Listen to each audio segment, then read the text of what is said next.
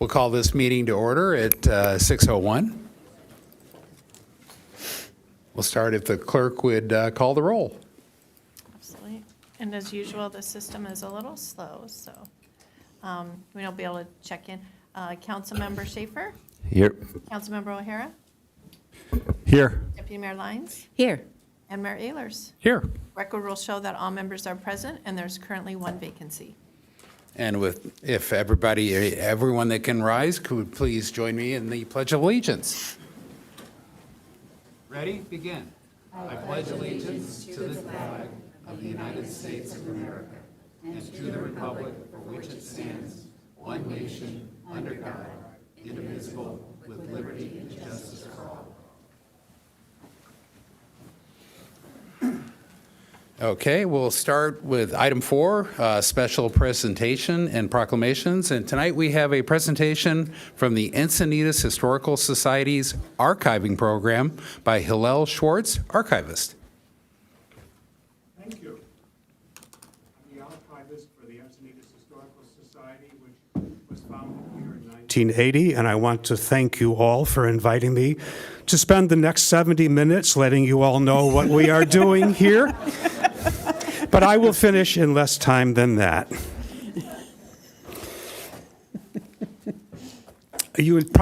Some of you know the Historical Society only because it has been working with a yearly partnership with the City of Encinitas and Encinitas Rotary to do an annual tree lighting for 30 years.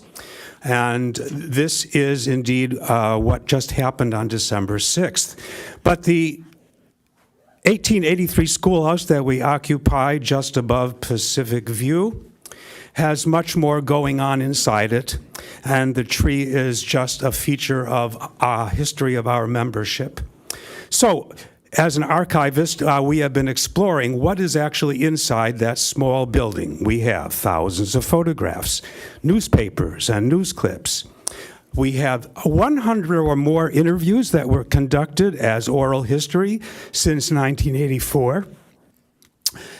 And these are people who've shaped the history of old and new Encinitas, Leucadia, Cardiff by the Sea, and Olivenhain, and the broader San Dieguito area. We have family papers, memoirs, albums, pamphlets, brochures, booklets, calendars, flyers. I'm sure you're reading all of this intently right now. We have many maps. The maps include just Encinitas, but they extend to the entire county. We also have report cards from people who went to school in the 1930s here in Encinitas, yearbooks, annuals, diplomas, and emblems, sports and otherwise. We also have books, booklets, journals, chronologies on the history of San Diego, North County, and Encinitas in very particular. We have toys, games, and teaching materials. We do not yet have a skateboard inside, but we are collecting information about all of the public art in Encinitas, including that mural of the woman on the skateboard that's inside the Santa Fe underpass. All of this we want to preserve for generations to come while making them more widely known and accessible to North County residents, as well as students, artists, journalists, historians, local or national, amateur or professional. And how do we want to do this? By cataloging, photographing, digitizing, and indexing everything of historical interest at the schoolhouse, including that picture, that banner of Ida Lou Coley that is in currently our bathroom. We are also going to be creating and maintaining a database of all our manuscripts, photos, recordings, artifacts, news clips, and scholarly monographs, which will be indexed, managed, stored, and secured in-house and accessible through schoolhouse computers within 2 years. This will look like that. This is the kind of catalog we intend to be making. This is a mock-up. It's beginning to be done right now. And when you click on an image, you will get that image. When you click on a database with a document, you will see that document. And over the past 28 weeks, under my supervision, more than a dozen volunteers, including EHS President Carolyn Cope, who is here, a local videographer, visual artist, teachers, and recent UCSD graduates in history and in art history have devoted now, by this time, more than 1,000 woman and man hours to this project, sustained by funding from 3 San Diego County grants. And thus far, this is our progress. We have installed and mastered a new computer system, a new database program, the TurboScribe voice-to-text digital transcription service, which works with AI and doesn't seem to understand the word Encinitas, which it sometimes translates as Antoninus or insidious. We have completed a 110-page inventory of everything of historical or pedagogical value in the schoolhouse, and it looks something like what you see right in front of you. We have photographed most of the historical objects in our collection. We have scanned all 1,700 pages of the Encinitas transcript for 1892 to 93 and 1896, and if you all want to cure any ill you have, the Encinitas transcript recommends sarsaparilla. We have sorted through 15,000 photo negatives from the Coast Dispatch for 27 years and identified 1,500 significant images to be scanned and indexed, and sent about 1,500 other images to other historical societies that would be more interested in them than we are. We have digitized more than 100 of these oral history interviews on audio cassette, videotape, even beta videotape, and DVDs, producing a searchable transcript of each one. We have repaired and relabeled our research and teaching collections. We have books going back to the 1840s, which could have been used in schoolhouses of the 1870s and 80s. As you all know from your own school experience, sometimes you were using books that were 40 to 50 years out of date. We have created an authority file which now includes 12,000 names of people, roads, shops, flowers, nurseries, groups, and institutions present in Encinitas 1875, now through the 1950 census, which just came out and is available for perusing. But there is much remaining to do during the next 2 years. We're going to edit and index all the digital transcriptions. We're going to identify thousands of duplicate images and computer files that we have already from 4 different computers. All of the digital files are safe and secure, but the same photograph may be labeled with different names in each one of the computers.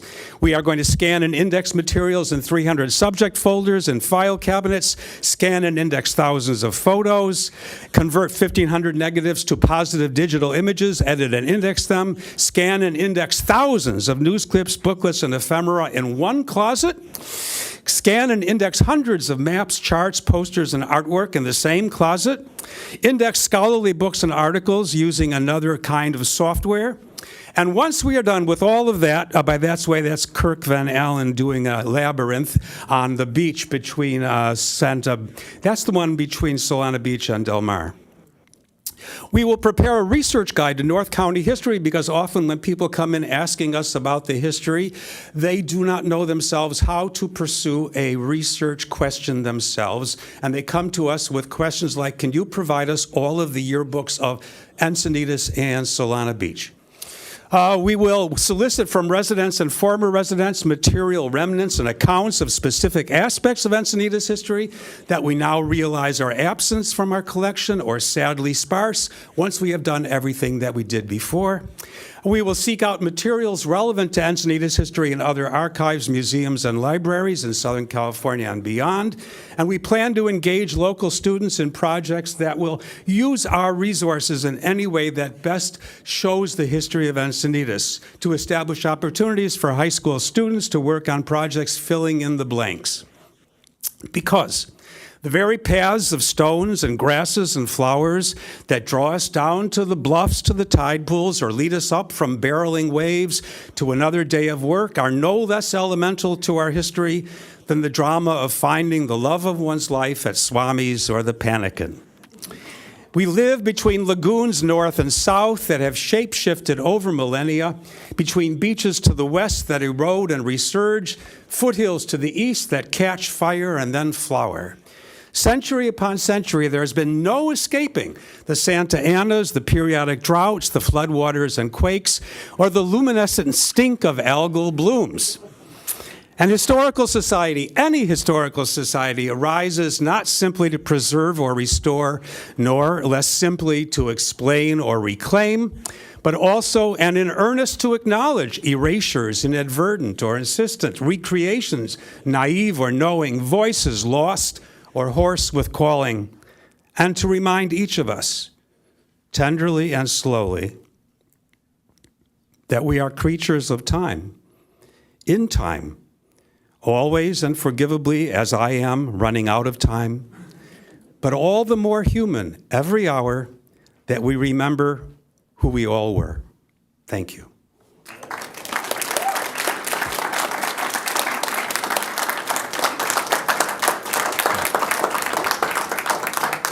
Councilmember Lyons. Yes, thank you. I want to thank the Historical Society and Hillel Swartz for representing and leading this archiving. You all are a resource to our community, and by developing this archive, it's going to be so much more of a resource for everyone. So, thank you for presenting tonight. Yeah. Thank you. Yeah, very. With that, do we have oral communications tonight? And if so, how many? Yes, Mayor, we do. We have 15. And I will call you three at a time. And just a reminder, this is the time to speak on items that are not listed on the agenda. First three speakers, Stephen Lord, Glenn Johnson, followed by Emily Kessler.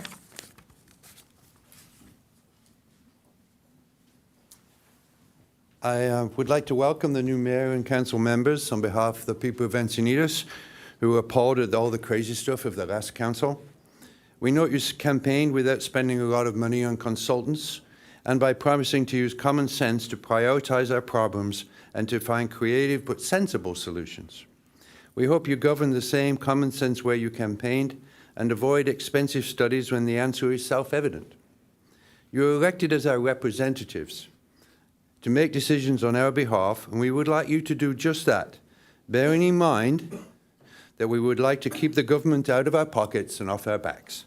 Thank you for stepping forward, and I wish you the best of luck. Thank you. Thank you.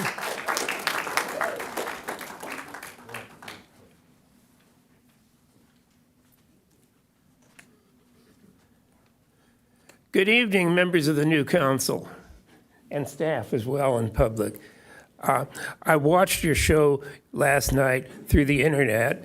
I hear that the room was kind of crowded, standing room only, but it was a good show, and I liked everything I saw. You are some of the smartest people in town, but you're not just the only smart people in town, and I'd urge you to look at advice from former mayors and council members and from members of your commissions to help shape your future decisions. And this is a new era for us. Thank you. Next speaker is Emily Kessler, followed by Jared Panza, Kelly McCormick, and then Natalie Satoon.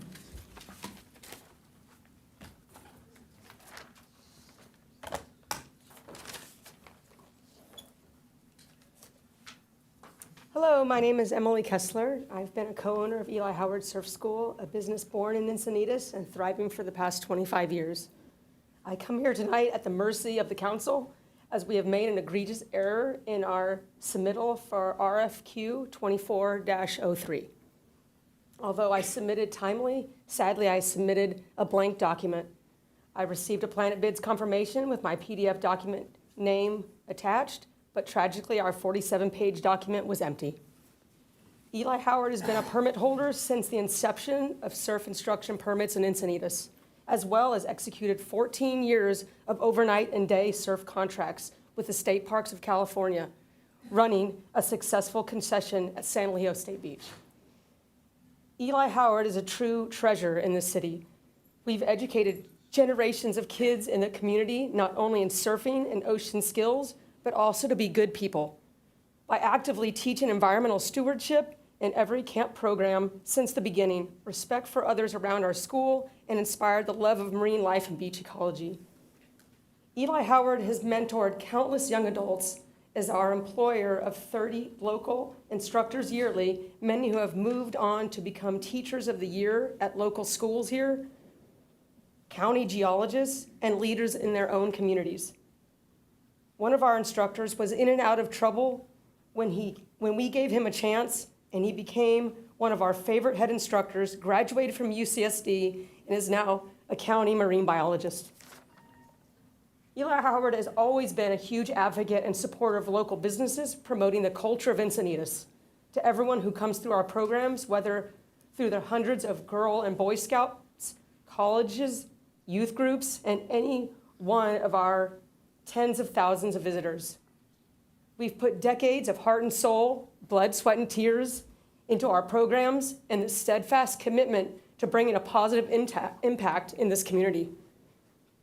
It would be tragic for it to end like this. Eli Howard is an Encinitas institution. In page 2 of the RFQ, it states the city reserves the right to reject any or all submittals or waive any irregularities or technical deficiencies in any submittal. We strongly hope that the Parks and Recreation opt to accept our long-standing business true intent in our submission with the document that we've since sent by email, and we have a hard copy for you here if you'd like to make copies. We hope a 25-year relationship with the city of Encinitas will come into play in reevaluating this situation that would ultimately close down a gem of a business that has passionately provided generations of education and community benefit. The unfortunate error is not only devastating personally, but also the loss of Eli Howard to the city would be a huge loss to this community. Thank you.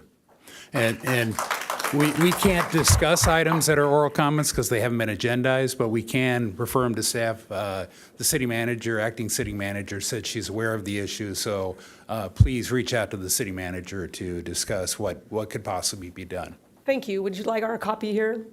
Our hard copy? Thank you. And thank you again for your time. Thank you.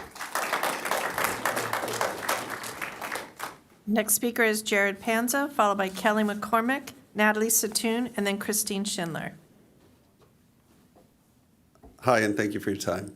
I just wanted to ask that you agendize, hopefully I've said that correctly, allowing Sun Vista Park to be a park where sports teams can practice.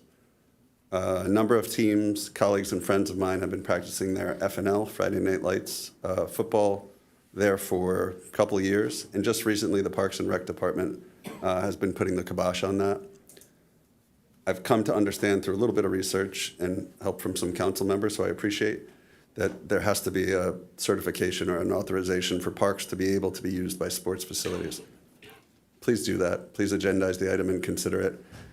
It's myself, like the other coaches, we're all volunteers. It happens to be that we volunteer for FNL. We're not a part of FNL in the sense that we don't run the organization, but we're a part of FNL and that we contribute to the community. The goal of myself and my coaching, and I know it's shared by many others, is to provide a healthy environment for kids of all different ages to get together for healthy activity, physically healthy, mentally healthy, being together, building sportsmanship, teamsmanship.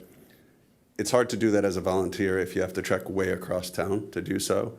It just so happens when you look at the map of the parks that are authorized for sports practice, it's just super far away. So I know of 6 teams that practice in Sun Vista, kind of the OPE community. Very convenient for the families, many walk there. If we were to have to go to Encinitas Community Park to drive there, you're talking 6 teams, 10 kids a team, 120 more cars of traffic at that point of the day, back and forth, an inconvenience to the parents, perhaps a disincentivization to join those leagues, to be a part of those practices. It's a great place for the kids to be. It's a great place for the kids to become good humans, contribute in a healthy way to the town. It's a shame that that park's not allowed to be so. I understand there's probably some neighbors in the park who have their concerns, and we're their neighbors too. We share them. Our concerns are to be a good community, which starts with raising good folks and good kids. So we'd ask that you agendize, and myself and some others would come and speak at to the matter in more detail, but it's our community, it's our neighborhood. It would be really great to use a park that otherwise just sits there for dogs to walk on and kids to ride their e-bikes through, for a group organization, for some kids who are just trying to play sports in their neighborhood under their parents' watch. Thank you. Thank you.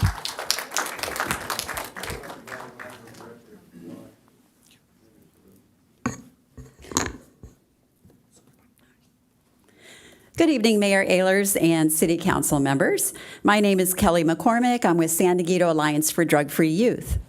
Dr. Natalie Laub of Rady Children's Hospital has asked public health educators like myself to share important information with the public about an increase in pediatric marijuana intoxication cases. We met with her and members of the Sheriff's Department marijuana enforcement team last week. 150 children under age 5 were admitted to Rady Children's Hospital in 2023 due to marijuana ingestion. That's under 5. 1 in 10 were admitted to the intensive care unit with symptoms including seizures and difficulty breathing. The vast majority of these young patients unknowingly consumed marijuana gummies or candies that look just like regular treats. Children can't tell the difference. Accidental ingestion is not the only concern. The fastest growing group of new marijuana users are girls between the ages of 11 and 17. Young females now surpass males for pediatric emergency department admissions. Nationally, pediatric ER admissions for teenagers doubled between 2015 and 2023. Cannabis-induced psychosis is among the adverse effects. These older children are likely not aware of the danger marijuana poses to their developing brains and bodies and how quickly they can become addicted, nor are they fully able to understand the danger they are putting themselves in. Encinitas now has marijuana retailers with enticing-looking storefronts and products, along with illegal hemp-derived THC being sold in smoke shops, convenience stores, and other locations. To protect children, we need stronger regulations, meaningful enforcement, and a shift in dialogue. Instead of normalizing getting high, we should be getting real about the harms. Thank you for your time.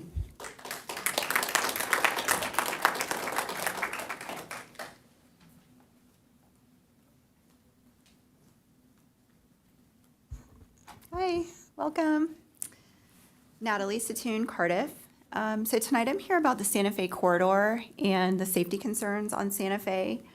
I emailed Joy Friday afternoon about the dangers of Santa Fe after a very frustrating egress issue on Santa Fe. As I did a loop, I ended up narrowly missing Estella, who is actually on Encinitas Boulevard walking in a Shero, pushing her cart. And I just want to let you know the town has become a defensive driving nightmare. And unfortunately, I attribute this mostly to our previous council. And you all have persisted on the climate change initiative so much by penalizing vehicle traffic that you've created death trap roads.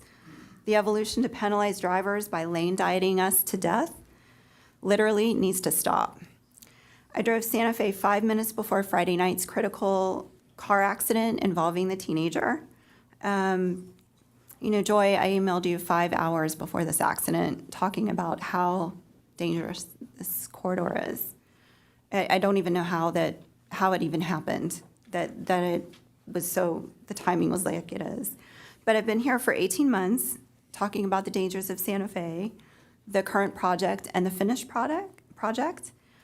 And I'm not sure how the city or the council deems any of this safe or functional. So this council has gone along with another exploratory project in the midst of a major road to the Scripps Emergency Department, a rehab facility, 2 retirement homes, a pickleball court that has no adequate parking, which every project needs adequate parking that we don't have. This is another failure. And a high school with kids who aren't seasoned drivers or who are reckless on e-bikes. Backing into the spots is going to entirely stop the flow of traffic despite the red light sequence for approximately 30 seconds and 20 cars, according to Abe. And then there are points where they're 30 feet across where we're expected to have 3 lanes of traffic and accommodate an 8-foot, 8-inch fire truck. I'm not sure how we're supposed to do that within 30 feet. To me, it's completely unreasonable. I don't know how we're going to do it. And I think that that's jeopardizing drivers' safety. The delivery that the city has given us concerning these projects is entirely substandard, and this election reinforced colleagues and city admins' work performance. I'm asking that you restore our roads for safe driving, and I'm asking that this project temporarily be paused and reconsidered for safety purposes. Thank you.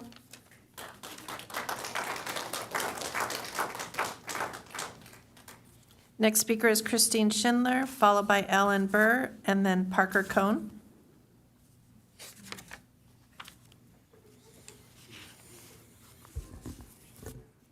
Good evening, Council. So I think first off, I'll just say I don't agree with the previous speaker. And to remind everybody, this is an active construction zone, and there's a detour, and we should make light of that and let the workers work and let the area not be overused and keep it in context. So I'm here tonight, Christine Schindler, East Encinitas resident. I want to welcome you all again. I was here last night as well, so I'm eager to see how this council is, work with the mayor and staff. And I have some things here about what's on my mind. You can see that. The next slide, I just want to mention a few things. This is a slide I showed last night as well. So we have one check mark, so I'm very happy that Joy is our deputy mayor. So good decision last night. I made some other comments about things that I hope will happen. Next slide, if you will. So here tonight, mainly to thank the city and acknowledge what we are doing for bike and walk safety. We have a city cycling class that's offered usually 2 times a month. I want to encourage all of you to come to our city cycling class. If you do not ride a bike, that is okay. You can come for the first hour and you can hear what we're sharing as far as best practices for young riders, for parents, for older riders. It's an awesome class. It's been very effective. I checked in with Nick Buck about the numbers. We're almost up to 1,000 students, and we've been doing this for years. And it's driven by the fact that schools are now requiring some education in order to get a bike parking permit, which is awesome. That was started by an assistant principal at Earl Warren, and then it blossomed from there. Good things. I just want to say thank you. It is helping. It's not perfect. Kids will be kids. Adults will be adults. Some people have knucklehead behaviors, but we're trying to influence that. Next slide, if you would. So I'm a bike advocate, and I get frustrated because we seem to come across crazy because it's hard to get a consensus voice among bike riders that ride for many, many reasons. So I just want to put this out there again. I've showed this slide before to the previous council. I've talked about this.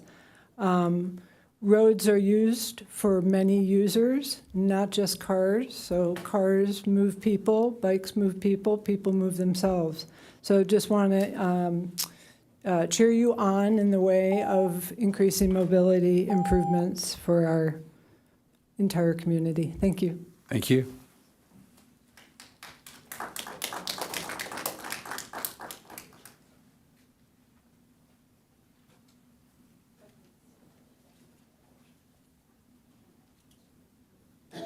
Good evening, Council.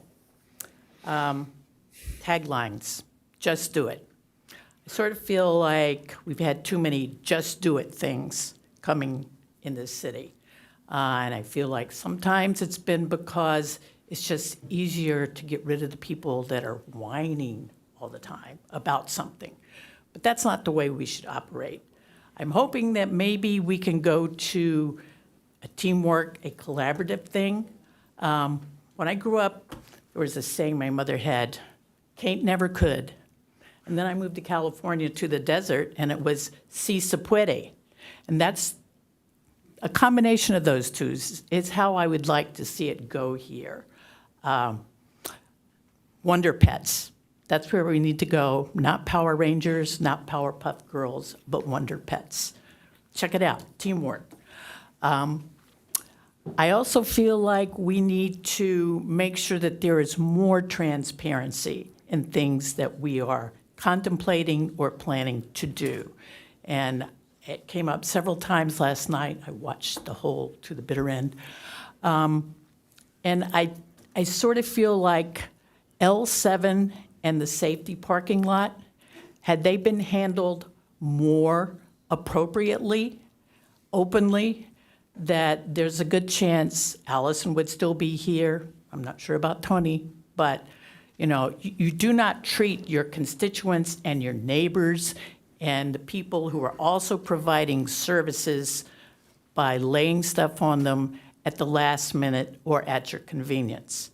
And I think we should pay more attention to the people who are actually here and who have invested years and have children.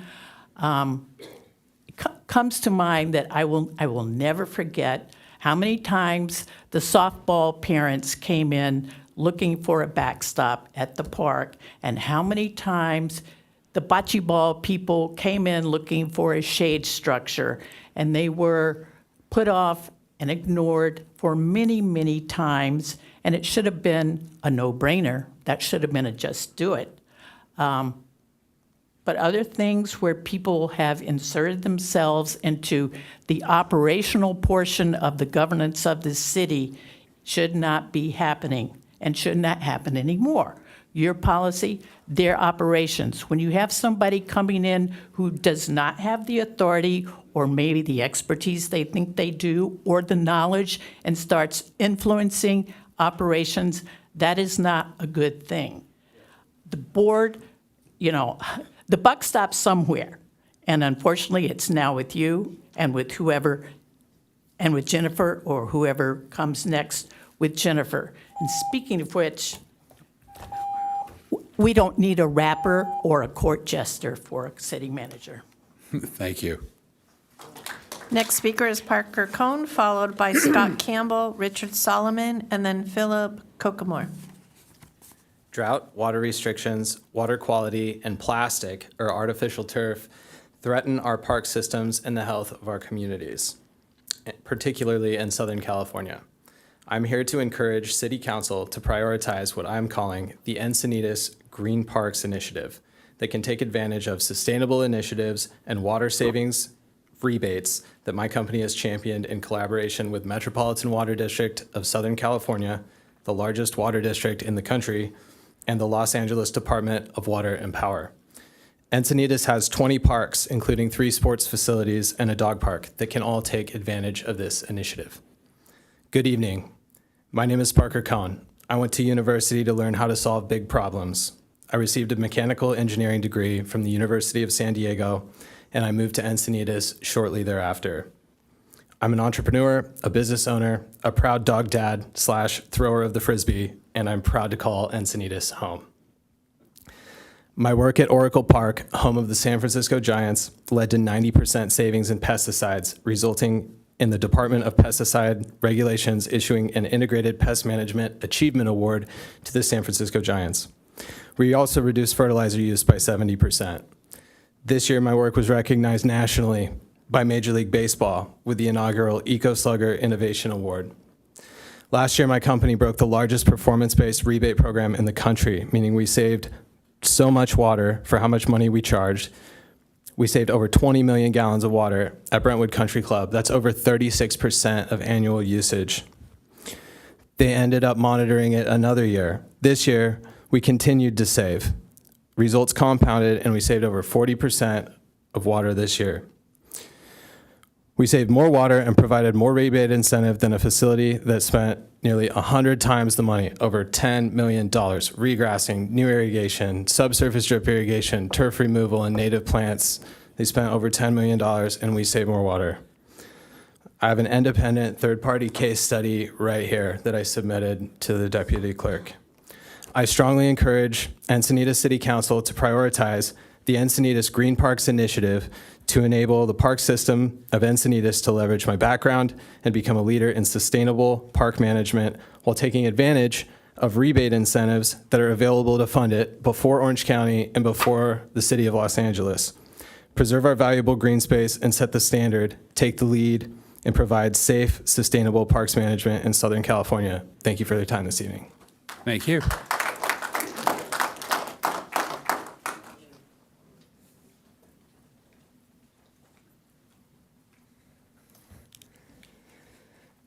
Should I introduce myself by my job title?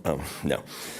My name is Scott Campbell. I live in Encinitas, District 1, and I'm representing Encinitas Citizen Review Panel. And we're doing some forward thinking here for the council, some stuff that's been on our minds for quite a while. But first, this picture, this is after 2.25 million cubic yards since 1994. So let's get on with this. We're going to talk about policies for the council. Everybody here up there takes mandatory training. Most of us that work for corporations, we have to take mandatory training, ethics, code of conduct, conflict of interest, various things. Just go back. So after last night, I've been sitting on this for a while, and it's really bugged me. The previous council lost trust. And one of the reasons they lost trust is because they were bringing their phones up onto the dais and texting during critical deliberations. I even heard this last night from one of the departing council members. She admitted every single meeting she was getting texts. She said one person, but that's just one person. I can't believe that was only the case. So I want you guys to maybe have a phone box or something, or maybe we can have the referee. This is actually up to the boss. The boss is in charge of this. If he thinks that the electronic devices are disruptive, then he can ask them to desist. Now, earlier this year, I called out Councilmember Blackwell, and she was actually having a family emergency. And I apologize again. I apologize then, I apologize then. That's a real use of this. If you're looking up information, that's great, but receiving text is just not acceptable. I'll cut this short, we got a lot of speakers. I know you're not allowed to discuss, but if you have any clarifications on this is in the city policy. There's lots of other good stuff about agendizing items that was brought up. What you can do, you can bring papers in and have them distributed. There's a lot of good stuff in this COO3. Thank you. Very good. Thank you.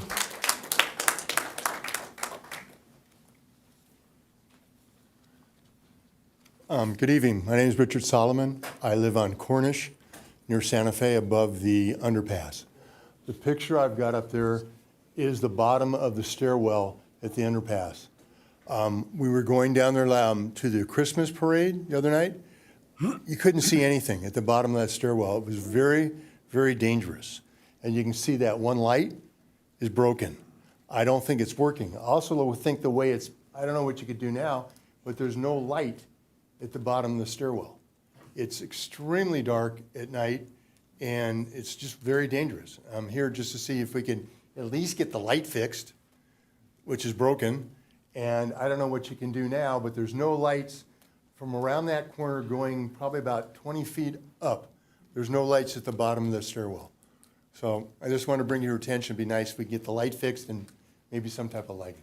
Thank you. And we'll be happy to refer that to staff. They'll take it. By the way, a public service announcement, the My Encinitas app, if you see things that are broken out in the city, the My Encinitas app, you can download on your iPhone or your Android. Great way to do it. It goes straight into the city staff and will get routed to the correct department. So that's another great way in the future. But this one will get taken care of. Next speaker is Philip Kokomore, followed by Maria Ardance, Mark Maville, and then Carol Wood. Okay. Hi. Again, congratulations on your wins, especially Jim and Bruce. You gave me your time, your personal time. I really appreciate it. Bruce came over to the house, talked to me and my neighbors. And I would say that this guy went a long way to you guys winning, as opposed to the people that lost who didn't, give us any time whatsoever. So just two issues. So the first one is the ordinances. The ordinances have a lot of missing information, and there seems to be a lot of implicit city knows something, they know how the insider knowledge of how these things really work. And because we're not privy to that, it leads to a lot of back and forth, a lot of frustration, bad impression of the city, and eventually a bad impression of the council, which will lead me to you guys and supporting you instead of your opponents, right? So, for example, my neighbor struggled with one thing. I had to do the same thing, but because he went back 3 times, I learned from him. The other issue that I had to draw that out of, or drag it, or whatever you want to say, out of the the people at planning who then I had to eventually tell them that, hey, I'm the taxpayer, you need to tell me what the answer is to this question. And I eventually was also made to understand that really I should have just employed people who knew these answers, and I shouldn't really be bugging them so much. So my suggestion, and I've mentioned this before, is to have some kind of public issue tracking system. So instead of the back and forth over the counter or back and forth over personal emails, this all gets collated into some kind of tracking system, and then the third, fourth, fifth person that have the same problems, ground of the road, elevation calculations for the topography or whatever, that's just there. So the additional stuff that's not in the ordinances has a way to keep on existing afterwards, and other people can just read it, and they don't have to go through the frustration we had to go through. Second issue, and of course, this is my big thing, 301610 is the height ordinance. After talking to Bruce and Jim again, you guys said Bruce thinks that it's not about the view, it's about the volume of the building on a slope. Quite frankly, from an engineer, I know you want to, this 10% is just arbitrary. I mean, 9.99, what makes that building more safe than on a 10% slope? In my case, you at my house, it's on a flat surface, there's just a 10% slope in my backyard. So I would ask again that, leave this to civil engineers, leave this to, geologists. The community voted for you, the community voted for Prop A. We will keep on supporting you. Please help, as everybody else has been saying tonight and last night, please help. We've got expertise, but, we'll keep on supporting you if you help us. Yeah, so thanks a lot. Okay, Again, thank thanks you. for your time.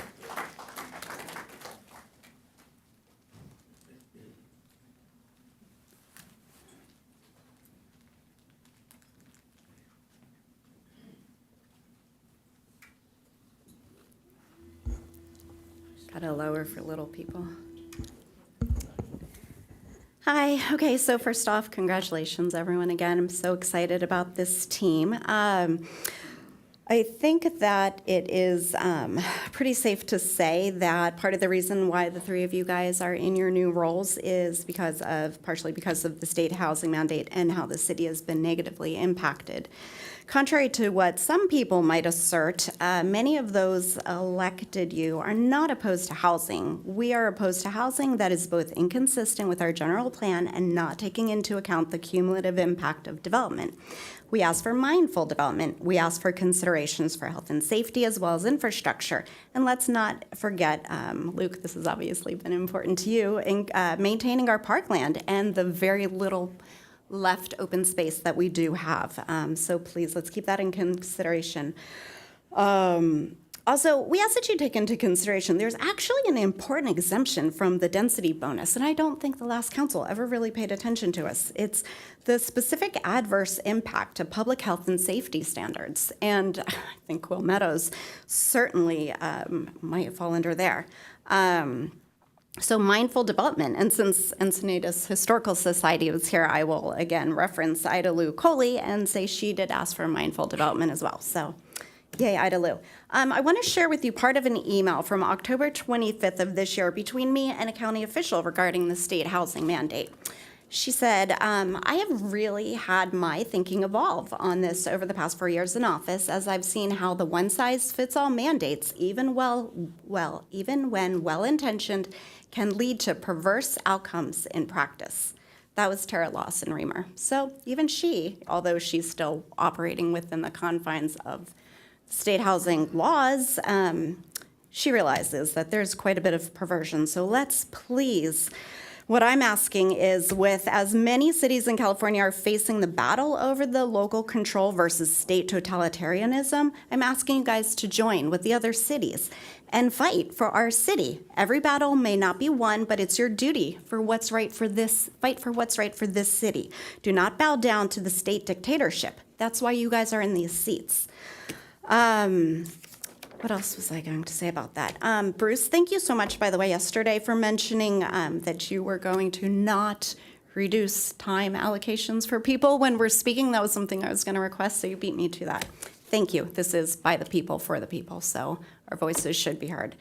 Okay, other business. So Assembly Bill 413 prohibits stopping, standing, parking of vehicles within 20 feet. So the new daylighting law that's happening. I feel like in our code, it's not very clear. I know it's not going to it's not going to start being enforced until the new year. But like I was playing on the website, and on the city website, it says basically people can't park within 20 feet of the crosswalk, but I'm pretty sure if you like AI this, it actually says within any intersection. So I think we need clarification on that. Thank you. Thank you. Next speaker is Mark Maville, followed by Carol Wood, Rachel Graves, and then Sheila Cameron. We've had a few extra.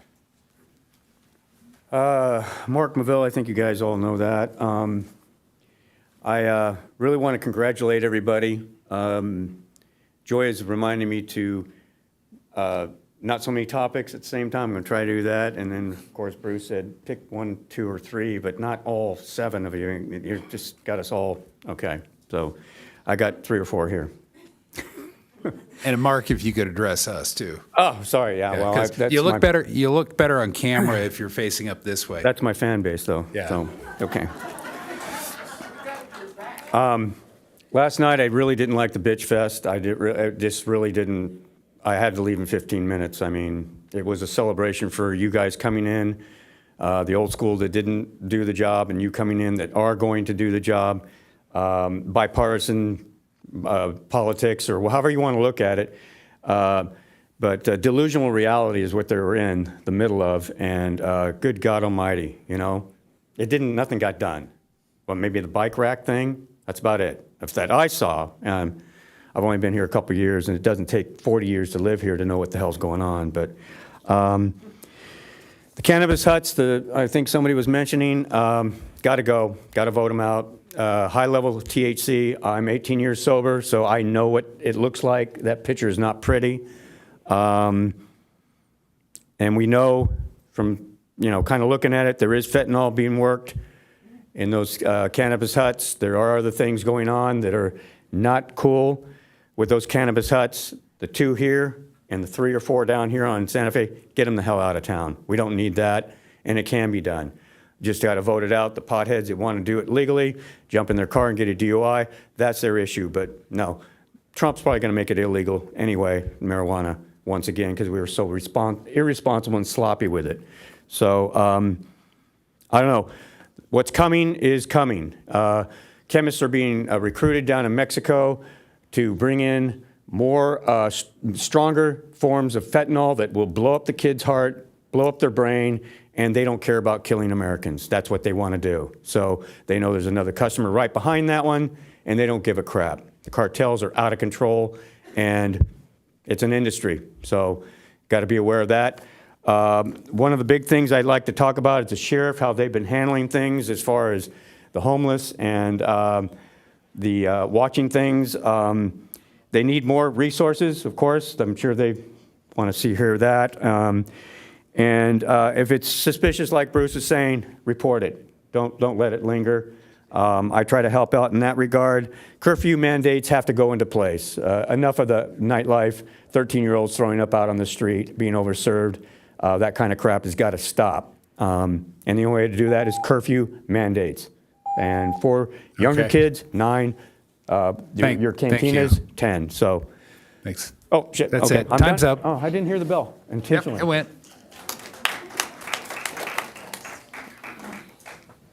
Carol Wood? Carol? Yeah. And then Carol will be followed by Rachel Graves and then Sheila Cameron. I'm sorry? Yeah, go ahead. I'm Carol Wood. I'm a native of Encinitas. My family owns one of the few remaining operating greenhouses in Old Encinitas. It's now run by the family that worked for my family, and they have another family that's also working there, so it's a nice piece of heritage. It's ramshackle, it's wonderful, and we don't want it to be $1 million house just yet. I want to welcome the new council members and the mayor, and it's always lovely to see joy lines. What I wanted to talk about is, and I'm nervous because I don't have my phone. really what the most important thing to me is traffic calming and traffic management. It's really out of control here. We have the most beautiful weather. We have such beautiful things to see, small community where you can go out and meet people. In my neighborhood, walking the dog, I meet people from all over, but it's terrifying because of the driving, speeding, recklessness, and volume near the high school. I would like to urge the council to keep up the good work that has already been done on traffic calming. I came back to Encinitas in 2017. It wasn't so bad, but in the next couple of years, the volume of traffic and the speeding is unbearable. I lived in Manhattan for 25 years, and I saw the changes that went through that city when they got Jeanette Sadiq Khan, and they started having pedestrian and bike-friendly streets, as well as more funding for mass transit. It's a huge difference. It saves people money. It saves people's lives. It makes a community real, and it lets us know each other. And so when I saw what was happening with Streetscape in Leucadia, I couldn't believe it, because I've been aggressed on that strip. Every time I don't ride my bike anymore because it's too scary. I used to ride in Manhattan. And when I saw that going in, I couldn't believe it. I'm thrilled when I go through there. What is it, 20, 30 miles an hour, 25? It's fabulous because I can go slow. I can look out for people. I can see what's changing on the street. I can notice it. You don't save, what do you save, 2 minutes if you go 60? You don't save time. And the same thing with Coast Highway down in Cardiff. Why people want to drive 55 there, I don't know. You come up through Solana Beach and you have that spectacular strand, and I don't want to go fast. And so thank you for, letting me have an opportunity. And I plan to start riding my bike again once this continues, and I don't have to worry about spending 3 years in rehab. So please continue this work with the traffic calming. And recently, I was able to attend a what is it? I'm sorry. You can see I'm nervous. A mobility and traffic that using the data-driven is awesome. So please continue to do that. Thank you. I'm wishing you the best. Thank you.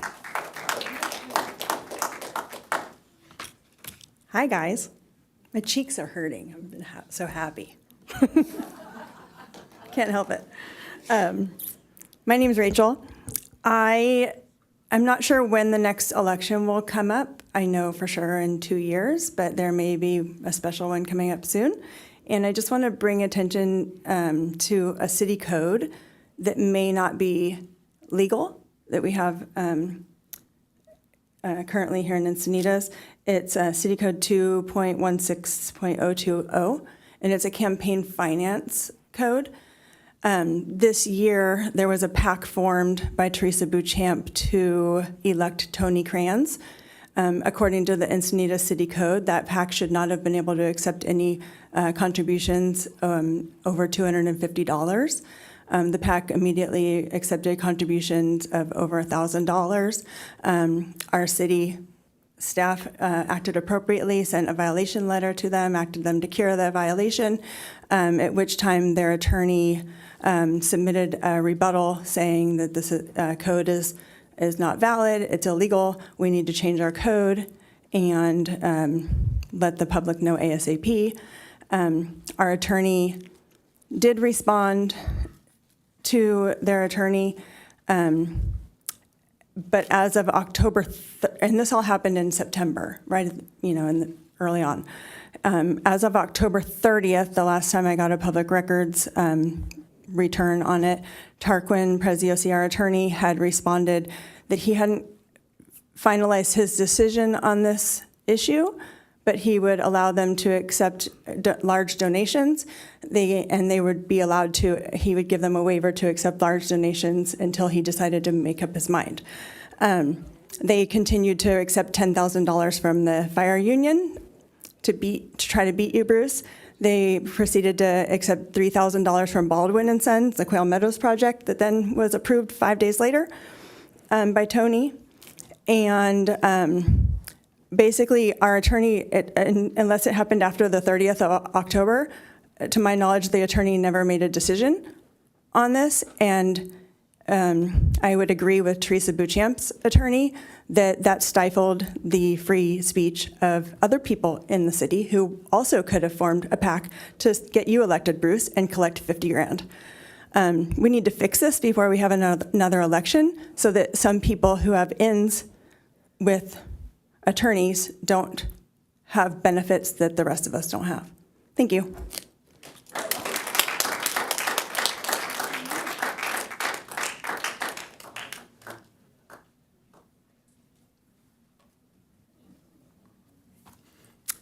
Good evening, Mayor Ehlers and council members. Sheila Cameron.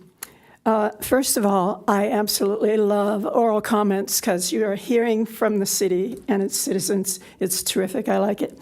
I want to second Dennis Caden's comments last night about this microphone.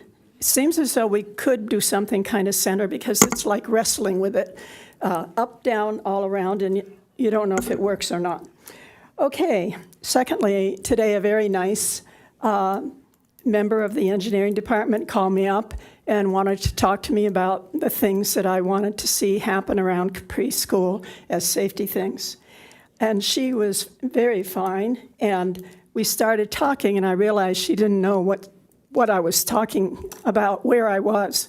And so I said, gee, too bad you can't come up. She said, I'll be there in 30 minutes. I said, great. So she came up and we walked the whole area. And now she has a little feeling for where things need to go and why. And she took photos and we had a nice conversation. Very sharp gal. I liked her very much. And it brought to mind the fact that we have a lot of new employees. For a long time, we had people that were here 20 and 30 years. We've only got one or two of them left. Jace Schwarm, you're sitting there. And the problem is they come in, they take jobs. You're talking about all kinds of other places in the city. They've never been there. They haven't seen it. They don't know anything about it. So I am suggesting an orientation program. I'll be happy to help with it if you need it. I kind of know the city.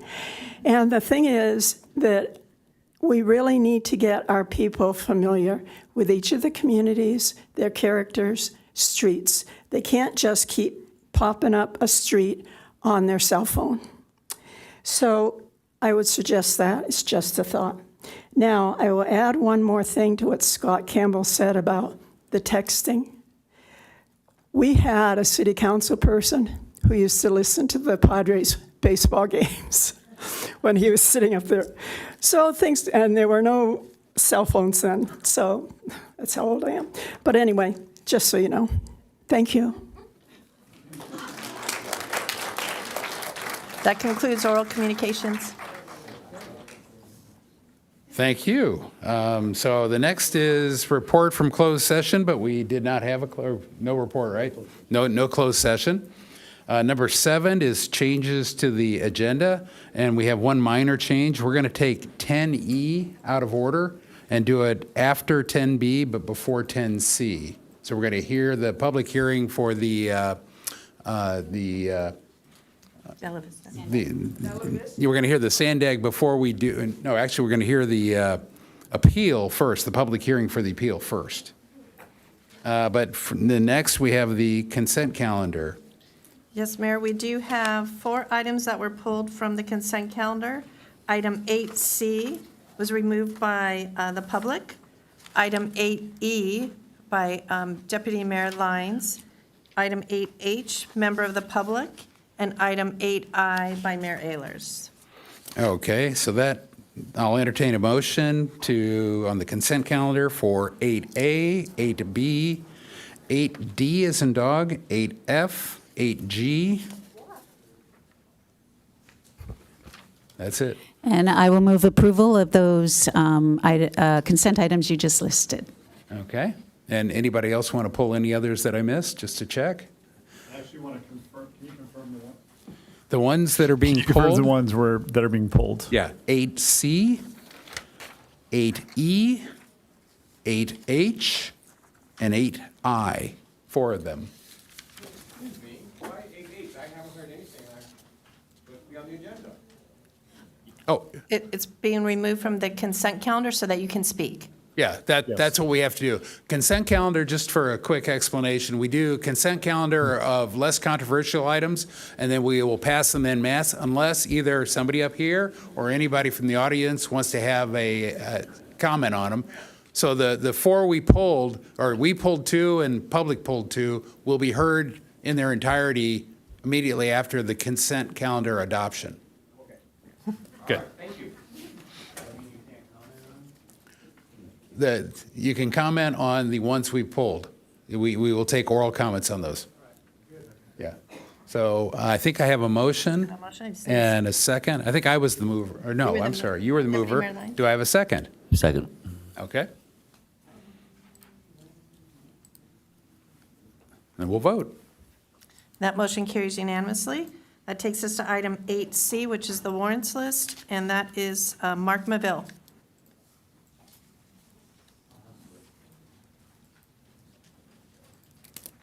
All right. Let's see. Mark Maville. The way I'm kind of looking at this, if you want a warrants list, I think Watts might have that, or the office, the sheriff's office. I don't think we need to go any further than that. I know I'm not on it, and so maybe the rest of you want to know one way or the other, but just kidding. That's just a joke. But shortest distance between 2 points is a straight line. Why don't you just... Yeah. Mark, if you can address the council. Oh, yeah. Yeah. Well, yeah. Look at us. It's real easy. Pretty boys always turn... Okay, never mind. Sorry, that was a joke too. Anyway, that makes perfect sense to me. I mean, that's part of what they do, and they watch that sort of thing, and they come up on somebody and they got a warrant. It's bye-bye time. So, but I mean, they're doing a great job, and they're handling things like that. Things are a little bit shaky or suspicious. It's handled. They're moving very quickly. No patience at this point. Very little tolerance for any nonsense. And the fact that Encinitas has been deemed the best beach community in the state, they're going to keep it that way, along with the council here that has been just reelected and injected into our system that is not sorely in need, but it does need some things tweaked and some improvements, and I think that's what Bruce is here for. So, and the rest of the council members, welcome. I mean, let's do it. 25 is going to be a good year, like I said last time. All right. Okay, and for clarity, the warrants, in this case, different meaning of the word, these are the checks written by the Treasury for various warrants. So it's totally different warrant meeting. Yeah. So I'll entertain a motion to approve item 8C. So moved. And a second? Second. Okay. But that's why we're here, so you can comment on things. Appreciate your support for the sheriff. Yeah. That motion carries unanimously. That takes us to item 8E, and that was pulled by Deputy Mayor Lyons. Yeah, let me just make a statement and then look forward to staff's presentation. Sometimes we have things on the consent agenda that are pretty straightforward, you know, as far as administratively, this is that. It's a contract for our natural resource element, which is one of our documents that guides how we address natural resources in our community. So in that regard, it's fairly simple, but I wanted to give it a little more daylight because I think it's such an important document that we're updating, and we haven't updated it significantly since it was first written in 1989. So it's not easy for us to have the money to do this kind of work. But we have it teed up here. I look forward to approving it, but I did want to ask staff to profile what the work is and what will be done.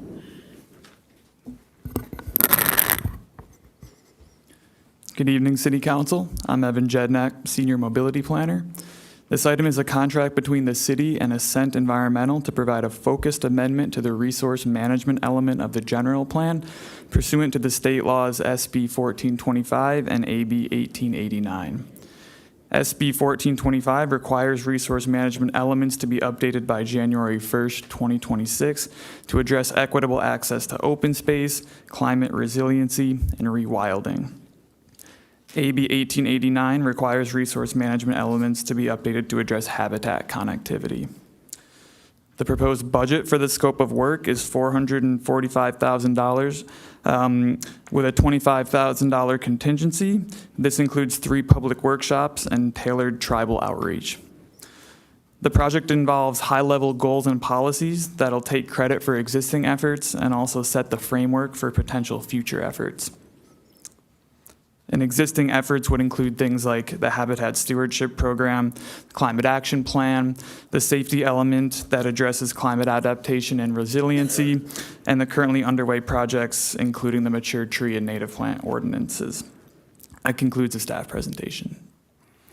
All right, thank you very much. In prior years, when we've done our strategic planning, preservation and open space have been a top priority. And we do have a habitat stewardship program where we care for and we steward the city-owned property that's open space.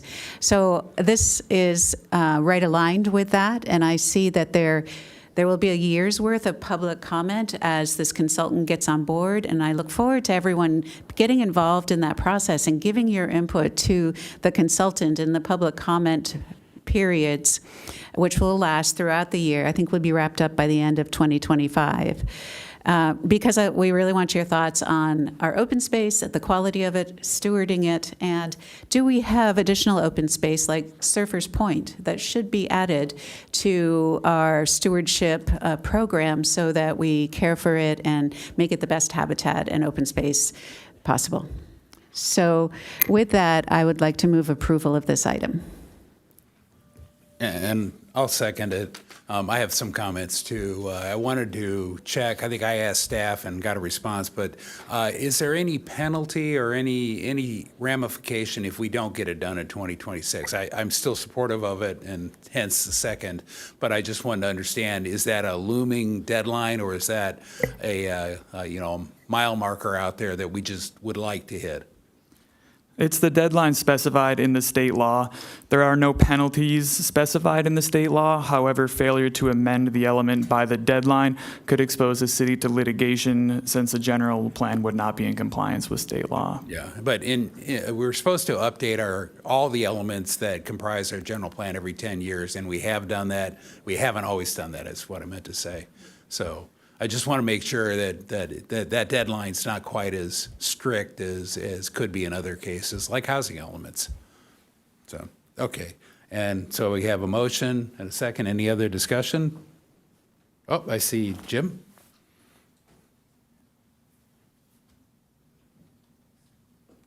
Yep. Yes.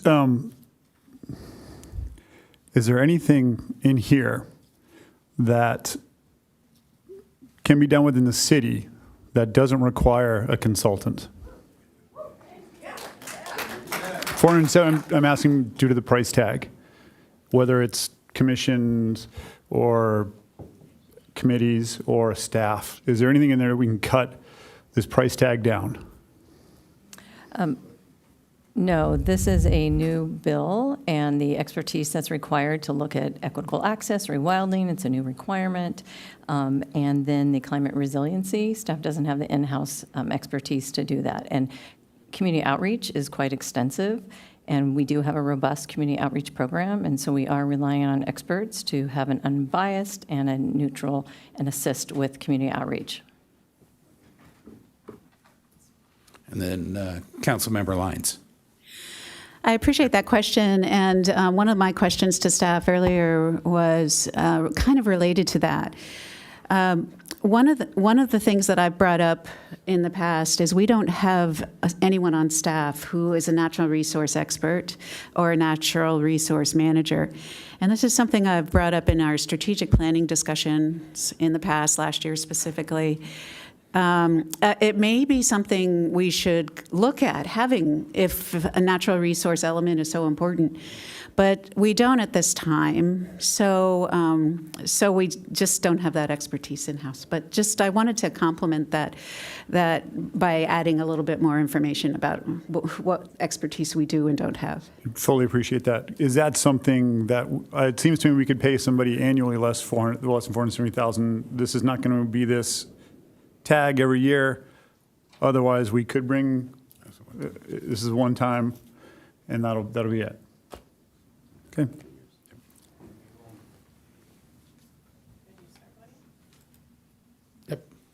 So, let's see, we have a motion. Did we get a second? We did? Okay, great. Oh, I seconded it, yeah, duh. Man, so we'll vote. And that motion carries unanimously. That takes us to item 8H. Yeah, one of the things I remember when I became chair of the planning commission, this is a little like juggling. You have to remember to watch this, see who's coming up, and you have to make your arguments and vote, and yeah, so it may take me a meeting or two to get in the fold. And item 8H was pulled by Pat Wright.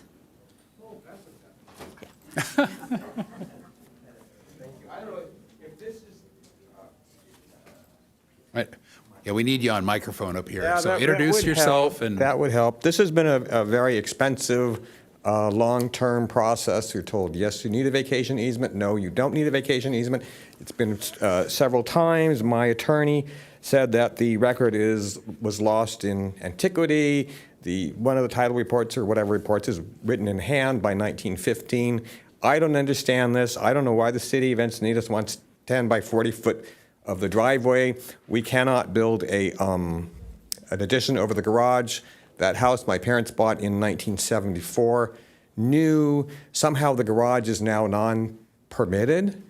We can't build over it. It's taken about 18 months to get here. So, if I say anything further, I could just muck this up. The staff has recommended that we move forward, so I hope you will. Any other questions? Yeah, do you want to talk? We do have- look like you're- We have one more speaker. Dolores Welty. Oh. Yeah. Is this 8H? Yes. Yeah. Oh, okay. I'm so busy handing in all the speaker slips, I almost missed this. Okay, does anybody know where that 10-foot piece is? Does anybody out here know? Can you see it in the drawings? Yep. Well, how come I couldn't see that other one for Piraeus Point? I couldn't find that at all. I am not going to offer to buy this. But giving away our land, I'm not sure about. What is the deal here? Thank you. Thank you. And I've got a pointer on it. Somebody put a pointer on it again? I think there's, in the staff report, there's a really good property line, and I think it's got the portion in question highlighted. That might be a good one to show, because it shows all the neighboring properties already have that vacation, and this is like the odd man out on that side of that side of McKinnon. I'm sorry, what did you say? Nobody else has that vacation? No, they all are already out to the farther line, and this would put you equivalent. Your current lot is the odd man out. So, but one of the illustrations in the staff report was perfect for this. It's page 9. Thank you.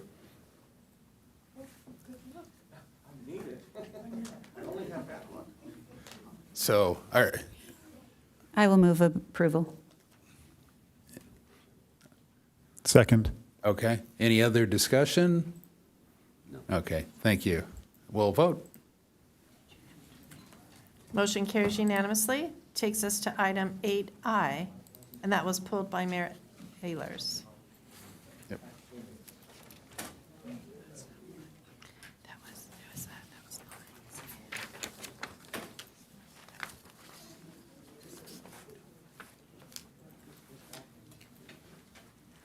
I think all I need is an abbreviated staff report of what this is. Good evening, Mayor, Deputy Mayor, and council members. Anna Kolamusi, Assistant Director of Development Services. The open space easement was a condition of approval from the 200 assisted care facility project that was approved on the site in addition to 8 single-family homes and 8 accessory dwelling units. And 2 of the lots were to be preserved in open space. And this is the mechanism coming forward to do that. In this case, the easement is being granted to Nature Collective, between Nature Collective and the applicant. And what it does is allow them to continue to maintain it, and it also provides the right for the city of Encinitas to enforce. So we made sure that we had that piece within the easement language. And so tonight, the applicant themselves weren't able to be here tonight, but we do have Nature Collective that is here tonight if you wish to speak with them. Yeah, I just wanted, this is unique. I've never seen this kind of easement granted for an open space, so I wanted to make sure, and so somehow our rights, we don't own the easement, but we have legal rights to enforce the easement, and that's all recorded with the easement and runs with the land, I assume? Yes, exactly. Okay. And if Nature Collective is here, I don't know who, yeah. You have a speaker slip for Bradley Newsbold from I'm sorry, I Nature didn't- Collective. Yeah, so we'll open the public hearing and, oh, wait, no, okay, no. So. Hi, I'm Bradley Nussbaum. I'm the operations director for Nature Collective. Okay. And Nature Collective is a 501c3 nonprofit land trust. And so as a land trust, we can hold conservation easements, and we actually already hold several in the city of Encinitas, especially around the Santa Lagoon Ecological Reserve. And of course, I'm speaking in favor of 8I up here. This is an important open space, and we actually already own adjacent open space. And this open space for this project is also adjacent to the Santa Lagoon Ecological Reserve. And so the open space being proposed is comprised of California coastal sage scrub habitat and wetlands, and both of those are very important to preserve. So yeah, we already have a couple different open spaces, and this would be a great one to add as a protected space. So it sounds like you already own, within the city of Encinitas, similar easements where you own the easement. Does the city have any rights to enforce in those cases, or you would have to be the enforcement agency? On the other ones that we already have, the city does not have a right. This is a more unique one that we worked with the city staff to work on the languaging that would allow the city to have an enforcement possibility. Okay, so you agree that's the mechanism that we can enforce, you can enforce? Okay. Yes. So I feel better. It was just unique. I'd never seen it. I was part of the planning commission when we approved the Belmont Village, so I'm pretty familiar with the case. So Great. thank you. Thank you. And with that, I'll move approval on 8I. Oh, did we have, I'm sorry. Too many moving parts. Jim, you were going to speak, but I'll go ahead and make the motion. Yeah, I did it wrong. Oh, Okay. So actually, my question was You press the speaker. Try that again. Actually, the question was kind of along Bruce's lines. The city retains oversight ability to step in, and then the Nature Collective language is written in there that it will remain open space.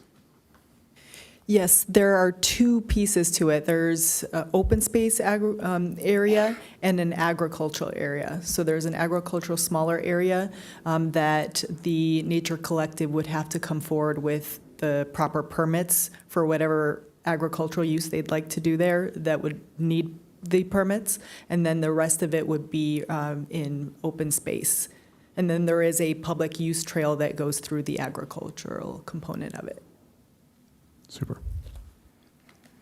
and then Deputy Mayor Lyons. I just want to make the comment that I'm happy to second this motion, and this is an additional open space that we can count on in our community. We are aiming for the state and federal goal of 30 by 30, which is 30% of our jurisdiction in open space by 2030. And about a year ago, we did this calculation on our existing open space, and we're at 23.4%. And that was before we added Surfers Point, and so now we'll be able to add this to our percentage as well. So I'm happy about it. Thank you. And with that, we will, I was going to speak. just hit the button and. Okay, yeah. From my understanding, we talked about this in the briefing, and this was actually a cool way for Encinitas to keep open space, but somebody else is managing it. So this is a savings. This is an act in actually getting 501c3s doing it right, and I just want to applaud you and your company for doing it right. So thank you very much.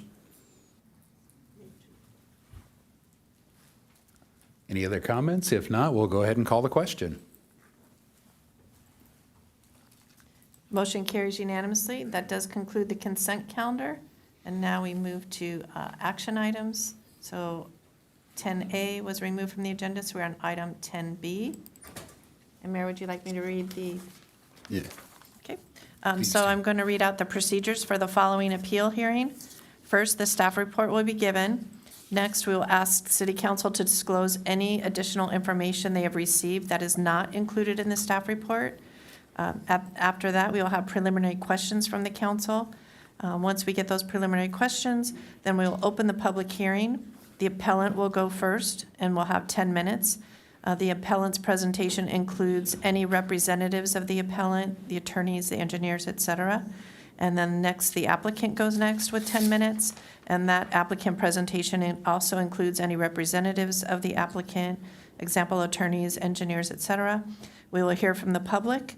Next, we will have a rebuttal by the applicant of 5 minutes, a rebuttal by the appellant of 5 minutes. At that time, the mayor may choose to close the public hearing. You'll have council and discussion and action, and then if they haven't closed the public hearing already, the public hearing will be closed, and then action will be taken. Okay, so the appellant going first? We'll have staff report. Oh, I'm sorry, staff report. I'm skipping down here. That's okay. Come on, let's move along. Yeah. Whatever you'd like. Let's see here. So we are hearing the Bella Vista subdivision appeal. Just a quick reminder of the project site off of Bella Vista Drive. And you can see here it's surrounded by single-family homes and open space.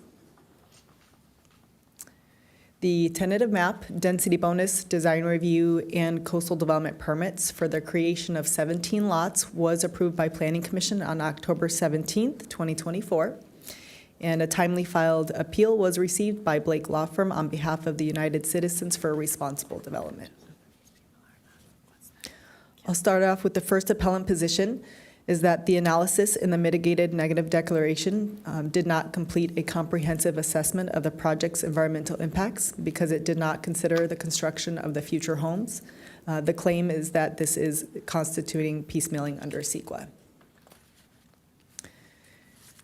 The response was that the MND, which is the mitigated negative declaration, which is the environmental document that was completed, it's in attachment CC3. It includes an analysis of the environmental effects of the whole of the project, evaluated all impacts related to the construction and operational phases of the project, including the subdivision of the property and construction of 17 residences, and provides for specific mitigation measures and conditions of approval that are applicable to future development homes on that site. Additionally, the environmental consultant for the project, Recon Environmental, provided detailed responses in all environmental and CEQA-related issues claimed in the appeal. That's in attachment CC6. The CEQA analysis addressed all required CEQA issues under Appendix G of the guidelines as they relate to the development of the site and operation of 17 new residences. The analysis of the project does not constitute piecemealing under the California Environmental Quality Act. The appellant states that the density bonus calculations are incorrect and that the calculation should be based upon slope-adjusted net acreage. We have heard this one in the past. The project's density bonus calculation using gross acreage is the correct methodology. State density bonus law provides that a density bonus for a project qualifying under the law is a density increase over the maximum allowable gross residential density. This calculation methodology is consistent with the formal direction received from the California Department of Housing and Community Development. And then some history on this is that City Council did adopt a density bonus ordinance, which defined density as being calculated by net acreage.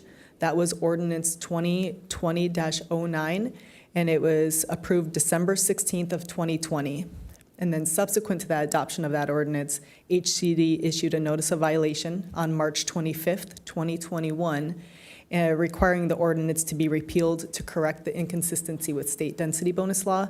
And so that repeal ordinance did occur on June 23rd, 2021. That was ordinance number 2021-07.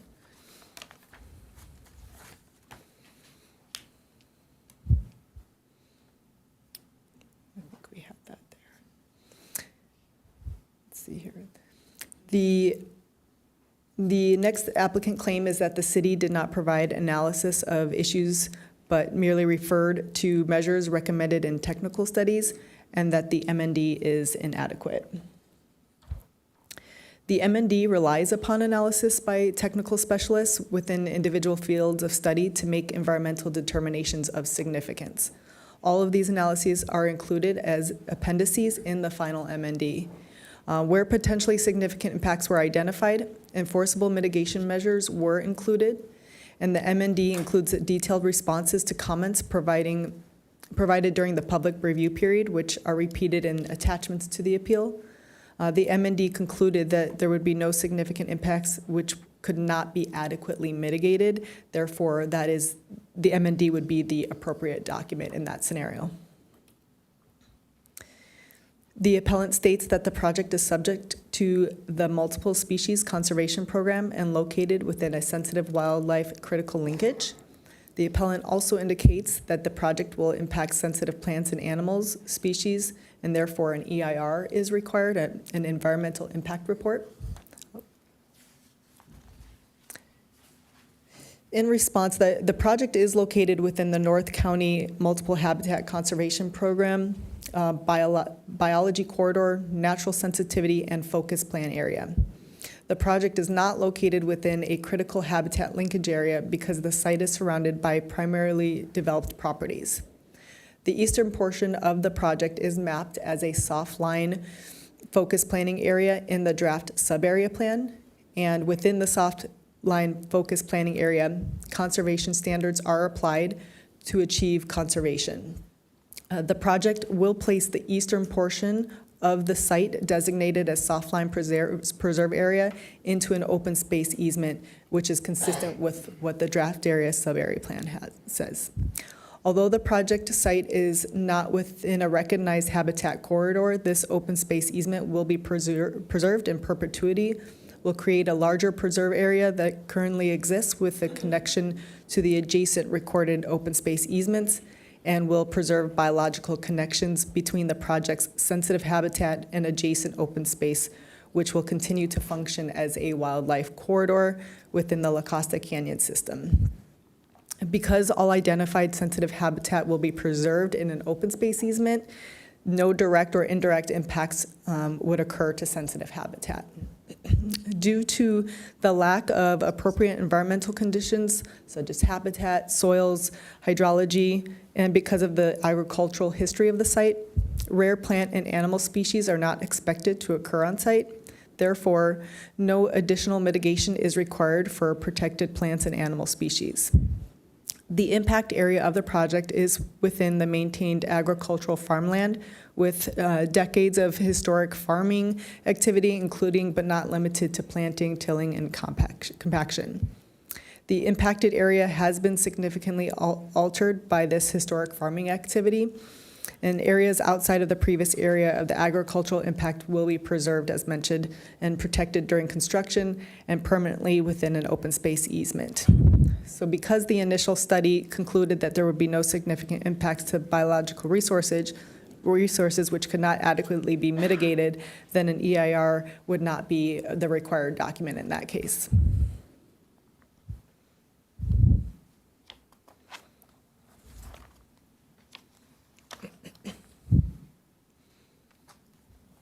The appellant states that the impact on tribal and cultural resources is incomplete.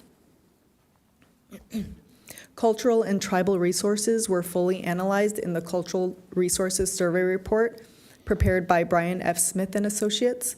That's dated March 14th, 2024. As detailed in the MND, no archaeological resources were identified within the project site. And in 2023, the city entered AB 52 consultation with Native American tribes. Consultation concluded on August 28th, 2024. The project's mitigation, monitoring, and reporting program, which you'll hear me say MMRP, includes mitigation measures that require paleontological, archaeological, and Native American monitors on site during earth-moving activities to observe the grading operation and facilitate compliance with the cultural resources mitigation measures that were included. The appellant states that the Fire Protection Plan, or FPP, lacks substantial evidence and is inconsistent with California Government Code Section 66474.02 and associated Public Resources Code Sections 4290 and 4291 for tentative map approvals and high fire hazard severity zones. The FPP was prepared in accordance with the requirements of the California Government Code 66472.02 and complies with industry standards and practices. The FPP, which addresses and analyzes potential wildfire impacts, was prepared by a qualified professional firm, Santa Margarita Fire Consulting, LLC. The FPP recognizes that the undeveloped habitat to the east has potential to provide fuel for wildland fires.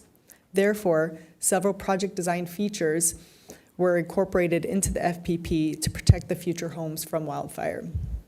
The inclusion of a masonry concrete wall is an accepted form of additional fire protection, and specifically, masonry walls have a fire rating of fire resistant or type 1 construction. Which is the highest rating possible. The project also includes the following fire-resistant related design features: fuel modification zones, firewall, use of internal fire protective construction materials, fire-resistant landscaping, adequate water supply, and fire-safe street design requirements. The fuel modification zone does not extend into the open space area, so that's separate. The implementation of the recommendations made in the FPP is required as a condition of approval in the resolution PC 2024-31. The appellant states that due to the site's steep slope topography, the project will negatively impact drainage. The appellant also claims that the project's hydrology, drainage, and stormwater issues have not been considered, resulting in flooding issues. Further, the appellant claims that the project does not demonstrate how downstream residences and developments will be protected from the project's runoff. And this is just a site plan showing that there's no development proposed on the steep slope areas, which is the colored area on the right side of the screen. And that's the eastern portion, and you can see it here on this slide. The hydrology has been thoroughly analyzed in the hydrology, hydraulics, and stormwater treatment study dated January 2024, and the stormwater intake form and priority development project stormwater quality management plan dated May 2024, prepared by Ardolino Coastal Engineering. The project would construct on-site stormwater collection and infiltration systems to reduce increased volume and velocity of runoff because of the new impervious surface areas. Implementation of the stormwater system would include structural best management practices, or BMPs, in the form of 2 on-site drainage basins and on-site landscaping, which would ensure that the post-construction drainage patterns and volumes would be maintained. Drainage calculations and design specifications are included in the hydrology report prepared for the project, and the project's proposed hydrological conditions would not result in impacts to downstream residences. In compliance with the City of Encinitas Engineering Design Manual, any existing run-on conditions, if any, to Bella Azul will now be captured by a brow ditch that will be located along the southern property line and collected into a stormwater basin along Bella Vista Drive, then conveyed to Bella Vista Drive. The appellant states that the traffic study is inadequate because data was collected during non-peak hours and fails to address the impacts of other larger developments in the surrounding area. And in response to that, the local transportation analysis prepared by LOS Engineering used intersection traffic counts collected throughout the day, including during the AM peak period, 7 a.m. to 9 a.m., and PM peak period, 4 p.m. to 6 p.m. On Thursday, December 2nd, 2021. Surrounding schools were in session, and there were no COVID stay-at-home orders during that data collection. Therefore, the traffic data collected was taken during normal traffic flow conditions, which include both peak and non-peak periods. The amount of traffic that is forecasted to be added to the intersection of Leucadia Boulevard at Quail Gardens Drive as a result of the project is less than 50 peak hour trips, which is the criteria for analyzing an intersection based on the San Diego Institute of Transportation Engineers Guidelines for Transportation Impact Studies, long name, sorry, in the San Diego region. Therefore, analysis of the intersection of Leucadia Boulevard at Quail Gardens Drive was not warranted. The appellant asserts that the project's coastal development permit is likely appealable to the California Coastal Commission. And the Encinitas Municipal Code does have definitions of appealable development within the coastal zone, and they label it as development between the sea and the first public road, on tide lands, submerged lands, public trust lands, within 100 feet of any wetland, estuary, or stream, or within 300 feet of the top of the seaward face of any coastal bluff. The subject property does not meet any of this criteria of the definition, and the biological assessment letter report for the project didn't identify any wetlands on the site. And therefore, the property is not located within the appeal jurisdiction. With that, staff is recommending that City Council adopt the City Council resolution denying the appeal, affirming the Planning Commission's project approval. And this concludes my staff report. We do have city staff here, as well as our city's environmental consultant from Recon Environmental here to answer any questions, should you have any. Okay, thank you.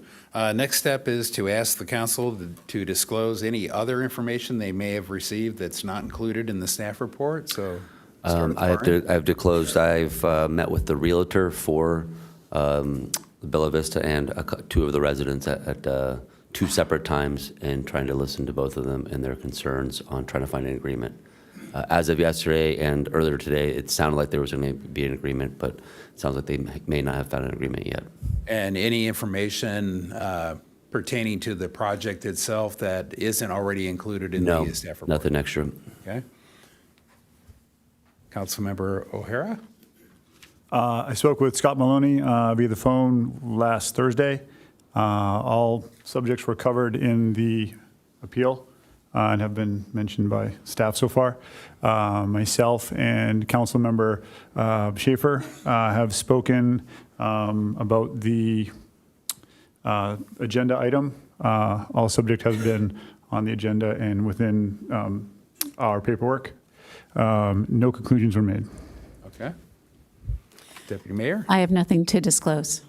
And I spoke via phone with Scott Maloney, who is, I think, a neighbor of the project, and I think will be speaking here tonight, and opponent to the project. We discussed California density bonus law in general and did not discuss any particular detail of the project. So I didn't learn anything new.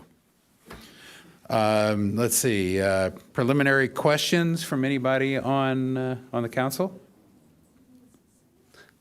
Has an agreement been found or no? I assume not, otherwise it would have gotten pulled prior to the hearing, so. It's the only question I have. Yeah, and I have a few, but nothing, I'll wait until the council discussion.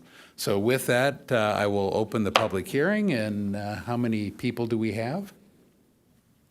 We have about 13, but we start with the appellant. Okay, sorry, yeah. That's okay. So we have Appellant. 10 minutes for the appellant to go first, and that's including all the people associated with the appellant. So who's representing the appellant and who wants to start? Short straw. Scott Maloney, 1386 Belomar Drive. First, congratulations on your oath of office and assuming the council seats. So the last time I was at this podium was the Planning Commission, and I commented that at the time I was a candidate for public office running for the Water Board, and that I was canvassing and meeting voters, and how surprised I was that nobody wanted to talk about water. All they wanted to talk about was the housing projects that were being approved and changing their quality of life and safety and the environment, and how angry everybody was, and how disenfranchised they felt and unheard and shut out and shut up. And my comment to the Planning Commission is there's an enormous backlash building in the community, and it's going to manifest itself at some point. I had no idea it was going to manifest itself on Election Day, but it did. And here we are a month later. I think it's fair to say that the makeup of the council today is due in large part to how angry the community is about what's going on with land use decisions and housing projects. 30 days ahead, that anger is not gone. It is still there below the surface, but it's been replaced by hope. Hope that something is going to change. Hope that the council will take us in a new direction. And for better or worse, or fairly or unfairly, along with that hope are some expectations that things are going to be different. You got handed a crap sandwich because it's your first meeting, and you had 2 controversial housing projects on your agenda. One you were able to push to next year, but you have to deal with us. So I want to clarify that I cannot speak on behalf of all of the members of the appellant. There are over 5 homeowners associations that signed a letter in opposition to this project, representing hundreds of people. There are over 100 people signed a petition in opposition, and there are at least a half dozen people who have funded the opposition over the last couple of years. And so I cannot represent all their interests legally and get up here and strike a deal. It's not what I can do. We are adamantly opposed to this project for all the reasons that are in our appeal. We think it's the wrong application of the density bonus law vis-a-vis using the gross versus the net acreage. We think the environmental process was shortchanged. We don't oppose this project based on affordable housing or community character. We oppose the project based on public safety and the impacts to the environment that could be avoided if the project wasn't so dense. All that said, more recently, the applicant has approached members of the community with some enhancements that were designed to address our concerns. And while they may not address all of our concerns, we're open to that discussion. We're really interested in hearing from the applicant tonight so we can memorialize exactly what those enhancements are that address our concerns. And we hope that will result in a favorable resolution for both the applicant and the community. So, thank you.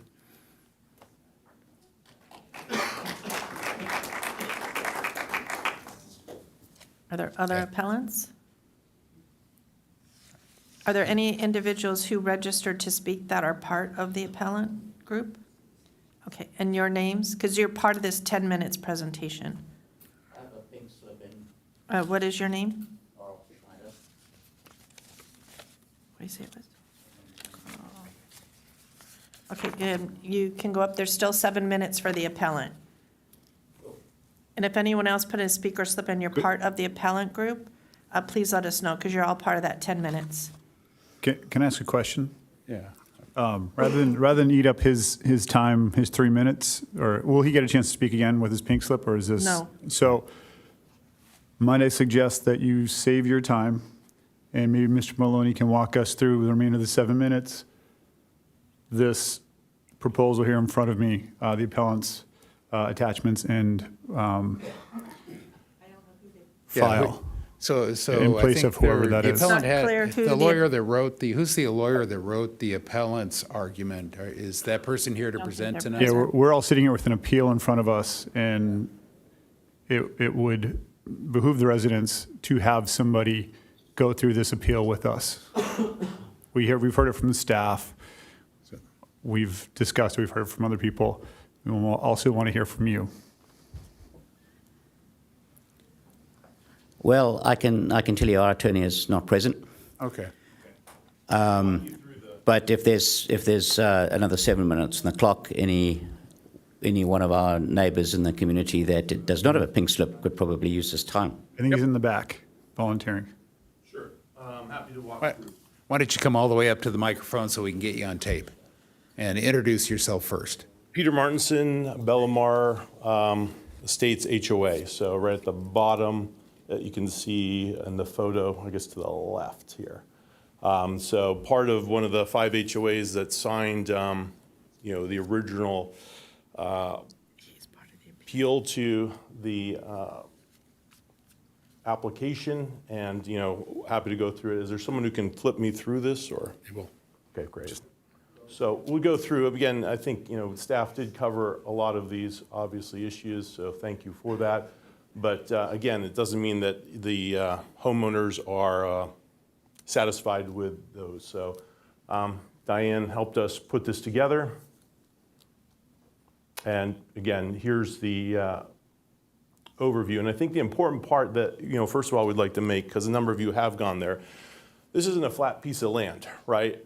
When staff just went through it, they showed a nice overview. It looks like a nice flat piece of land. It is certainly not. It is sloped quite a bit in the back, and it's actually sloped quite a bit in the front, and actually 40% slopes in the front were on the original overlays that the city had when this started 3 years ago, which is part of where people's concern are who live around there, because it is a steeply sloped piece of land. And so that's where part of this hydrology has in the past been an issue in the area. Bella Azul had issues with hydrology, even though it was to engineering. One of those 100-year storms that came through still created issues that need to be re-engineered. So the issues as you go through is that, again, looking at this, 17 homes, 15 with 2 on top of it. It is RR1, so when you look at it, because of the interpretation is 1 acre per home. So in the old view, it should be 6 homes that are put there. And that's where part of this expectation by the surrounding neighbors is that was their expectation when they came in, not opposed to development, and the character of the community, et cetera. Overdevelopment certainly seems like it's going to create issues, whether it's the hydrology and the drainage, to the fire issue from the east, to the traffic issues, parking issues, et cetera. So as you go through, again, this has been 3 years that the community has been pushing back at this, looking to have dialogue with people about it, whether it's dialogue with the city, that wasn't available, dialogue with the applicant, that wasn't available, dialogue with the proposed developer, not available. Recently became available within the last 3 weeks as people became clear that maybe there was a change in the people who make decisions, but certainly not over the last 3 years, any dialogue on this. So that's where part of this is the community's upset as you look through it is, hey, expectations and their understanding as people living there is that it should be 6 homes, and certainly moving to 17 homes seems like quite an overreach. Understanding the definitions you go through, but that's where the issue is. So anyways, commentary, I'm sure you can read. There's been hundreds and hundreds of pages that have been submitted, thousands of emails that have been submitted. I know you're all new to some extent, but some of you are aware of the history of this. So there's a lot of pushback from the community in the 5 HOAs surrounding it. So one, you've heard the piecemeal. I'm not a lawyer, not articulate, et cetera, but that's part of the issue is it seems like this is being put together in pieces where the community is upset about how this goes through for the approval process and then goes through where it's going to have opportunities to be changed. And again, what is even agreed to now may be different going forward. There could be even more houses rolling through this given the new laws. And that's where a lot of the pushback is hey, it seems to be, again, an overreach here on the calculation. You've heard it.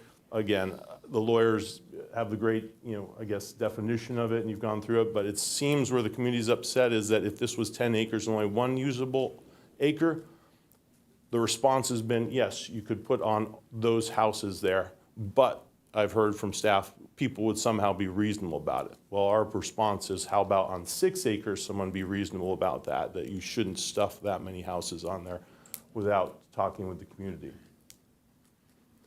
And so that's where, again, part of the concern is, hey, there seems to be a slippery slope without conversation with the community, without the community's concerns being taken into account. And so as we go through that, that's part of where the applicant, has been asked to have a response where something reasonable could be viewed. So we'll keep going through. The second one, density bonus law, you've heard the response. Again, lots of lawyers around here, they'll tell you that.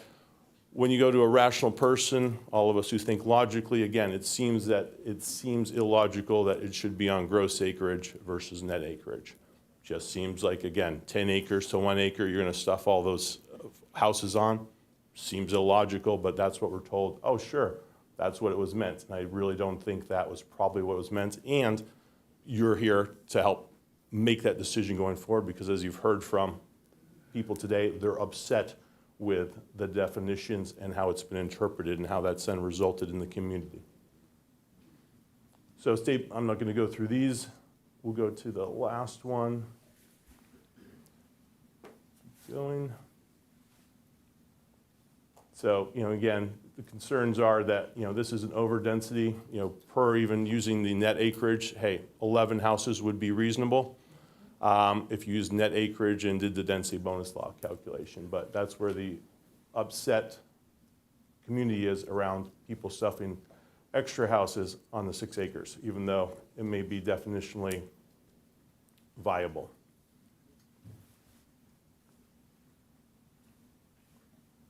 So the last one is the environmental study. This is the one where I was going to get up when I do 3 minutes and chat about.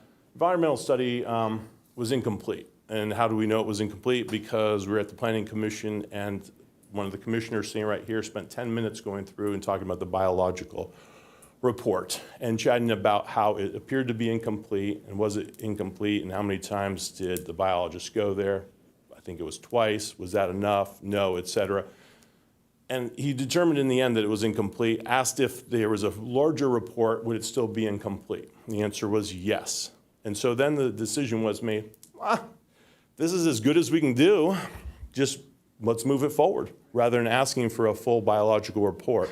I think that's, again, where the community is a bit upset, who lives there, sees it, and understands the area. Thank you. Thank you.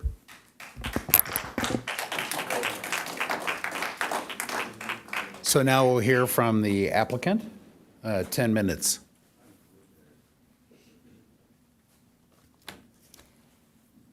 Okay. Do we have the presentation?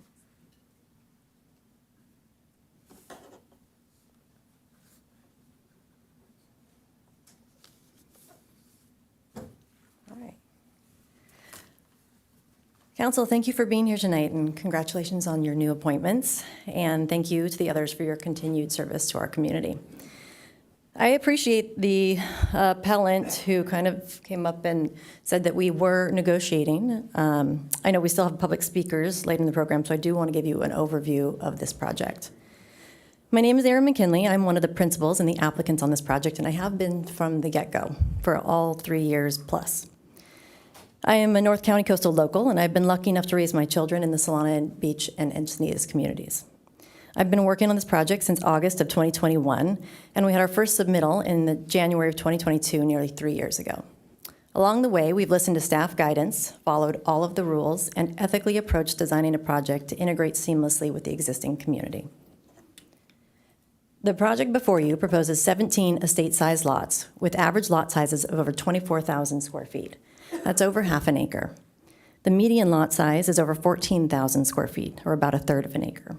To contextualize that, in the nearest quarter mile of the project site, the existing median lot size is notably smaller at just under 11,000 square feet. And the neighboring average lot size is very similar at just over 25,000 square feet. While we are using density bonus, the project is objectively not high density. The project proposes lots that are factually and empirically compatible with the surrounding community. Additionally, the footprint of this project is sensitively designed to be fully contained on the already disturbed and regularly maintained portion of the property. We are looking at the same aerial image. It is visually evident that the property is kept clear. The Kira family, who has owned this property for generations, has previously farmed this land and continues to this day to keep the property regularly maintained and weeded, both in an effort to honor best brush management practices, but also, and critically, to maintain their property rights. Before we even put pen to paper on this project, our engineer held an on-site community meeting to open dialogue with the neighbors, because it is important to get specific neighbor input and find a compromise when doing development. The neighbors have been able to communicate with us since 2021, before the project was even initially submitted. In February of 2023, prior to being deemed complete, and while the project had more opportunity than it does now for edits, we held another community outreach meeting. Then in February of 2024, we engaged a community outreach consultant. She sent out a comprehensive letter in May of 2024 with project information, FAQs, and of course, our contact information. She also directly emailed representatives of the Crestview, Lagoon View, and Leucadia Heights HOAs, as well as a handful of specific individuals who had previously sent in letters to the city. During all of these interactions, the only specific and direct request in terms of changes to the tentative map was a request to reduce the number of lots, specifically down to 7.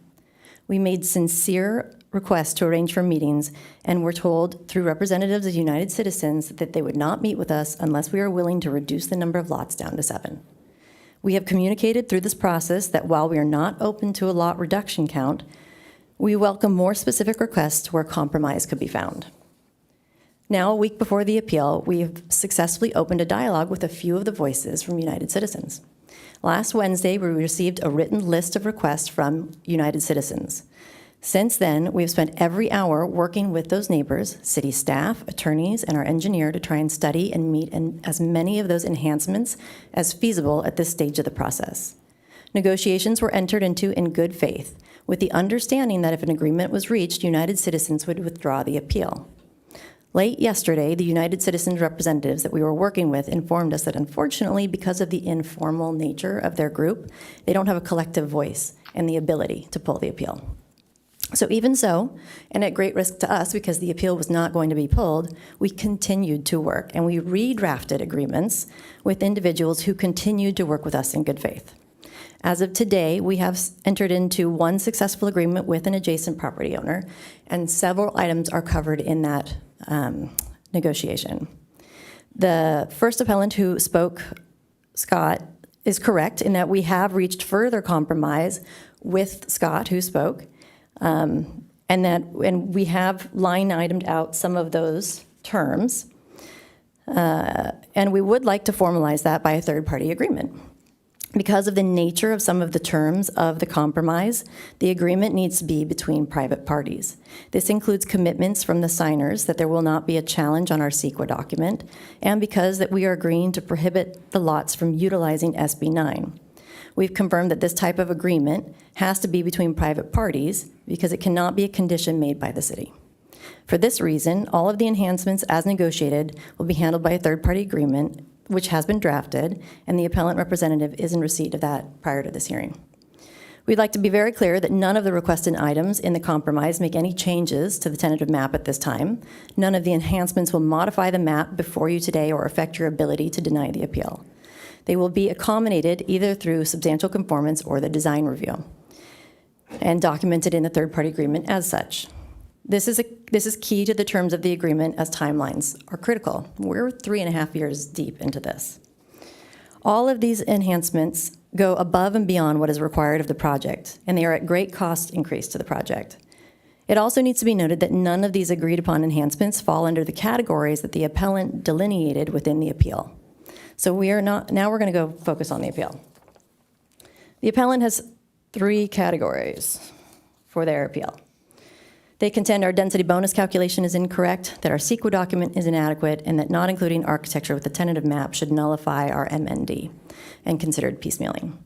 We have our team here to answer any of the detailed questions that delve into the minutia of each of the technical reports, but here's a quick summary of our response. Density bonus calculations. We followed the city's own guidelines and HCD's interpretation of how to calculate the yield. HCD being the regulatory state authority for this state program. We followed the established and prescribed rules. No architecture was proposed, but this does not fit the definition of piecemealing. The property and project is not divided into smaller projects. It is a comprehensive application for the whole property.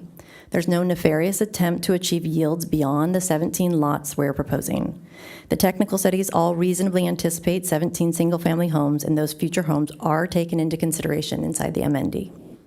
With regards to CEQA, the city determined the project CEQA document to be an MND. The city contracts with the MND preparer. All the associated technical studies all demonstrated that the project created no significant impacts. The project completely avoids and buffers away from all sensitive habitat, and the footprint of the project is only in the areas that the Kiras have historically and consistently maintained, land that is already disturbed. In summary, we proposed a project following every rule and guideline written. The lots proposed are factually and empirically similar to the surrounding lots within a quarter mile. We protected all sensitive habitat, and we've contained the footprint of the development to the historically maintained and previously impacted area. Where state law now allows for 23 lots, we're in front of you trying to maintain the unanimous Planning Commission approvals for 17. We appreciate that there is angst in the city regarding high-density projects, but this 17 estate lot map does not fit that bill. The fight against high-density housing doesn't start with 24,000 square foot lots. We've worked diligently to make ourselves available to the neighbors, and even up to this last week, we've been working to include enhancements for those parties that came to the table with enough time for us to study their requests and compromise, and find compromise, even when those requests have no connection to the items in the appeal. Pure and simple, this is a really good, clean project. It is observably appropriate for the site and objectively compatible with the community. We respectfully request that you uphold the unanimous approval of Planning Commission, and we will continue to work with the neighbors and get these third-party agreements signed. We absolutely will honor what we have promised in those agreements. Thank you. Thank you. And do you want to save the minute, they can save the minute 16 left over or no, for the rebuttal? Okay, I'm just checking. So now we'll go to public comment. And I have public comment, but I'm not clear if any of these public speakers are part of the appellant group. Okay. So they haven't identified if they're part of the United Citizens for Responsible Development. And given they're not a formal group, formally organized, we've always had that problem, so We'll just let them all speak? we'll let them speak if, so. So the next speakers are Carl Schneider, Marco Gonzalez, Dolores Welty.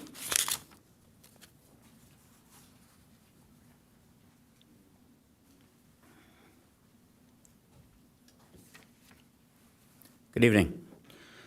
My name is Carl Schneider. I live immediately adjacent to the proposed development.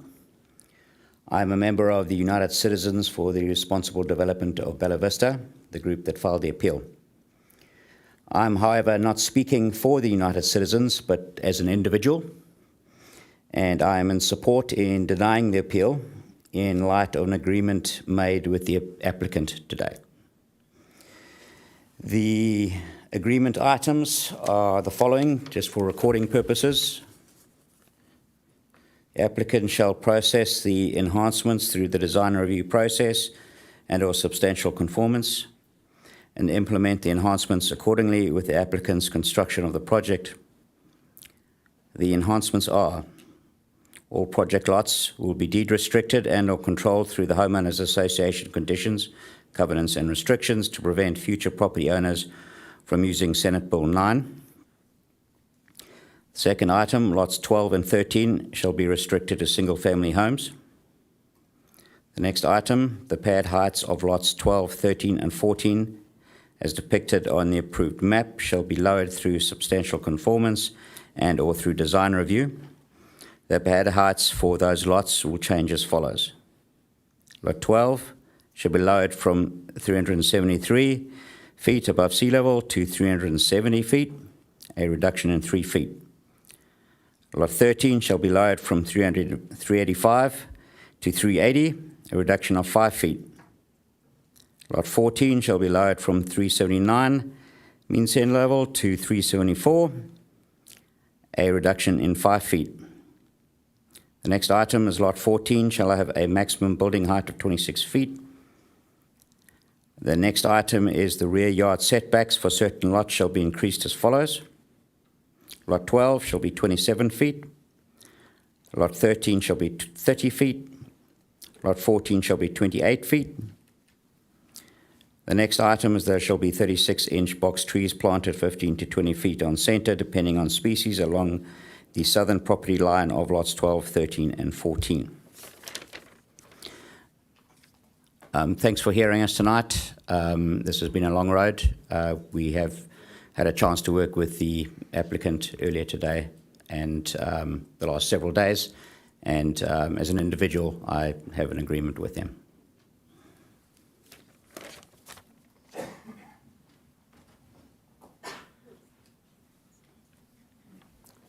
Mayor, members of the council, Marco Gonzalez. I'm here as the executive director of the Coastal Environmental Rights Foundation.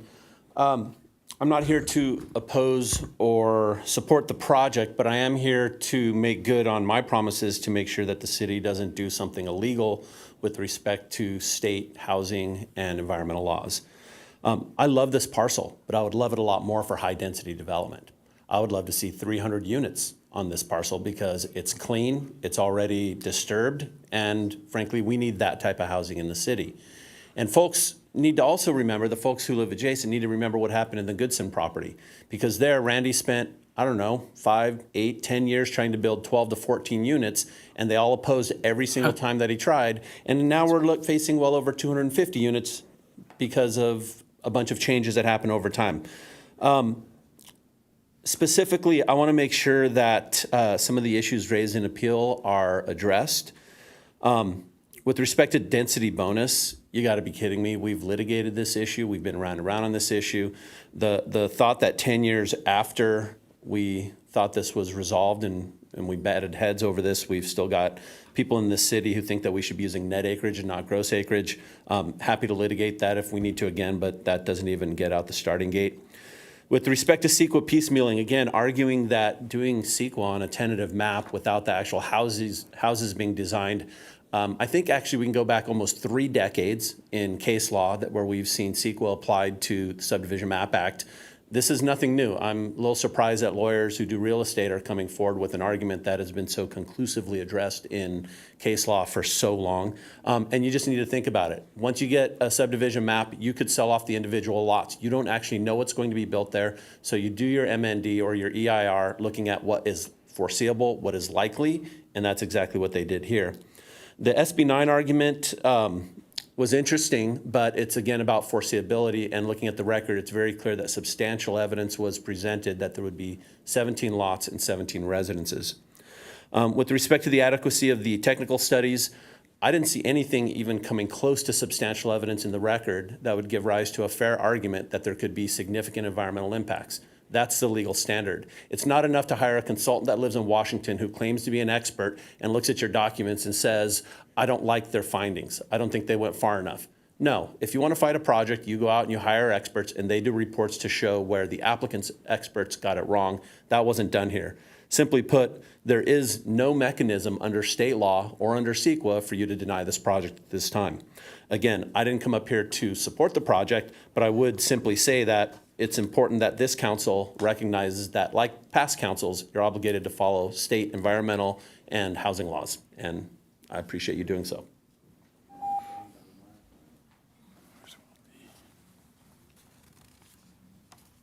Dolores Welty is next speaker, followed by Andy Latz, then Daniel Roberts with a time donation from Kathy Roberts. Hi, everybody. Dolores Welty from Leucadia. And I'm here again to talk about sewage because this lot starts at its level, at street level. It climbs 30 feet and it drops then 40 feet. And if you level it out, you're going to have to pile more than 10 feet of fill on the back lot, and the back lots, of course, fall on us. They run up to a cliff and just fall off. That's a cliff.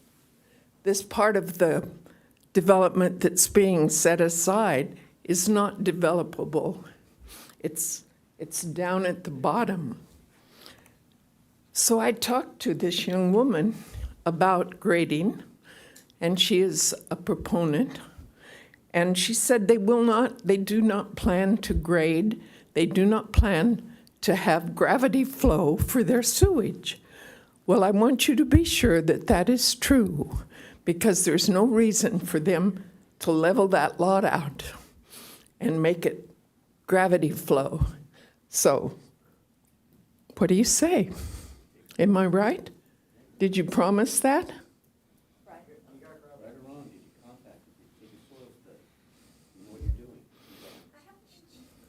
At any rate, you must be very careful. They can use, just as I do, a sewage pump.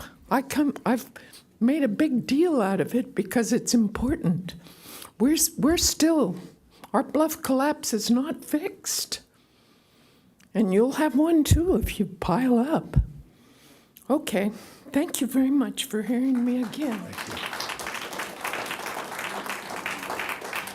Next speaker is Andy Latz, followed by Daniel Roberts with time donation from Kathy Roberts, then Kyle Murphy with time donation from Sierra Trujillo. Hi, I'm Andy Lotz, A-A-T-S, not O-T-S, so it's not the lots, right? It's just the way it's pronounced. I'm a neighbor, and I live directly on the northwest corner of the property. So if it's a rectangle, the south side has neighbors, the north side have neighbors. I'm the north neighbor right there. And I'm also one of the funders of United Citizens.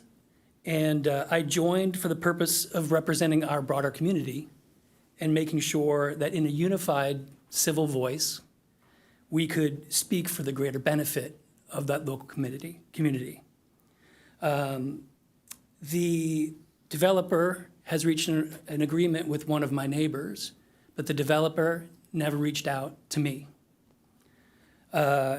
Yet my property is similarly affected than my neighbor's property. So I requested similar concessions from the developer, and have not heard back.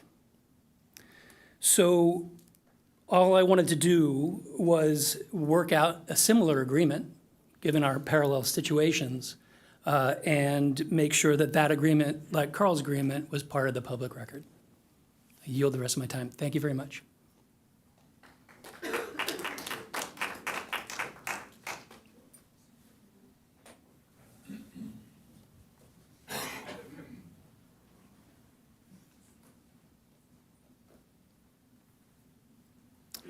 Good evening, and congratulations. It's nice to have some new faces. I'm Dan Roberts. I, like Andy Latz, live on the north border of this Bella Vista property.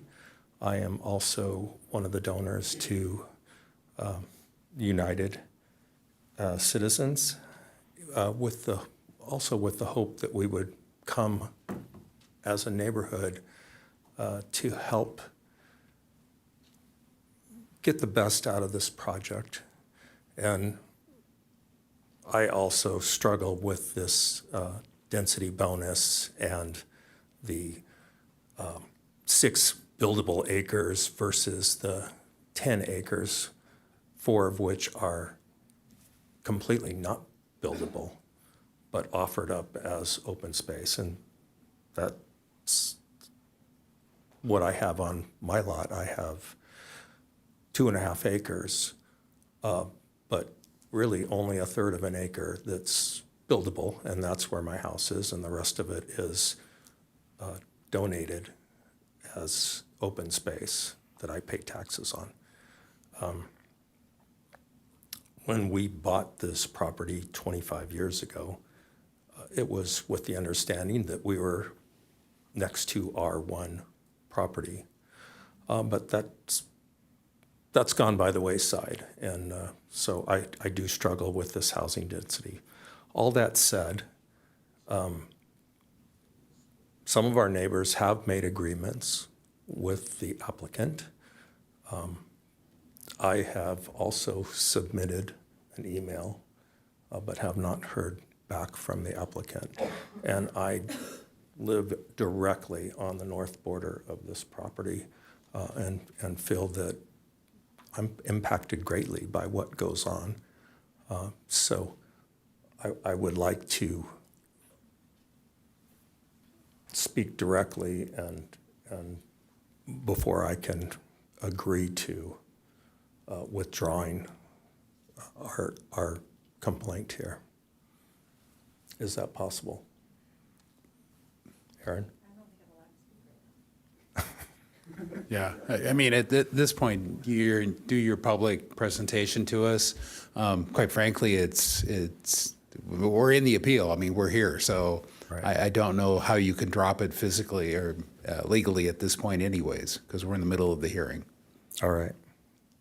So I think the time for negotiation was prior to this, and we passed that branch in the path. And hence the problem. Yeah. Yeah. All right, I concede my rest of my time. Thank you. Kyle Murphy with time donation from Sierra Trujillo, followed by Kevin Doyle. Honorable Mayor Ehlers and the rest of the council, congratulations on your appointment. Thank you, Joy, for continuing your service for us. I'm Kyle Murphy. I represent the sellers of the Bella Vista property here tonight to just kind of give my input as well as a little bit of feedback from the owners. I think as someone born here and raised in Encinitas, I struggle a little bit because I want to keep the old, and I work with homeowners. I work with the owners of properties that want to get the most value out of their property. So how do we make that happen? How do we honor their property rights as well as honor the neighbors, which is a delicate balance? I think that was something that you guys pretty much ran your platform on, is not necessarily stopping growth, but doing it the right way, as well as getting input from the neighbors and the communities and the citizens as we do that. So I just wanted to put it out there as a front row seat that some of the other community doesn't get to this project. I think the developer did a great job of reaching out to those communities, offering the ability to listen. They, as Aaron said, negotiated out of good faith with who they thought were the decision makers for the group. There was no need to go beyond that because they felt like they were getting the feedback out from a group as a whole. I'll let her speak to the balance of that, but based on the last couple of weeks, as they said, they were not getting feedback from the neighbors, and they then wanted to, when the neighbors finally came out to sit down and talk a couple weeks ago, gave them a list of the items that they wanted to discuss. Out of that list, 15 items, they were willing to grant 11, all or partial of 11 items. 73% of the demands that they thought they were getting, they were willing to do. I think as we move forward, this is a great example of what should be done on projects.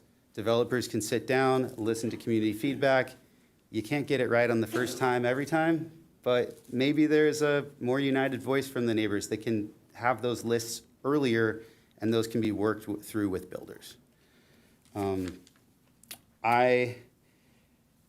I don't think I need to address the appeal in itself. I think that's pretty given tonight from the professionals, that it doesn't carry merit and the appeal should be denied.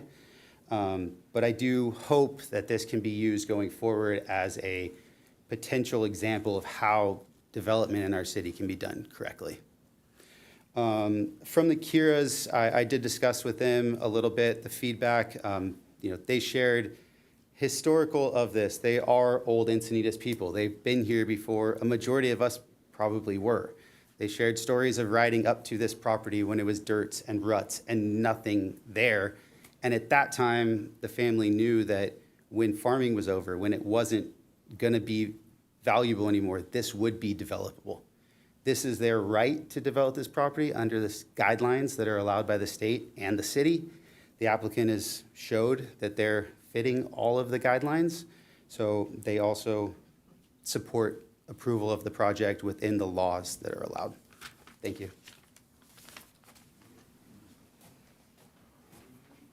Kevin Doyle? Oh, he is here.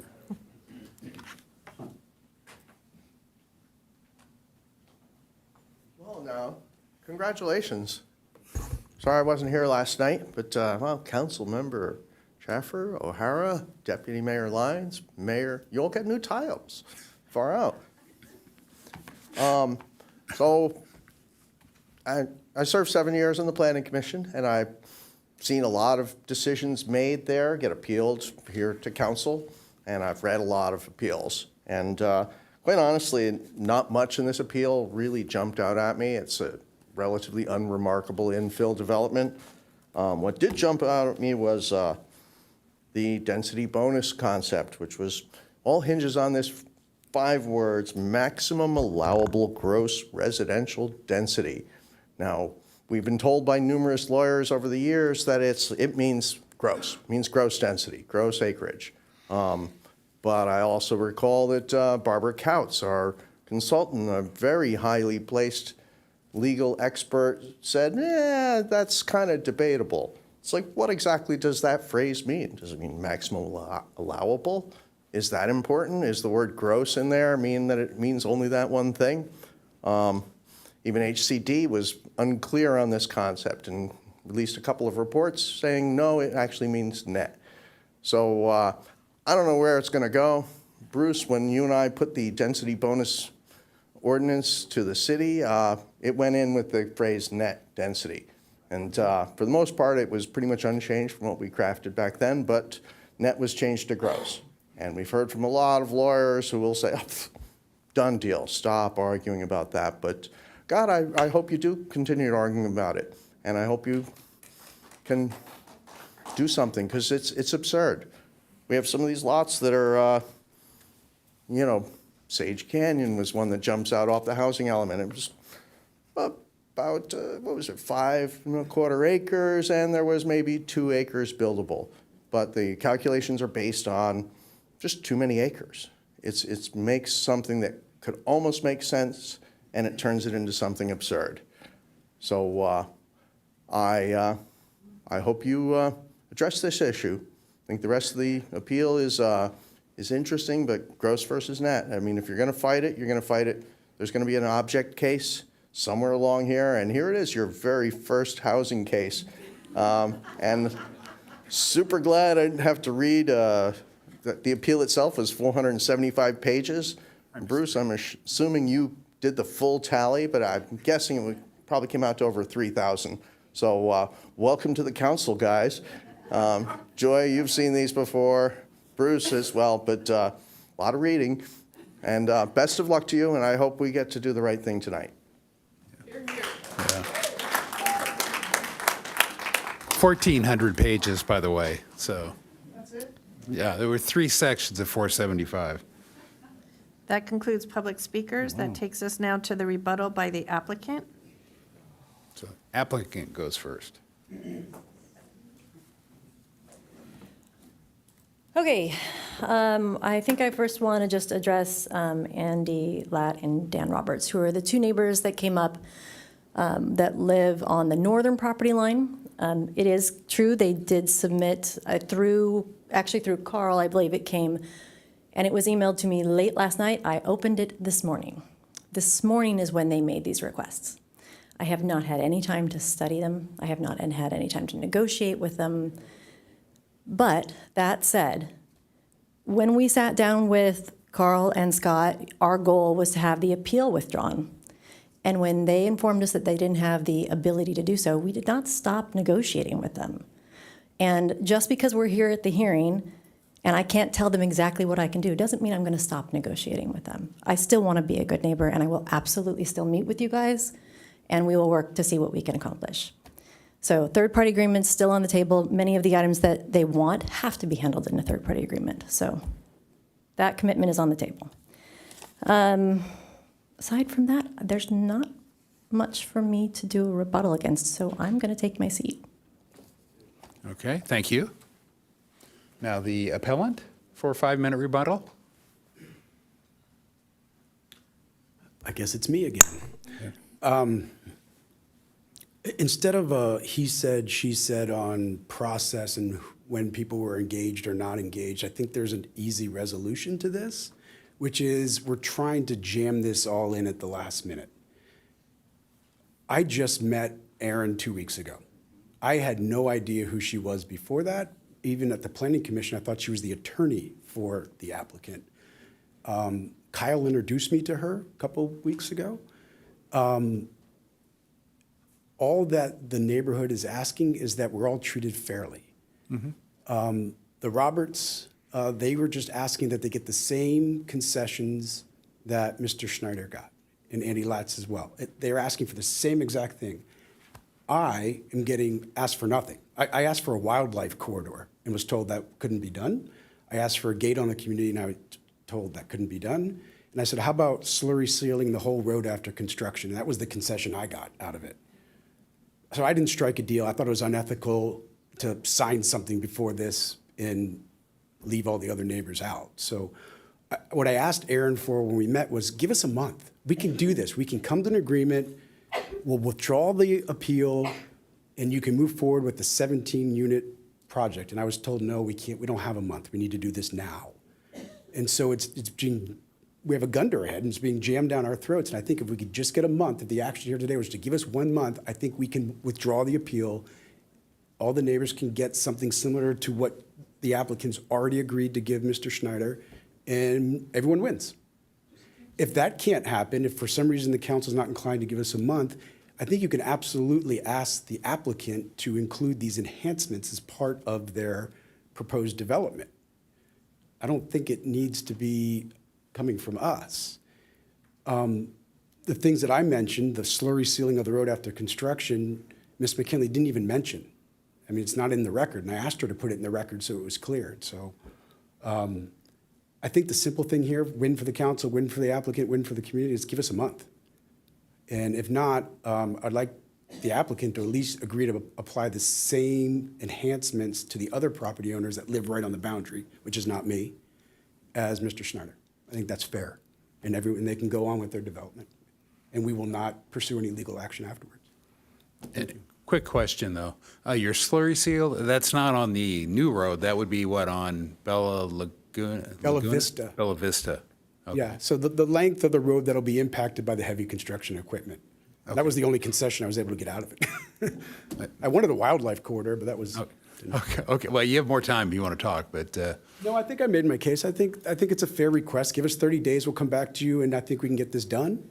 Or not, maybe Erin is prepared today to offer the other neighbors the same concession she offered Carl. Yeah. So I'm going to leave the public testimony open, exactly for this reason, because, first, well, let's tell you what, I'm going to leave it open. I think we could probably use a 10 or 15-minute break, 10-minute break. Right now it's 8:30, so why don't we come back at 20 till, if we can, and so we'll have a short break here. And then I'm leaving the public, so if we have questions of anybody, and the chair can offer to bring like Aaron up and ask some questions, so. But in the meantime, let's take a break. See you in a little over 10 minutes.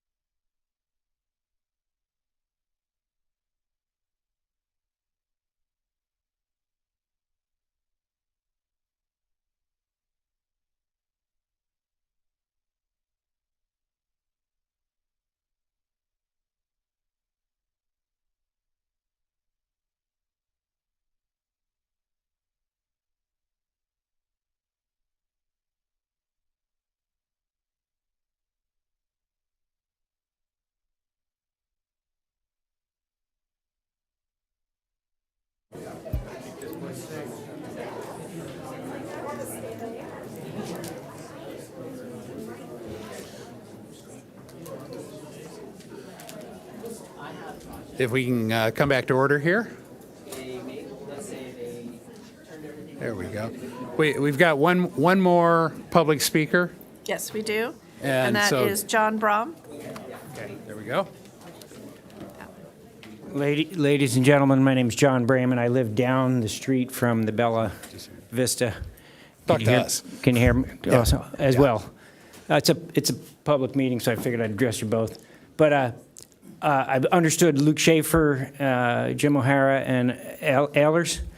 These guys got elected with the idea that you're not going to do business like the previous administrations have done. And so I'm imploring you to do the right thing here. And I think you know what that means. And you will be chastened if you don't do the right thing, because you know what that's all about. It happens every once in a while, we all vote. So that said, there are some alternatives too. If the city was clever in the planning process, they could have offset and said, hey, we'll put a gate at the bottom of Swallowtail on Quail Hollow, Quail Garden. We'll turn Swallowtail and all the roads up there to private roads, take some of the burden off the city, and this would be a way of remediating some of the developers' desire to overbuild on that. Because what we're concerned about as homeowners in this area is we're concerned about all the additional traffic and the speed of people coming down that road. In fact, one night I watched as one of the previous mayor's sons came whipping around the corner and actually smashed head on into a car that was parked in front of a neighbor's house. And I'll tell you what, it's amazing to see that happen and the damage that was done. And it all has to do with the number of people traveling up and down on Swallowtail, Quail Gardens, Quail Hollow intersection. So, get creative. If you're not going to do the right thing, at least get creative and try to figure out some trade-offs. And thank you for being a good listener, Mr. Schaefer, Mr. O'Hara, Mr. Ehlers, Jennifer Tarquini, and Joy Lenz. So, that's... Okay, thank you. So as I said, I left the public hearing open. First thing I think would be important to talk about is that as a hearing body here, we're dealing with the project in front of us, and I think we've already had a little talk about continuing a negotiation. We're not party to that negotiation. That was something, we are here to do a hearing. I like to always think from my experience on Planning Commission that this is very similar to a jury trial, quasi-judicial in nature. And so we have a case in front of us, a public record in front of us. We've added to it with the testimony tonight. You've seen all the 1,400 pages of documentation. And I just, as far as negotiating a different project, there are certain limits, legal limits, and I'd like our city attorney to help opine on that so we understand the ground rules of what we can do. We can't redesign the project for the applicant. The applicant can only offer changes. So, but. Thank you, Mayor Ehlers. Yes, that is correct. The City Council cannot redesign the project. The applicant could agree to certain changes.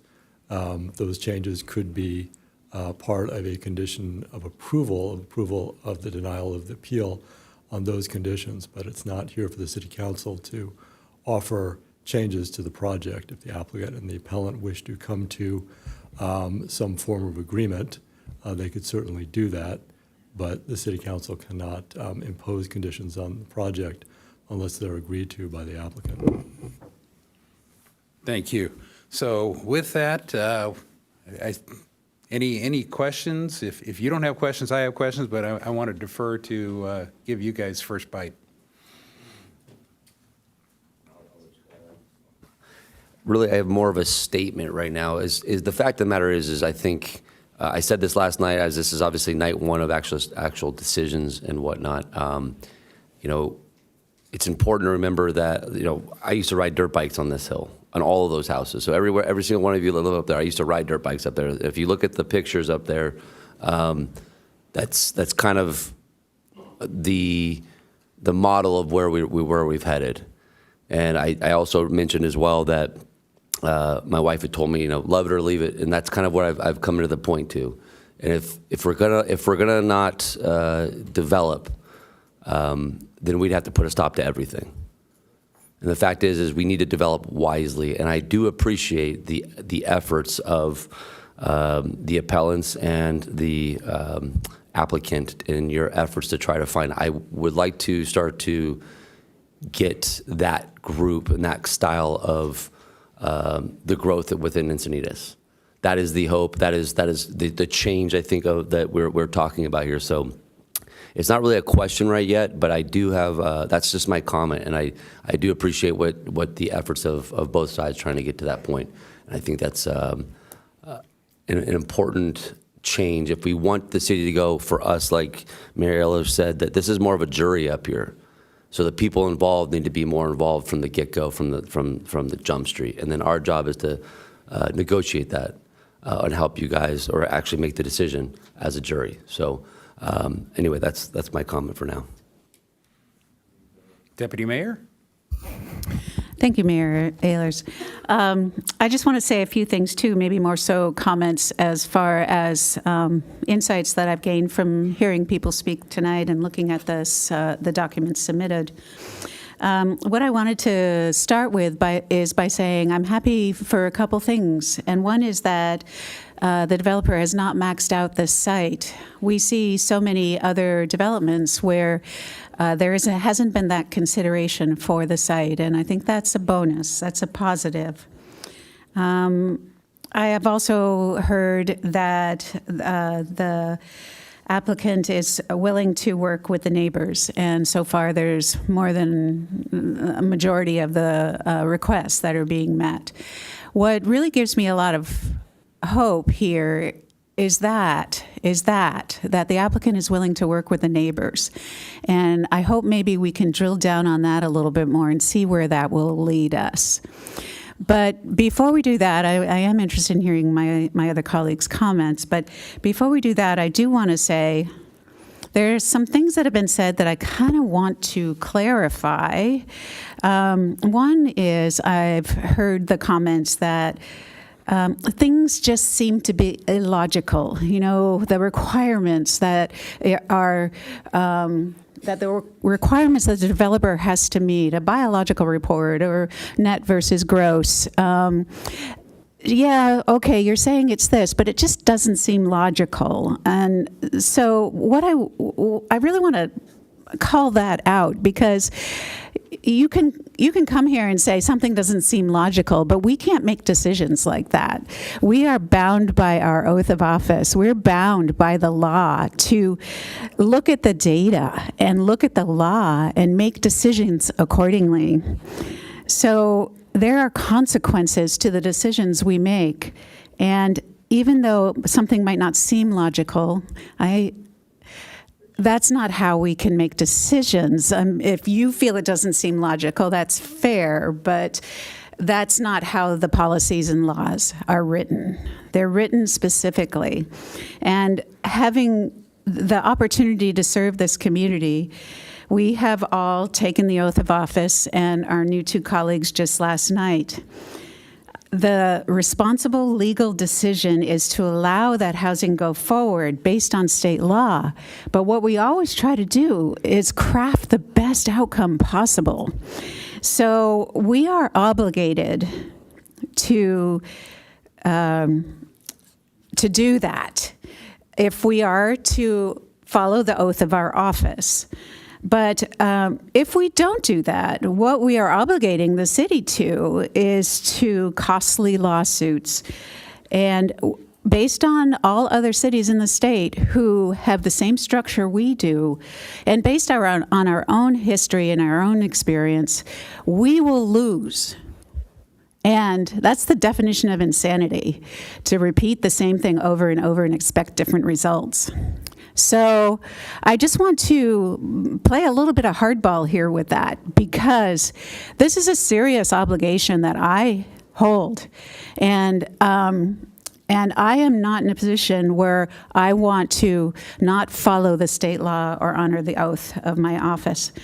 And one of the other there's lots of opportunities around the edges to work with the state and do other things that hopefully will change the state's mind. And I could drill down on that for a long time. I'm not going to do it tonight. But what I want to remind people too then, and this is something I always hold very closely and judge accordingly, and that is, these are old Encinitas families, and I've heard people say that, who own these properties that are being developed. We represent them as much as we represent the surrounding neighbors, and we really need to be fair arbiters of how do we move forward in a way that meets the needs of the people in the best way possible. So I'll conclude with that, kind of spoke my mind and wanted to get that on the record. Thank you. You don't have to go, but I'll go if you don't want to, if you're not ready yet. I have some base questions that might be helpful. I have questions, but I would like to rebut that statement. We are here to make decisions. We are not. We have to interpret things. We have to go through things. Otherwise, we'd be replaced by 5 AI units up here that would just make the decision based on the black and white. And so for us, it's a matter of interpreting it. But I would like to get back to the issue at hand, which is Bella Vista. So I'll let you take your questions. Okay. So with that, I got a few background questions and comments. The first one being, let's see, where was my first one? Was there was a comment about the in the MND, it says that any future discretionary action would be subject to CEQA review, and I'm trying to figure out, would the housing, the actual housing, have to be subject to CEQA review? I thought that was what we were doing here, is that we're adopting, or is there some other, what future action would be subject to CEQA? Yes, so the homes would require either a coastal development permit if it was on an individual lot basis, or a design review permit and a coastal development permit on the entire, for all the homes or several of the homes, so 2 or more. So those are permits that require CEQA review. And so you would either rely on the MND that has occurred, or if there's something that they change that requires us to look at it differently, then we would do it at that time. Okay, but as far as to the degree the MMD still applies and the proposed project, so if right now they have single-family homes, or single-story, 2-story homes on each pad heights are set at a certain number. If they were to come in and propose in a future, let's say these are all custom homes, so you're not triggering something new, then they would go back, and if they propose to change to what was approved under the MND, it basically is CEQA, the incremental. Correct, exactly. Okay, so that helps. But if they don't change anything, there's no CEQA requirement to build the homes. You still have to make either an exemption or make a statement that the MND had covered it already. Okay. So a future planning commission probably would have to make that finding. Correct. Okay, sounds good. There was a comment by the applicant, and if staff can't answer it, I will have the applicant come up, about 23 lots were possible. Was that under second density bonus, or is that under old density bonus? Yeah, so it would be under the new laws that have come into play. Okay, so that's second density bonus, which would probably have a higher requirement for very low income, correct? There are different variations. Yeah, so it would be like 3 units, or I don't know what the number is, but it could be an additional unit or 2 over what we are today. Okay. One comment about pad heights. I did go through and look at the plans, and the pad heights are very close to the pre-existing topographic topo lines. So that's really minimal amount of grading, which is a good thing, as some people know in here. I thought it was useful to understand why we're hearing this tonight with a brand-new council. There were requirements staff informed me of that we're up against a 45-day window. We're at day 43, if I recall correctly, so we couldn't push this off at all. Now, the question is, what was the requirement? Do we have to complete the approval tonight, or do we have to start the review of the approval tonight? In other words, is there a possibility of continuing this and still meeting the 45-day requirement? I will ask for some support from the city attorney. However, what you're referring to is that they are a subdivision, so it's subject to the Subdivision Map Act, which does have a timeline requirement, and I believe it's to hear the appeal and make a decision on it, but I'll look at Tarquin to see if there's anything that I've missed on that. Thank you, Anna, Mayor and council members. Ms. Colamucci's interpretation is correct. There was a split of opinion in circuits in California, as we've discussed at previous appeal hearing. Our circuit has come down that the appeal must be held, not just started, but must be held within that total 45 days. Okay. And since we don't have another meeting scheduled and we're in notice timeline anyways, we couldn't do another hearing Correct. 2 days from now. Correct, without the applicants, So that basically says we can't continue it at this point anyways. No, Right. that is Okay, correct. thank you. And then back to staff. I want to go back over the ordinance that said net versus gross because,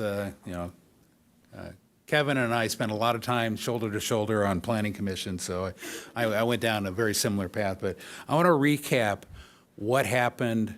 We made an ordinance, we made it on net, and then we got a letter from HCD direction, and then we reversed it. The council made a choice. And so I want to recap that, but I also then want to talk about the discretion that the council was able to exercise in changing that law and reversing it. And, what was it a hard law? Was it we were losing, basically they were a notice of violation and we would have lost our certification of our housing element. So they had a big hammer, but it wasn't a lawsuit or anything per se. It wasn't a judgment. We chose to do it, but what level of discretion did we have?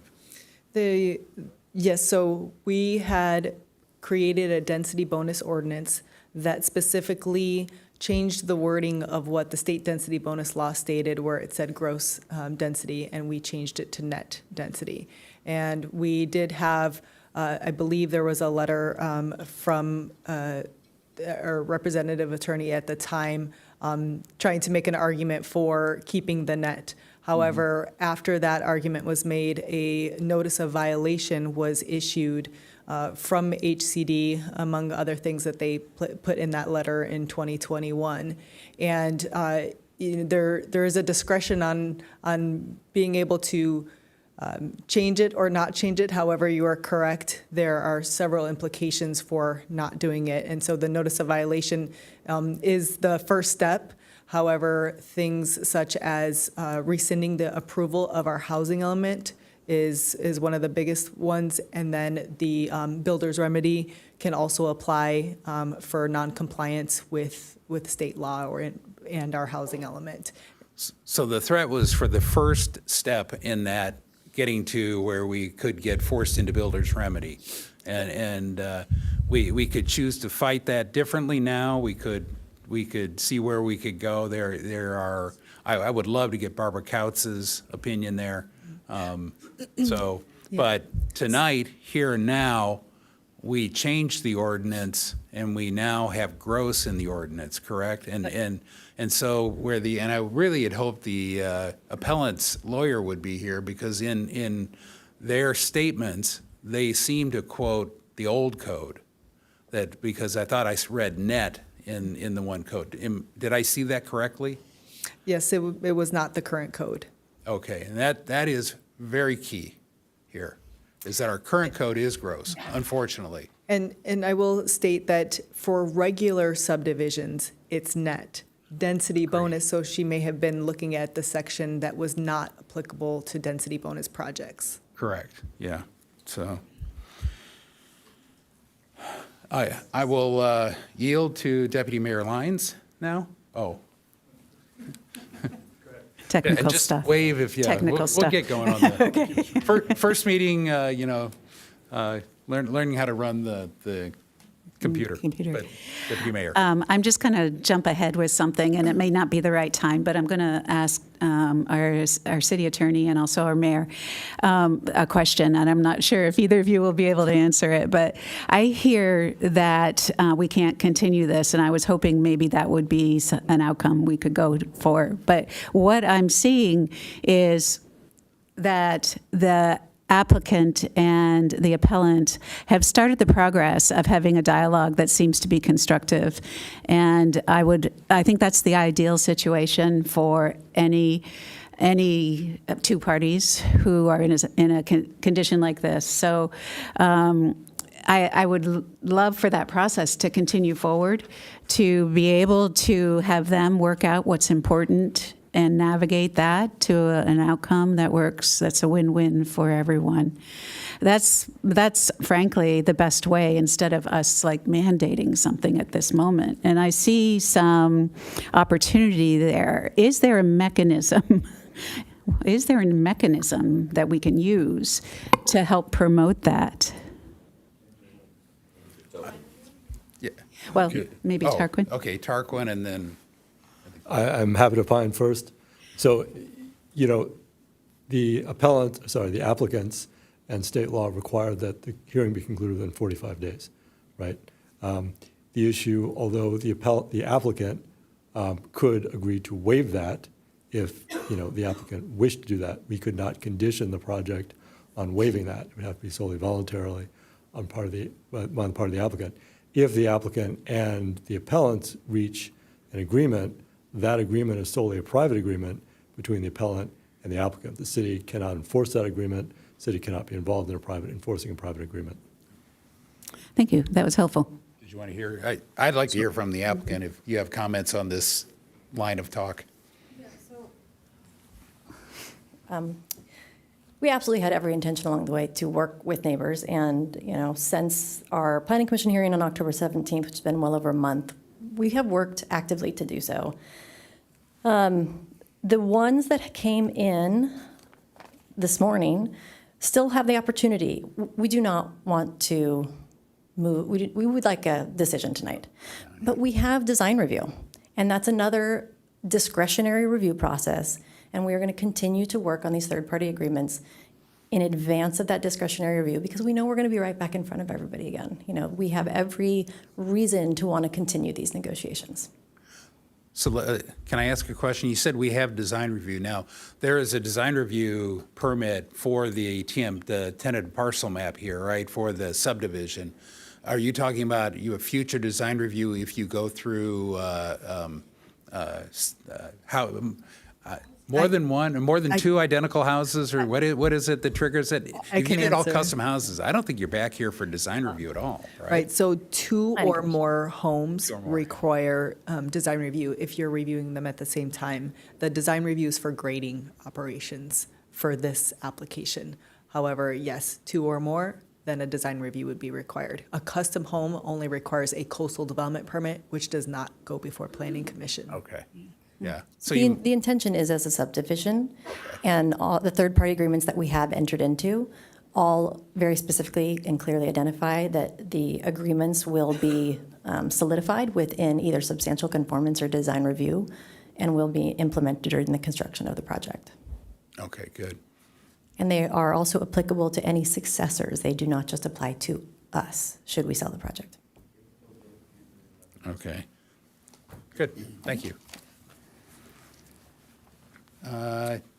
Councilmember O'Hara. Sure. So just want to simplify this and really break it down from what I'm hearing. Diane Bond is not here. Correct? Diane Bond, the attorney, is not here. There isn't a representative for Unified Citizens for Responsible Development, correct? So official? You're not the official, though, of record. Okay. So the only party to talk to in this is the developer, correct? Well, I left the public Hearing. open so that we could bring people up if we had questions for them. And lacking having the attorney there, Pete, I'm sorry, Pete, I forget your last name, but Pete and Scott are probably the closest thing we have to somebody that could speak for the appellant. But But the granted, only person on paper is the developer officially at the moment. I think that's kind of a strong way to put it. We have an entire public record in front of us of all the testimony, of all the written documentation on the website, and that comprises the basis for our decision and the law and everything you heard here tonight. So whether they're here or not is not the germane fact. What they said and what they wrote. Now, if we have questions about it and nobody in the room that we can't find the right person to clarify it, defend it, whatever, that hampers in this case, the appellant's argument, such as when I brought up about which version of code were they referring to when they were pointing to net, and I believe staff clarified that for us. It would have been nice to hear from the lawyer, and I don't know if either one of the people that have spoke previously could speak to that, but I suspect not, and I suspect that I know at this point that I know what our code is. It's gross. So what I want to do is essentially break down what I'm hearing. And what I'm hearing is the developer has agreed to 11 of the 15 suggestions. Yes, please. So initially, I believe there were actually 17. One of them was, there was 16 initially, and one of them was just something like we could unlawfully not do. So as we entered, part of the settlement, part of the agreement as we started working with the neighbors was to withdraw the appeal. So that's a component of this.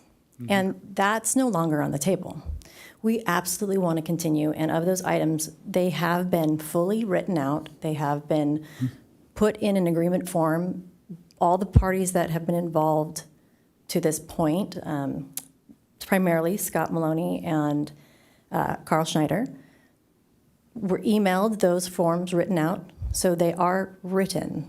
I can read them to you, but these are not things that we can agree to in this setting. They have to be part of this third-party agreement. And part of that agreement includes a commitment not to go through CEQA litigation. So that is a component of this that is critical for these items to be agreed to. Sure. So what I'm hearing is a developer who has agreed to a number of circumstances to give to the residents and that compromise. And I'm hearing that from where I'm sitting, a majority of the residents are feeling addressed, whether they're happy with it or not. The developer is putting in fewer units than you could. And I hear in what I saw is, and what I'm curious about is Mr. Lotz, Mr. Roberts speaking with you, I hope, regarding the requests. And and I'm going to need some help from Mr. Targwin here because I'm doing a little bit of gymnastics here. The idea of seeing a developer work with the residents is a very good thing, and I want to get an outcome that favors the residents in this regard. And I feel like the developer is trying to do that in this instance. And I'm wondering if all the other agreeable pieces in there, and I will need help wording this, and obviously we would need the developer on board with this to agree with this. If we were agreeable to, if you're agreeable to work with Mr. Lotz and Mr. Roberts to address their questions, assuming they are reasonable, if there is a way to solidify an agreement on the appeal and the outcome, that's based on a time period to work with them. Is that something we can do? Because it seems like we're down to two things, really like a couple of issues. Let me address that in general. So, in generalities, if the applicant agrees to certain conditions, the city council could impose those conditions on a project as part of an appeal. However, what my understanding from the applicant in her response is that they don't agree to just make changes without entering into an agreement with the appellants, and we cannot adopt that agreement.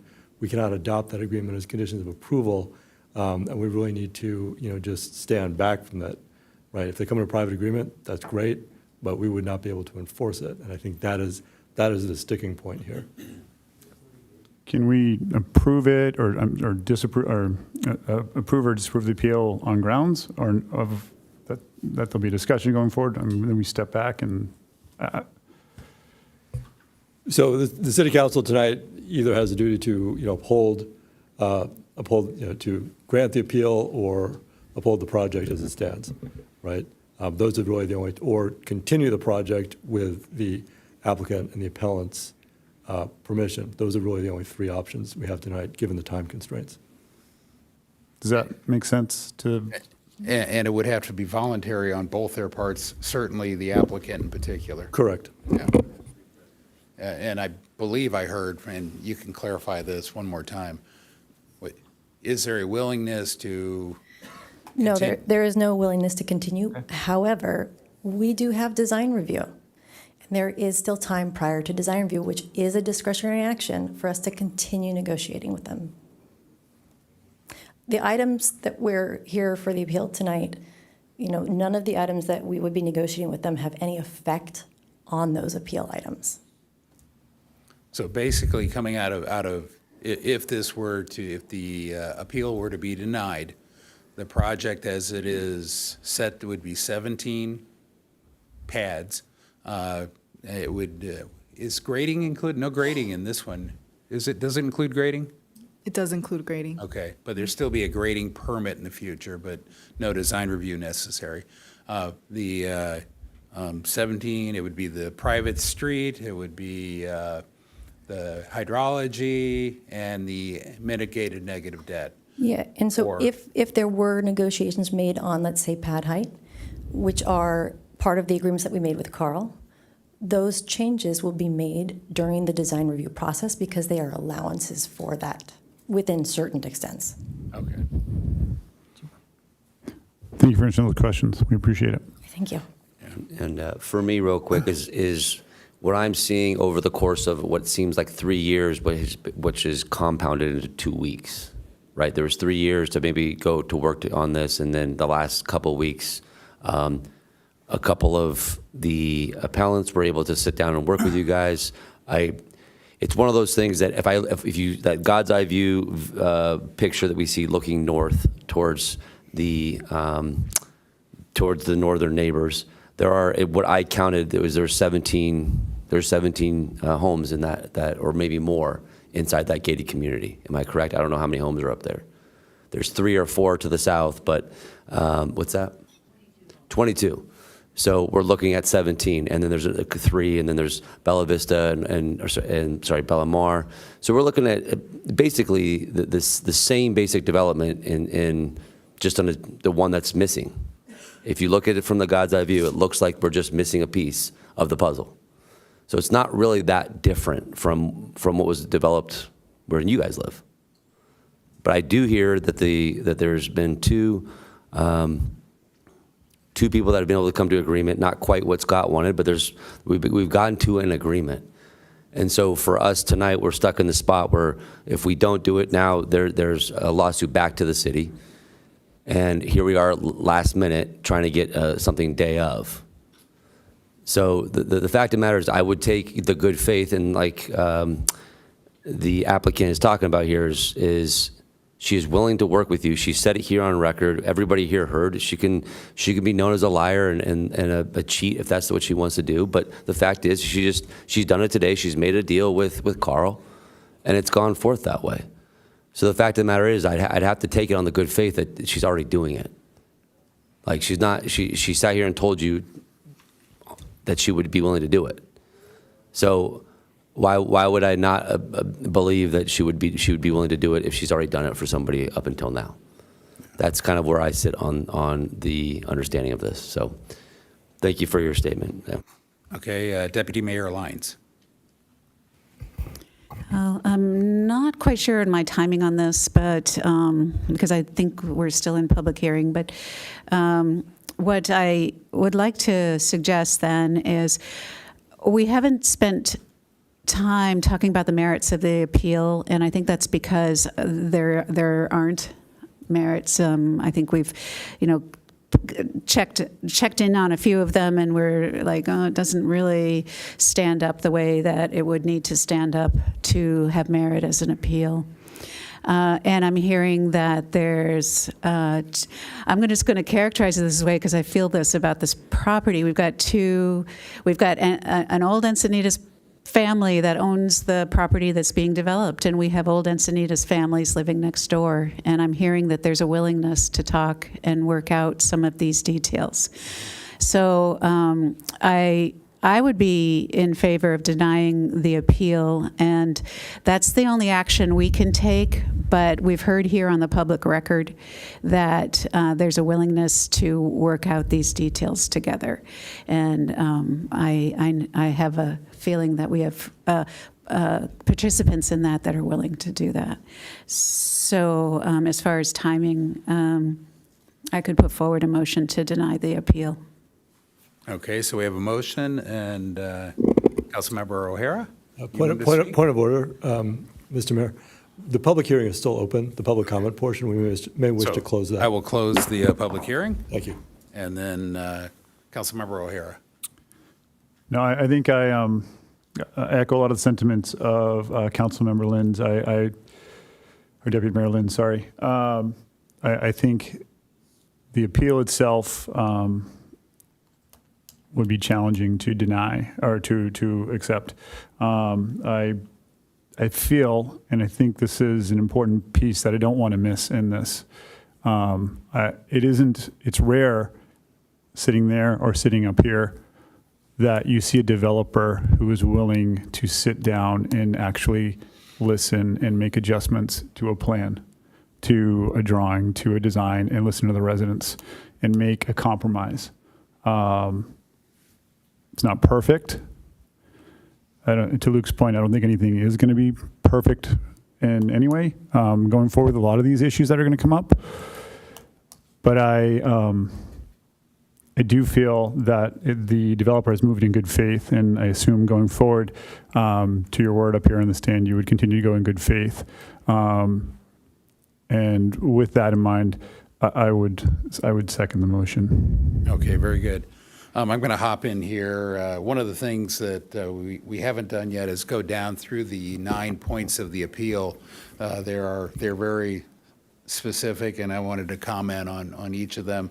The piecemealing the EIR, I do not feel this one is piecemeal just because we've done quite a few identically to this, where they had the houses were not designed yet. I mean, that's pretty normal. And for instance, the traffic assumes the houses are there, right? And we did the applicant did the traffic analysis. So clearly, to the level that the mitigated negative debt assessment has been done, it took into account as though houses were there. And that to me, had that not been there, I would have been able to find for, that it was piecemealing, but I don't believe it is in this case. The gross acreage we talked about, I see what the code is. I see the code does include gross right now. Now, that doesn't mean I won't work really hard to change that and find case law. And had the appellant's lawyer come up here and said, here's case law that says City A uses net, and they use it repeatedly, and they maybe even got sued over it, because there are lawyers out there waiting in the just waiting to offer to do it pro bono. Some. And then the mitigated negative debt being inadequate. Again, as I went through, the closest thing I could come to finding an inadequacy in it was the crotch bumblebee, that it could be located in disturbed land. And that would kind of cross that threshold from the bioreserve that's not being disturbed. But no evidence was shown of any bees on the disturbed land portion. So that made it hard, and that was a pretty thin thing. Remember, what we're doing up here is trying to decide, we're at risk of a lawsuit either way. And we want to do what's right by both parties and give both parties their due process. And in this case, I think I can't make that finding that the MND was inadequate. That was the third one. Fourth one was very similar, got into sensitive plants and the bumblebee. I already talked about that. Cultural was the fifth one.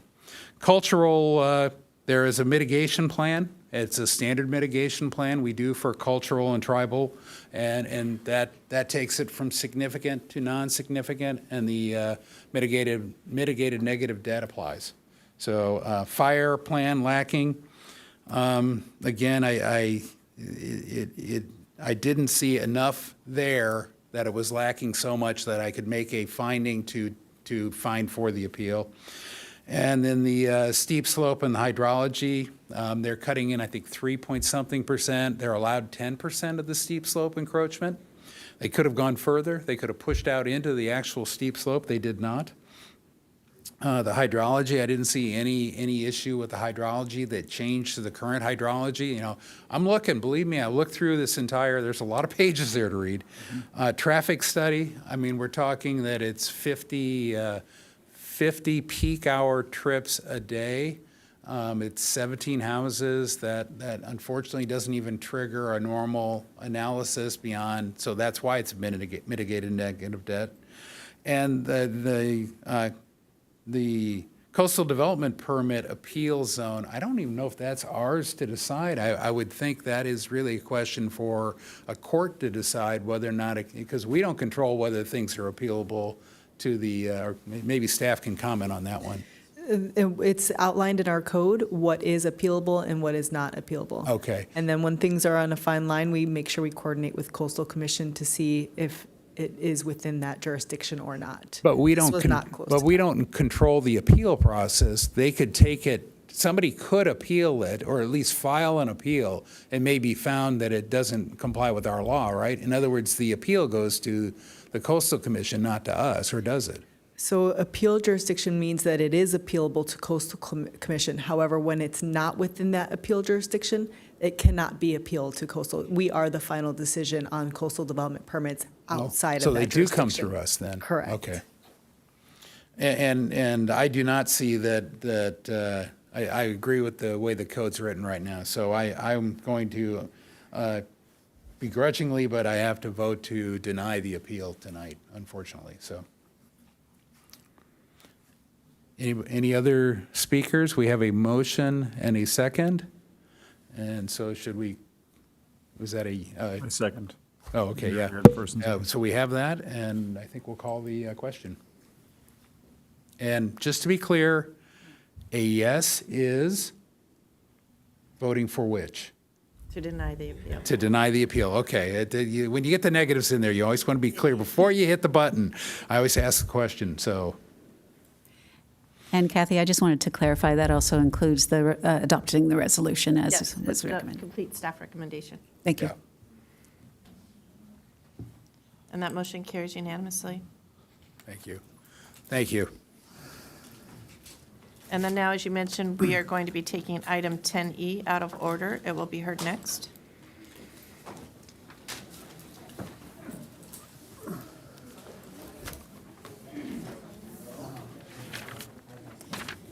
Back and forth, keeping one document open. Yes. It's a little tricky. Yeah, yeah. It's a little tricky, so that's all I want to say.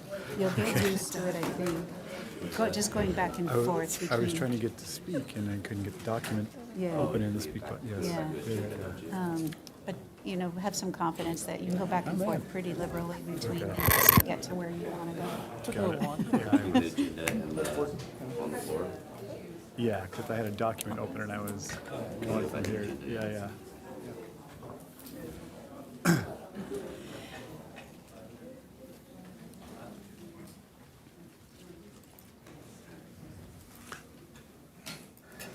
Good evening, Mayor Ehlers, members of the council, members of the public. My name is Jill Bankston. I'm the Director of Engineering and City Engineer for the City of Encinitas. With me here tonight are some staff members from Sandag. We have David Cortez, Bruce Smith, and Tim DeWitt, who are going to give a brief overview of the Bataquitos Lagoon double tracking project, and then I'll provide some information on our request before you here tonight. Thank you, Jill, and Mayor Healers and council members. Thank you for allowing us to come and present this project to you, and congratulations. My name is David Cortez. I'm the Director of Engineering and Construction at Sandag, and with me is Bruce Smith, who's the Director of the Low Sand Corridor, and Tim DeWitt, who's the Project Manager for this project. Next slide. Today you're going to hear a little bit about the Bataquitos Lagoon double track, the project that is going on a little bit north of here, just where we are in the project and a little bit of history on the project. We'll also touch on our request to extend the working hours for our contractor, and a little bit of the project timeline and some question and answers at the end. First, I'd like to, the Bataquitos Lagoon double track is one of many projects under design and construction at the Low Sand Corridor.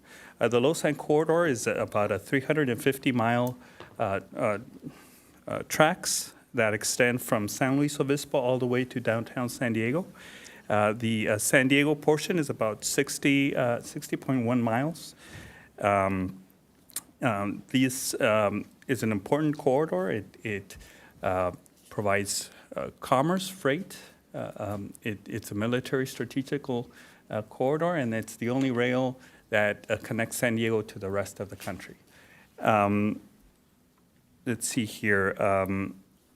Our goal is to double track those 60.1 miles of track in San Diego.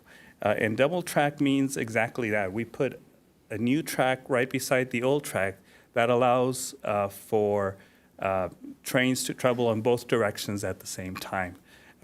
We hope that will increase the reliability, the frequency of the trains, that shorten the travel time, and relieve congestion on the local streets and highways as more people choose to use the commuter train to their destinations. Currently, we're about 75% complete of double tracking the 60 miles, so we're almost there. Next slide. The Bataquitos Lagoon double track project is being constructed under the North Coast Corridor program. It's actually segment 7. The North Coast Corridor program is a 40-year, $60 billion multi-pronged approach of highway improvements, coastal and rail improvements, environmental protection, and coastal access. So Sandag and Caltrans, together with the cities of Oceanside, Carlsbad, Encinitas, Solana Beach, Del Mar, and San Diego, partnered and envisioned this corridor. Some of the benefits that this approach has some of the benefits of this approach was the ability to include community enhancements in our design. Some examples are the coastal rail trail from Chesterfield to Swami's undercrossing, hiking trails and footbridges in the San Elijo Lagoon, North Coast Corridor bike trail from Solana Beach to Birmingham Drive, hanging bike trail bridge under the San Elijo Lagoon, bike trails, footpaths, and artwork under freeway of Encinitas Boulevard and Santa Fe. And by the way, all these improvements are within the city of Encinitas boundaries. The Bataquitos Lagoon double track is 0.6 miles of second lane main track from Avenida Encinitas in Carlsbad to La Costa Avenue in Encinitas, across the Bataquitos Lagoon. It replaces a single-track wooden tensile bridge built in 1946 with a modern double-track concrete bridge. You can see that in the middle of the picture. That's the bridge that we're replacing. It also the project includes drainage improvements and environmental mitigations. The project began in August of this year. So far, we've completed a temporary trestle bridge that will allow us to build a permanent bridge. So we're barely getting started on the project. On this slide, you see the existing bridge and the new proposed bridge. The new proposed bridge is about 40 feet longer than the existing bridge, and you could see that it has less piles, which allows for improved tidal flow and improved health of the lagoon. The only difference now is that this picture depicts concrete piles, and they're going to be steel piles at the bottom of the bridge. Some of the project benefits is we anticipate that approximately 50,000 cubic yards of beach quality sand will be generated by the construction during the life of this project. That sand will be used to replenish Ponto Beach and restore the least turn nesting site, W2, it's called the nesting site. Unfortunately, this season we did not find much quality sand where we're working. But in the little sand that we found, we're going to pile and restore the habitat for this future nesting season that is coming. But again, we're barely getting started. We anticipate a lot more sand to come from that site. This is the lease turn, and on the right-hand side and on the left-hand side, it's their nesting. It's called W2, the nesting site. We will be restoring that nesting site to its original size as part of this project. And a big schedule driver for this project is our bird nesting season window that extends from mid-April to the end of August, each and every year. This environmental window is the reason that this project that originally was estimated to take 2 years is going to take 4 years to construct. This is because during the nesting season, we are not allowed to disturb the birds nesting. We are allowed to work, but no heavy construction, not big noise, no heavy equipment. We're not allowed to do that. So this is the main reason for our request for modified work windows. Current project permits do not allow heavy construction, like I said, while the lease term is nesting. So we're requesting extended hours from 6:30 a.m. in the morning to 6 p.m. in the afternoon. This will allow the contractor to set up the traffic control, have their safety meetings in the morning, and prepare for the workday and take advantage of the the work window they have to work on the tracks. And in the evening, typically they maintain their equipment, gas up their equipment for the next day. In addition, sometime in the future, there is what is called an absolute work window. This is when all train traffic is stopped for the weekend across the low sand corridor, and that allows the contractor to advance their work. This allows our contractor to work all weekend long to advance some of the work that we have. For this project, we anticipate 2 of those locations way in the future. That's when we switch the train from one track to the other. So when that time comes, we commit to do an extensive outreach to communities and let them know what's going on during that weekend. And of course, if the council so chooses, we would come and inform the council as well. In addition, we are requesting construction access through Carlsbad Boulevard. This is a rendering, and it's kind of hard to visualize, but basically the green is the new entrance that we're requesting off of Carlsbad Boulevard into our project site.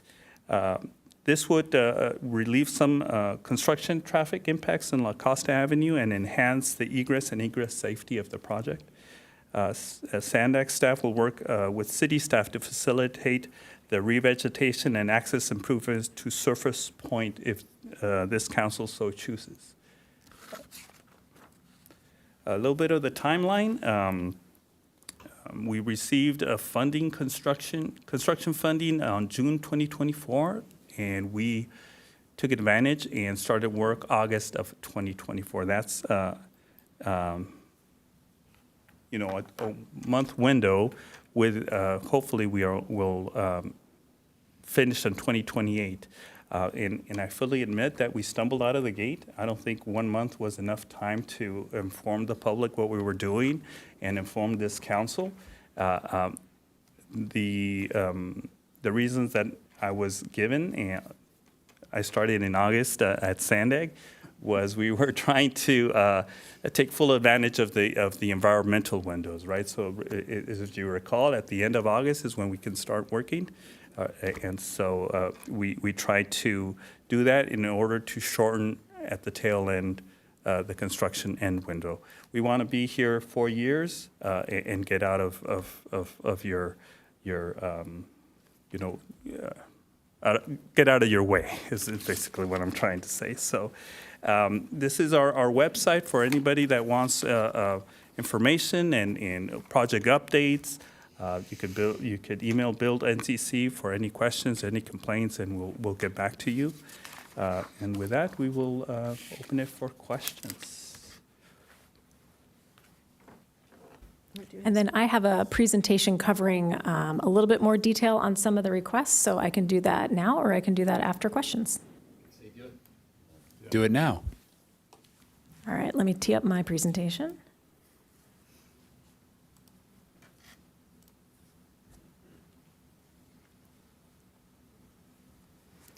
All right. So this is a little kind of graphic showing the orienting people. So the yellow line denotes the boundary between the city of Carlsbad and the city of Encinitas, Carlsbad to the north, Encinitas to the south. And at that intersection, we have North Coast Highway 101 to the south, and then it turns into Carlsbad Boulevard right at that signalized intersection. The two city recently purchased parcels are highlighted in blue, and then the NCTD parcels are next to it in magenta. When construction first started, I think there were some members of the community that had voiced concerns that Sandag was out there removing vegetation on our parcels, but that was not the case.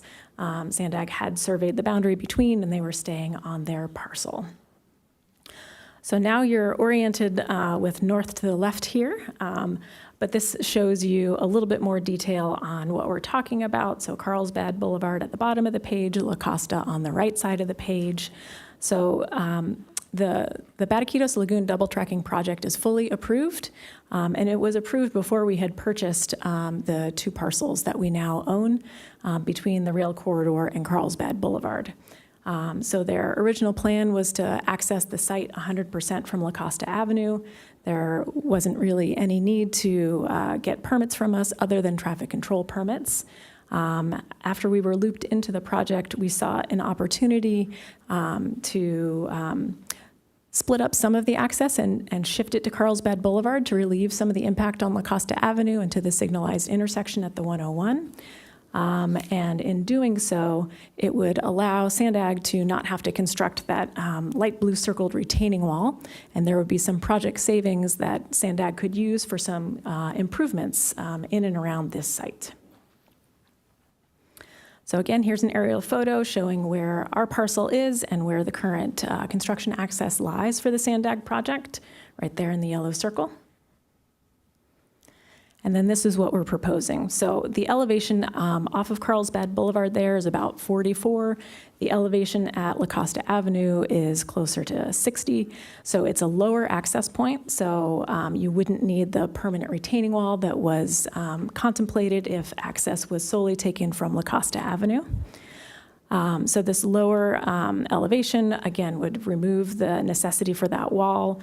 And then what we foresee is a partnership with NCTD where we'd be able to revegetate or put park improvements or something like that on the NCTD parcel that's currently disturbed and being used for access.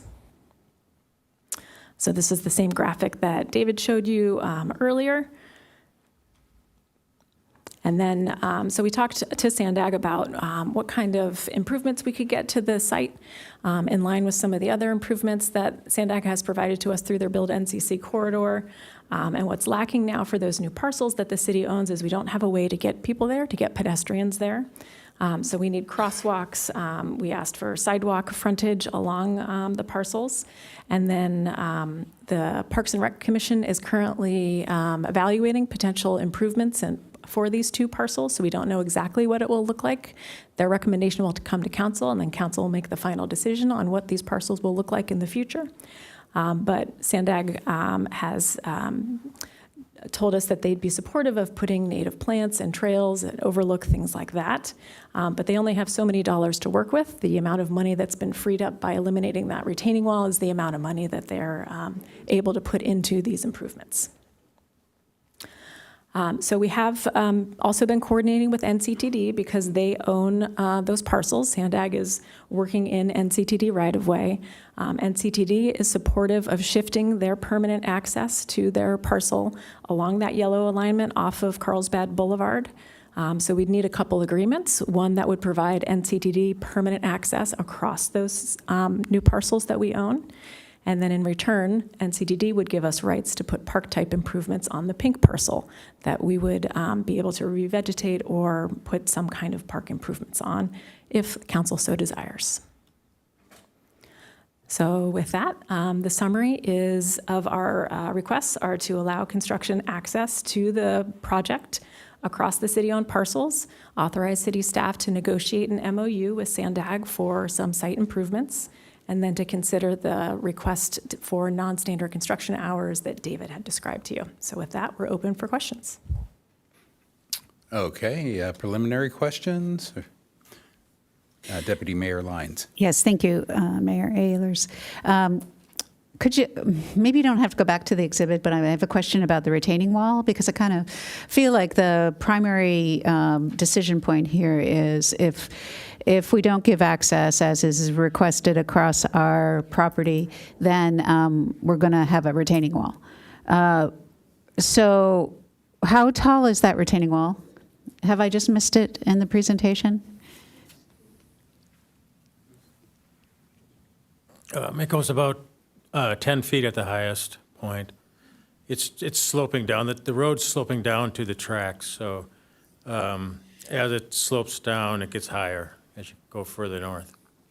And another clarification point, thank you for that, yeah. Another clarification point is, if we allow for this access, one of the things we're allowing is for permanent access across our property? Yeah, so NCTD needs to be able to access their tracks for maintenance. So their access will either be off of La Costa Avenue at this point with that tall retaining wall, or it will be off of Carlsbad Boulevard across our parcels. So the idea would be is if there are future park improvements, one section of trail would be a shared maintenance road and access trail. So now I'll just make a statement, and know there's other people wanting to talk, and that is I was hoping this was going in the direction of getting more favorable for the preservation of Surfers Point, but I don't feel like it is. I do appreciate the double track. I think that's wonderful. Thank you so much, and thank you so much for all the other mitigation that you've committed to, and you've done a wonderful job for our city. So I'm not trying to be negative in that regard. Really looking forward to this double tracking improvement, but we just last year spent $6 million to buy this property, and we have plans for it to be open space with habitat, and I want to move forward on that as fast as we can. We've already got our planning commission looking at it, and we've had a lot of interest from tribes to partner with us, and I do think that having it as access, bisecting it as access for NCTD is contrary to our objectives for this very valuable land. So unless my colleagues convince me otherwise, I'm leaning to not accept this. Okay, I'll hop in here, and if we have any other, just hit your button. First question, all the blue is in Encinitas, right? The parcel we bought was 100% in Encinitas. That's okay, correct. Great. And then the satellite view that we're looking at here, it actually looks quite a bit different with the grading on the NCTD parcel, right? It would be denuded of a lot of that green. So the goal here, I think, is that at the top of the hill and in a very high visibility area where NCTD came in rather, in my opinion, abruptly, but, you know, even by your own admission, 1 month, we'd be able to restore that and put some of that hillside back and not have a 10-foot wall there. And on a 10-foot wall, you better have a fence, because there'll be a fence above the grade to keep people from falling off the 10-foot wall. We wouldn't necessarily need that with a restored slope. So I do like this option. And I think we already had planned, there was already a dirt pathway and an apron onto Carlsbad Boulevard. And so we're really taking advantage of anticipating a trail in that same Carlsbad Boulevard over there. And because we're keeping that trail / access road infrequently used beyond 4 years, I would assume, because we're allowing for that, we can get rid of the retaining wall, the fence on top of the retaining wall, and we can restore the currently bulldozed sloped path down there. And we can restore it, and part of the savings from Sandag, you will use that money to pay for the plant restoration, and we can get some native plants started there. So I'm seeing nods, yes. If you want to comment, I'd appreciate, did I say anything wrong in all that? No, that's correct. Okay, great. So I think I can get behind it. I really didn't like the retaining wall, and I was really surprised by how much grading went on suddenly. This does not include a work yard on the rest of the land, correct? No. Right, okay. And right now, the current proposed agreement includes the first 3, but not the last 2, which I had it up here. The first 3 items, and let me find it in the staff report. Yes, so Sandag has committed to working with us and figuring out a way to get the best kind of bang for their buck. And that would include potentially a crosswalk, sidewalks, and then restoration or park improvements, whatever City Council deems they'd like to see there. We did ask for an additional westbound lane beyond the bridge, as well as a bike lane and a ped bridge on the south side, but the project savings from eliminating the retaining wall won't be able to fund that. And can Sandag describe what the double tracking will look like right next to our parcel? I mean, you're obviously using some of your parcel to expand. How far over is it coming, and how much of the digging you've already done gets restored back to what it was? Will it go ever back to about the same edge as the old edge, or are you digging well into that? And then the second thing that you can address is future plans for the bridge, because that seems to be a key to getting to 100%, right? So as far as the bridge goes, nothing comes to my mind, but I could get back and research that answer for you. Nothing planned. But is the bridge one track or 2-track capable? The existing La Costa Bridge? Yeah. It's two-track capable, so 2 tracks can fit underneath, yes. So, and correct me if I'm wrong, team, but the new track would be the west side of the existing tracks. Okay. My team is saying 15 feet from the current track to the west, so 2 tracks. And when you say 15 feet, is that to the center of the track, to the west side rail, or to the west side edge of the ballast? Just center to center of tracks. Yeah. Center to center, okay. And then as far as your ballast and all your other grading work down at that lower track grade, how far from center to center to outer edge. It'll move back about 15 feet. You can talk on. Yeah. So I keep on looking over there. without having a drawing, by building the second track 15 feet to the west of the existing track, the embankment will also be shaved off about 15 feet. Got it. So laterally 15 feet? Approximately. Okay. And then it would, from the base of the ballast, it would slope up towards our property. Would we ever get back up to the full height before we get to our property? I think you're saying yes because you're not requiring a retaining wall. Yeah, but if the walls are eliminated, it'll be a much better solution. Yeah, and what's the slope of the future restored berm? Is it 2-to-1, like a standard 2-to-1, or is it steeper? It's typically 2-to-1, but I'd have to look at the drawing to give you the exact number. And also, if we eliminate the wall, geotechnical engineers will have to do some redesign and to get the final situation. Yeah. I don't know. Jill, did you have any comments on what the sloping would be? Or this seems important to germane. We certainly wouldn't want to put something in greater than 2-to-1.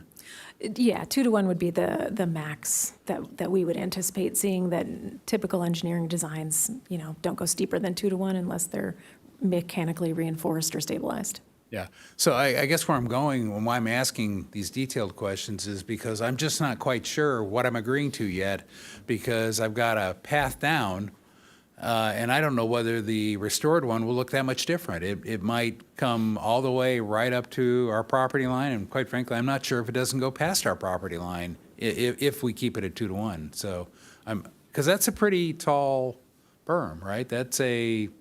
It is, and our grading 25? will not go into the property of Encinitas. And I think the intent is the grade of the entrance of Carlsbad is similar to the other side, with a little downslope. So we can eliminate that wall and restore the section that you see graded from La Costa Avenue forward. So that wall, that 10-foot wall, is a permanent feature of the design, and with this accommodation, we would be able to eliminate that wall and use NCTD would be able to use the new access to maintain their facility. Okay, that drawing actually helps because it's a 10-foot wall. You got a 20-foot width that you have to move away. So basically, where the road is, you're filling in the 10 feet down to the 20-foot width. Correct. Okay, thank you. That helped. Let's see. As far as some of the, is there any ability to work with NCTD to get the east side of the tracks? If you can go back to the previous picture, if you don't mind. You can see on the east side of the tracks there that there's a gutter that has been cemented in, but that has been filled in, and there's no actual cement further south, but it has been filled in by the rocks, have covered it up, causing a more significant flooding on the east side of the tracks all the way down to Leucadia Boulevard. And I guess one of the asks, it might not be a widening of the road or any of that, but since the equipment's already out there, to work with NCTD to have that re-cleared so that water flows freely from Leucadia Boulevard down to La Costa Avenue I haven't checked completely, but I know that initial, the Kentucky wind is a day or two of a Bobcat type tractor or whatever vehicle that it would take to clear out those rocks on the east side, to get that drainage on the east side, to minimize the piping required to go underneath the tracks. That drainage structure is in the plans to be redesigned, and it's going to be designed for the 100-year flow. So that one particular, but would that go all the way to La Costa or Leucadia Boulevard? we're not going to. We're starting at La Costa here. Gotcha. And then we'll clean up the outlet into the lagoon. Correct. So I guess one of the things I'm asking is if we could request, as part of our request, the sidewalk, whatnot, since you have the equipment there to clear out not actually pour, no cement, no extra cost, but there's already rocks there that had been filled in from the last time that there's been construction all the way to Lucadia Boulevard. So we have standing water that doesn't drain fluidly all the way to the Bataquios Lagoon. So we'd like to get that, just the equipment. It's basically what is my understanding. It's the equipment for a day or two, and then we would hopefully get our own public works to help back that up, if that makes sense. So. Yeah, and it may be a coordination with the train or NCTD maintenance groups rather than, but your help would be infinitely appreciated.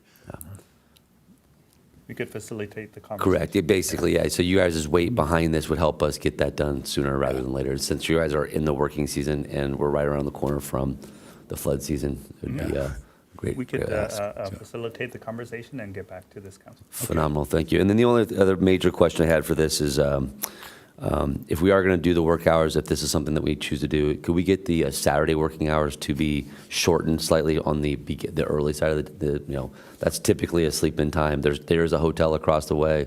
There's a house just directly there that's a yard. You can see it. I know that's in the NCT corridor, but I'm sure your workers would appreciate that extra half an hour, and I know that the residents and one of the businesses that does make us money here in town would appreciate it too. Yes, of course. We can accommodate that, and remember, from May to the end of August is. Correct. I get it, but the sleepy season is in the winter, right? And it's not frequent that the contractor chooses to work on Saturdays. Got it. Perfect. I think I had two questions. But before you go, I'm going to do a couple of housekeeping. Number one, do we have public comments? And I think we do, so we'll want to do that. Second thing is, I do need a motion before 10 o'clock to extend beyond 10 o'clock. So moved. And I need a second. Second. Okay. And then call that question. Just one moment, the system's frozen. Of course. There we go. And who was the second, I'm sorry? O'Hara. Thank you.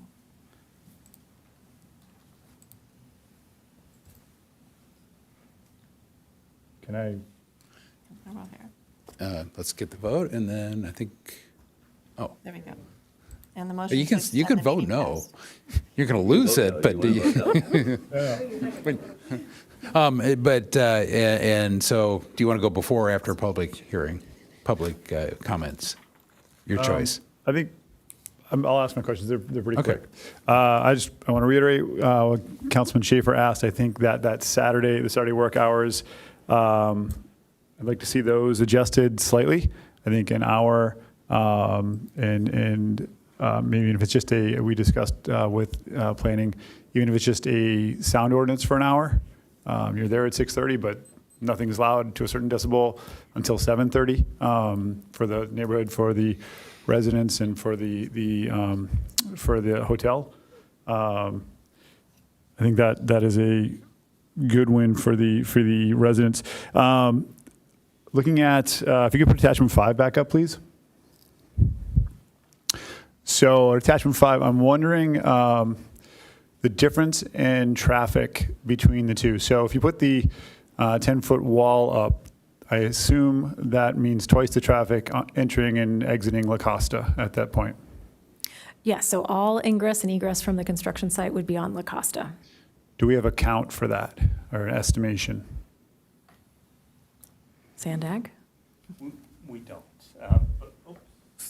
We don't. It varies, but most of the days, it's the laborers coming into work in the mornings, and all the equipment is already on site, and so they start working. There's occasional days where, for example, we're pouring concrete or work like that that requires a little bit more traffic as far as trucks. But most of the time, it's just the workers coming into work in the mornings and leaving in the afternoons. Okay. And this would alleviate some of that or cut it in half potentially?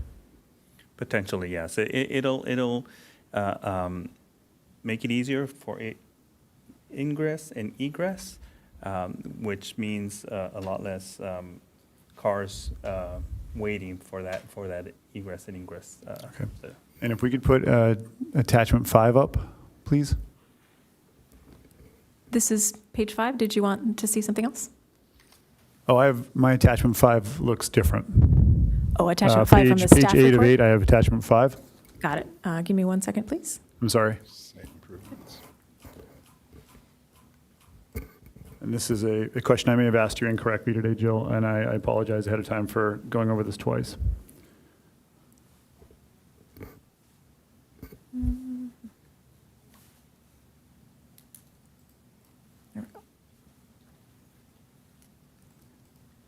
Okay, so I'm looking at the sidewalk, and I think the question I asked this afternoon, or this afternoon, whatever time that was where the sidewalk is going across La Costa and across the train tracks. And looking at the other diagrams in this one, the sidewalk is on the south side, the predominant sidewalk, correct?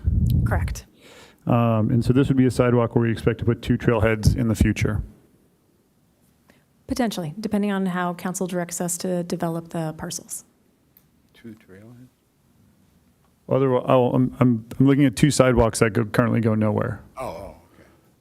Nobody's coming off the bridge because they're on the south side.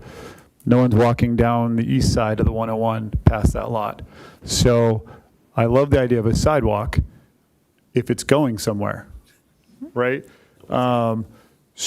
And we're using money from Sandag, so maybe there's a way we could do that if we're not planning to put a sidewalk there to another project or maybe to what Councilman Schaefer discussed. That's a little bit of a leap, I understand. But my point is, if we're going to have a sidewalk there, we need to have a why. And For sure. So it depends on how the parcel will be developed. What we thought was kind of a similar situation that may wind up here, and honestly, we don't know because it depends on the Park Commission's recommendations and what council ultimately decides. But we were looking at the Harbaugh Seaside Trails project in Solana Beach, which is similarly situated, and it does have a network of trails. So that's what we thought that we would likely have here is a network of trails. So if you have sidewalk on the frontage, then yes, that would allow you to cross, say, from the west side of the 101 and either go down the hill and enter the little looped trails down there, or you could stay up top and head towards the bridge and enter the trail there and make a loop and exit out the other side. But currently, no plan exists. No, so we have these parcels and we have no way for pedestrians to get there. So what we're looking to do is provide pedestrians with a way to get to the new parcels that we've purchased.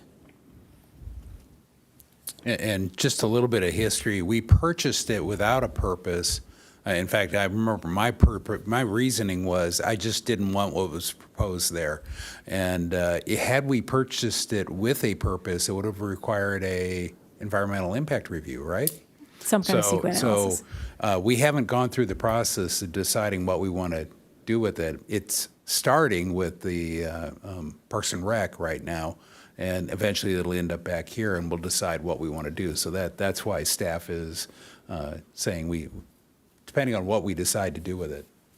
And then another question I had is, maybe I missed this in the brief, is that sand, is it going to be usable for our beaches? Was that going to our beaches specifically?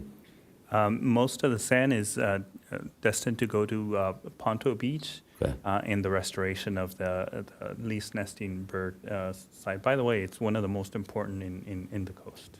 Gotcha. For that bird. Yeah. So I would like to do the public hearing. Can we hear public comments now? Yeah, I want to follow up on attachment 5 though at some point. So. You'll have time, plenty of time after that. Usually the way we like to go is have questions of clarification of staff, and then public hearing, and then deliberation. So I'll open the public hearing and. There's no public hearing. Oh, don't need to, yeah. So It's okay. trying to. That's okay. Public comment. The first speaker is Ellen Burr with time donation from Natalie Satoon, followed by Marco Gonzalez, Kevin Doyle, and then David Hill. Oh, my goodness.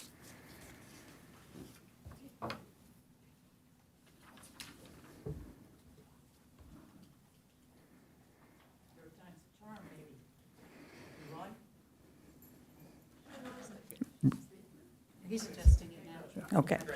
Can I ask a question, a clarification? Okay, during the lease turn session, when they aren't using heavy equipment and stuff, what is going to be going on just in the current access that they have now? We can direct that to staff. Can you respond? Do you have any other comments you want to make, or? Yes, I do. I have many, but I wanted that answered first. Okay. Can we do it after you finish your comments? I guess so, if that's the only option. Okay, no, I got 6 minutes. Yeah. I have a contribution. Yep. Hope you're ready. Yep. Okay, just say no. Give them the extended hours, and maybe they will finish within 4 years, maybe not. Do not hold your breath. You're trying to make an agreement to do something when we have said repeatedly it's going to the Parks and Rec first. So why are we even messing with crosswalks and sidewalks? As far as putting in an access road across this land that is supposed to be open space, that is supposed to be a cultural heritage site, potentially, possibly, according to many people that spoke at the meeting last fall at the Planning Commission, you're going to desecrate it further by putting in a permanent road, dividing it. I'm not even sure anyone has looked at what the new recommendations coming out of the Coastal Commission regarding sea level rise. I doubt if it's gone through an algorithm yet. This has been on the books for over 10 years. Prior to that, it was in planning internally for at least 2 to 3 years. To come at this point in time and all of a sudden, aha, we need some more entrance and exit is really hard to believe. And you're dealing with Sandag. The people you really need to be dealing with is NCTD. Right, Bruce? Right? It's all about NCTD and SCANSA and Flatiron. If you want to see the good job that they do of undoing stuff that they have done and promised to do, come in front of my house at the San Alejo Lagoon, and you will see what a rippy-tippy job they do of restoring what they have done. It's not nice. Let them do what they need to do by giving them the extra hours to do it. We're paying $400,000 a year to have this property, give or take, I'm pretty sure. It was not built for an access or ingress or storage yard for the convenience of Sandag and their contractors and NCTD. It would be nice, I don't know what the answer to the question is if at least when it's turn nesting season, if they aren't really actively using that one entrance off of La Costa, that perhaps we could use it for things that we might need to use it for, such as putting in native plants, having a bus load of people come and drop off. But other than that, no. You don't need this. We don't need to be paying for this for their use, especially since they are notorious for breaking their promises. So, could I get an answer now?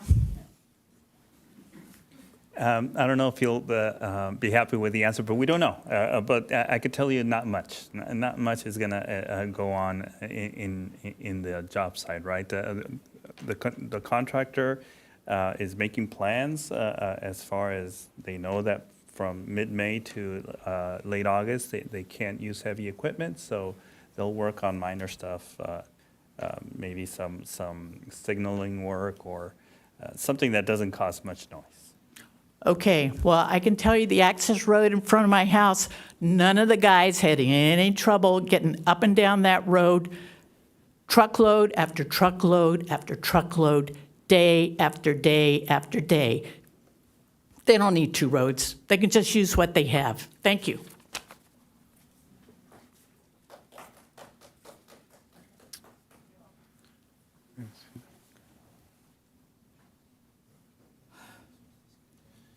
Mayor, members of the council, Marco Gonzalez. Now I'm here in my capacity as a partner with Coast Law Group on behalf of Fenway Capital Advisors, the owners of the Alila Maria Hotel and the future Maria Village.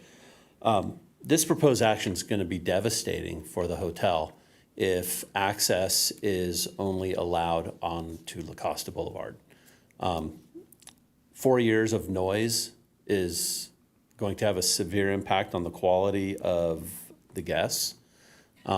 Moving the quality and the experience of high-end guests, if you move the construction noise opportunity to significantly earlier in the morning, that's going to have a negative impact. This is the largest TOT generator in the city, and my client wanted to be very clear that taking access off of Coast Highway 101 is very much favorable, and to the extent that we can condition the use of the La Costa ingress egress, particularly during the summer months, that would be helpful.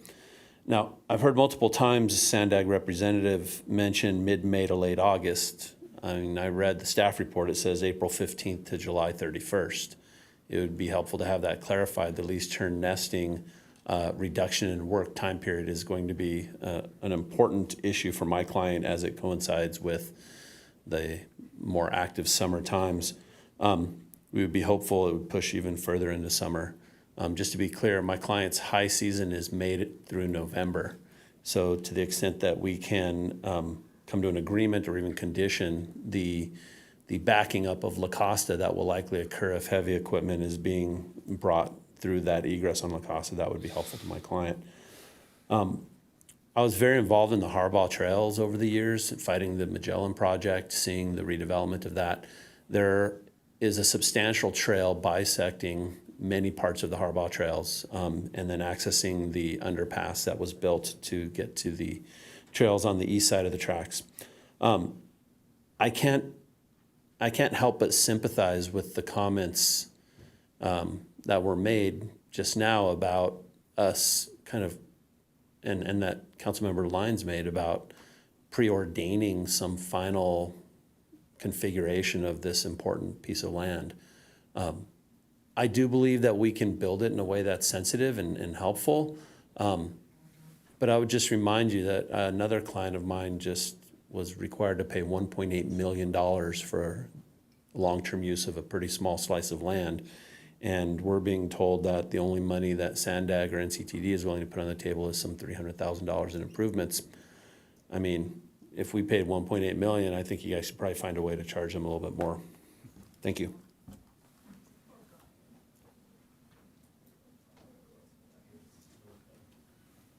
Next speaker is Kevin Doyle, and he'll be followed by David Hill.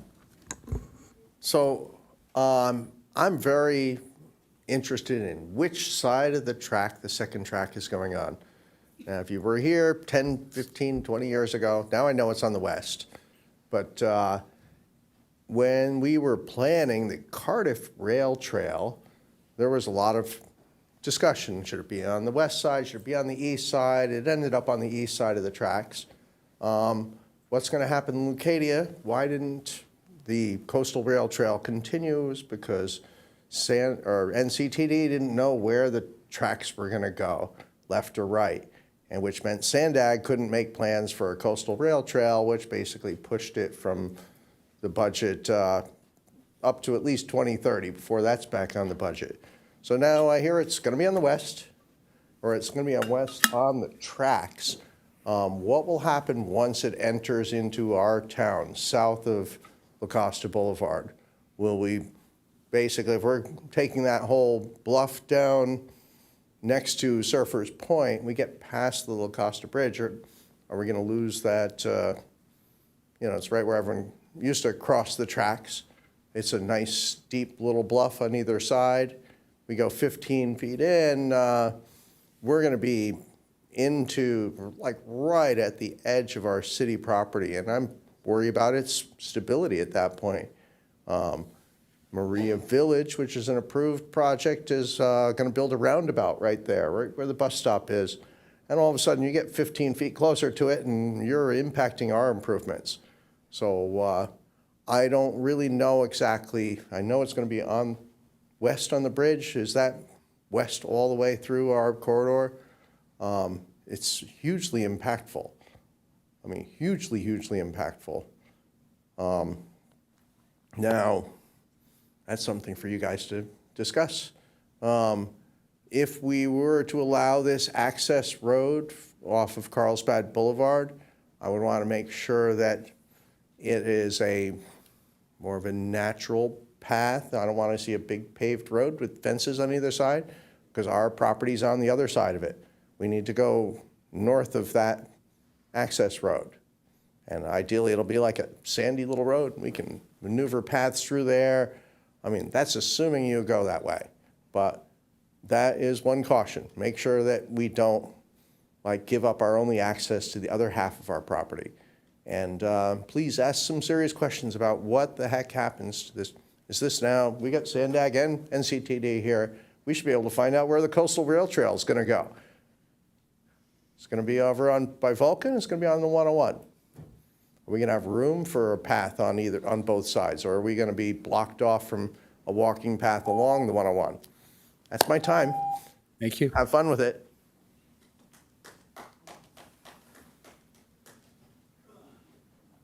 Do we have David?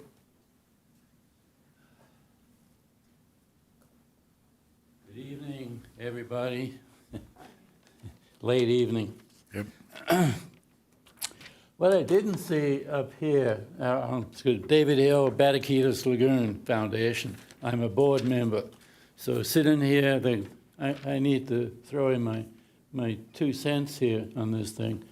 One big issue is the stormwater overflow from the hotel comes across 101 and goes into kind of a confluence. And also there's an existing 24-inch coming from the south, from the collector points along the media as well as along the 101 on both sides. Then they all converge together with the hotel, and they dump right in the middle, if you will. I don't have a pointer, but anyway, if someone has a pointer, I can point it out. But now we also have the 66-inch being dug way down below, which is draining 225 acres plus of Leucadia. So that's coming north. That's going to go to a big old catch basin, which nobody's figured out yet, the hydraulic differentials and how it's going to work, because each input is at different heights. So some smart guy working for the city will try to figure out that one. He doesn't need my input, and let them figure it out, and I'll comment on it later. But there's also another 18-inch coming along Balkan that dumps into that same area. At the same time, there's another 24-inch coming from Crest Acres, Leucadia Hills, underneath the freeway down to lower San Marcos, Underneath the freeway? to lower La Casa Avenue, and we've already got a washout because of the outfall. And then the traffic people went and put in some kind of retention stuff, and they sprayed it with gunite but you can see the vehicle guardrail is all collapsed and there's nothing there collecting it. But with all this confluence coming out, when we drain in finally 225, maybe even more acres of Leucadia, with that barrier up there that Sandag wants to build, or North County Transit District, I'm not sure who's going to be the responsible party, but there's a big problem with flooding in that area.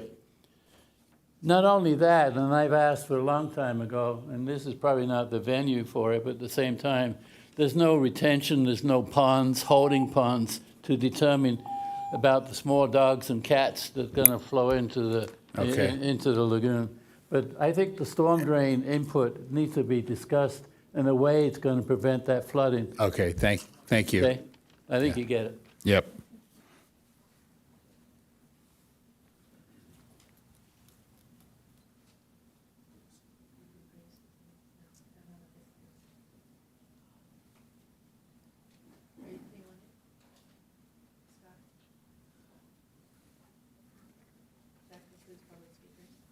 Wow.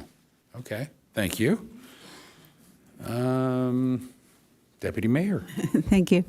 Thank you for all your comments. I appreciate them. Honestly, I haven't heard anything that changes my mind. I appreciate the public comment with your concern for the integrity of this open space. I see that there's options for Sandag to access that would be acceptable. I'm concerned about Alea Maria and the surrounding neighbors, but my lens is focused very solidly on the fact we spent $6 million on a property, and we're considering taking $300,000 and ruining it. There's other options. It's the fact that the access road is going to divide it. This is impairing it. We would allow this very valuable property that we spend so much money to acquire, and then for $300,000 we allow it to be impaired. We just want to do the opposite with this property. We want to restore it. We want it to be valuable habitat. It's in such a precious location. This is a sensitive property for me, and I hear for a lot of other people in our community, to take the action that our very first thing we do with it is obligate it for 4 years for impacts during construction, but then also obligate it permanently to be bisected for another use that doesn't benefit the city and our original intent for it. I remain opposed to that. Okay, I'll hop in here. I think there's some clarification that may be necessary on some of that. Somebody mentioned a storage yard. There is no storage yard even proposed, correct? Okay, so no storage yard. Basically, on your property, the current plan is to build a retaining wall with a fence on top, and it's the 10-foot wall. We talked about that section. And what we're talking about here is trading, potentially, permanent access across the middle of ours on what is really already a road and an apron on Carlsbad Boulevard and connecting. And then in return, after the 4 years are up, regrading the slope that is now a sloping road from La Costa Boulevard down and revegetating it too. So that is, and it's $300,000. So that's because that's how much cost savings you get. So it would, though, permanently eliminate a retaining wall that will be on the neighboring property. And they have rights to do whatever they need to do. If it's build a retaining wall and only access on 101, they'll do it. Let's see, what else? I want to clarify, Marco Gonzalez asked about the lease turn nesting season versus his client's high season. And he pointed out a discrepancy between the two different reports. What is the lease turn nesting season that we all agree to? My team is telling me that our permit goes from April 15th to the end of August 31st. To August 31st? I just add one thing. I'd like to confirm that, but one thing we need to remember is the permit gives dates, but it also says when the birds arrive, we have to stop work, and we have to stay stopped until the birds leave. So the dates can vary by several weeks on either side of the start and end date. It just depends when the birds arrive based on climatic conditions. Okay. But you're saying several weeks, but if the high season starts in May and the lease turn could start April 15th, several weeks would say you're likely to be shut down May, June, July, August. Yeah. And now the gap on the high season for the client or the hotel would be September, October, November. So, okay. And so I think we have an idea of what that is. Now, what was the other version of the lease turn nesting? Was that our report or some other report? Or do you agree there was a discrepancy that we needed to clarify? We can clarify the dates. I don't know. But I'm hoping to clarify them here if I could.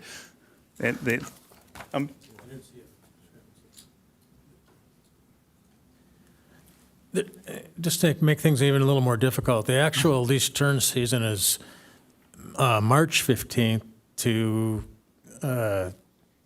September 31st, I think, or September 15th. And working with U.S. Fish and Wildlife, they gave us a modified lease turn season, so we didn't have to shut down quite so much. But as Bruce said earlier, if the turn shows up earlier, then we do have to stop. But they kind of gave us a little leeway on either end, from April 15th to the August 1st. Okay, and that's Fish and Game, and you're asking us, I guess, are you asking any, we don't have to permit anything? No, you're not. It now gets down to whether we want to protect our TOT and our business here, so, okay. The drainage, I think, unfortunately, I've learned too much, David, about the drainage, and I can explain it offline. You were mixing quite a few different pipes, and they all, the 60-inch, and it's 60, not 66, I believe. The 60-inch goes into the culvert, and then those existing 1824 and second 24 go out of that. So we're not changing any of the. Goes into the catch basin. You've got three outlets to that big catch basin. One goes over the Ponto, two goes into the Lagoon. You've got a crossover, flood over from the hotel. Yeah. I prefer you were up here, but we don't need to discuss it now, is my point. It's 10:30 at night, and I don't believe it's a known problem, and nothing they're doing here is affecting that problem or our property at all. None of the pipes, none of the pipes come out on this property at all. They come out elsewhere, and so that's not a problem. Question about, the thing we didn't talk about yet is Encinitas access versus Carlsbad access. I think that's probably the bigger issue and the more important issue. Why do you have to access from La Costa and or Carlsbad Boulevard in Encinitas? Much of the work is occurring in fact, all the work is occurring in Carlsbad, almost none of it in Encinitas, yet we're going to impact our clients, our TOT and whatnot. I don't know that I like that. We do have access in Carlsbad as well. We do have construction access. So what regulates which one gets used? It depends on the contractor and where the work is at. It's up to the contractor where they want to enter to get closest to their work site, right? Then I'll turn to Jill. Can we regulate anything there? Would you recommend we regulate anything there? I don't know that there's very much we can do. So they have legal access to their parcel from La Costa Avenue. We can regulate through traffic control permits, and the traffic control permits we provide.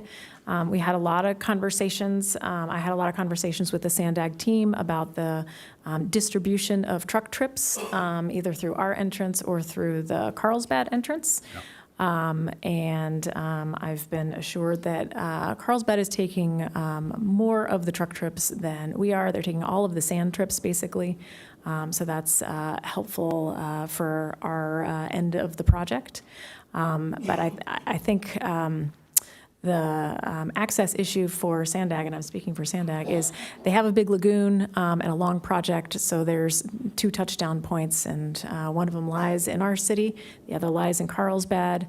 But we've been working to make sure that it's not a very unequal distribution of truck trips into the city of Encinitas. Okay. So do we, as far as the action we want to take tonight, does that include either authorizing you to negotiate that in order to minimize or fairly distribute the truck traffic in ours? And can we use that to minimize the noise during high season or anything like, what options do I have?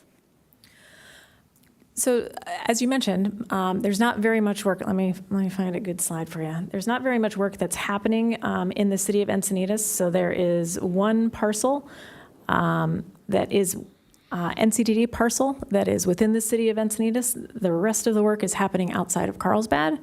Anytime they're doing work within our city or they need traffic control, then we can monitor that. But most of the work is going to be governed by Carlsbad and what they do for their 95% of the project. But Carlsbad, will they be sending traffic through La Costa Avenue or Carlsbad, these two exits? Will Carlsbad be?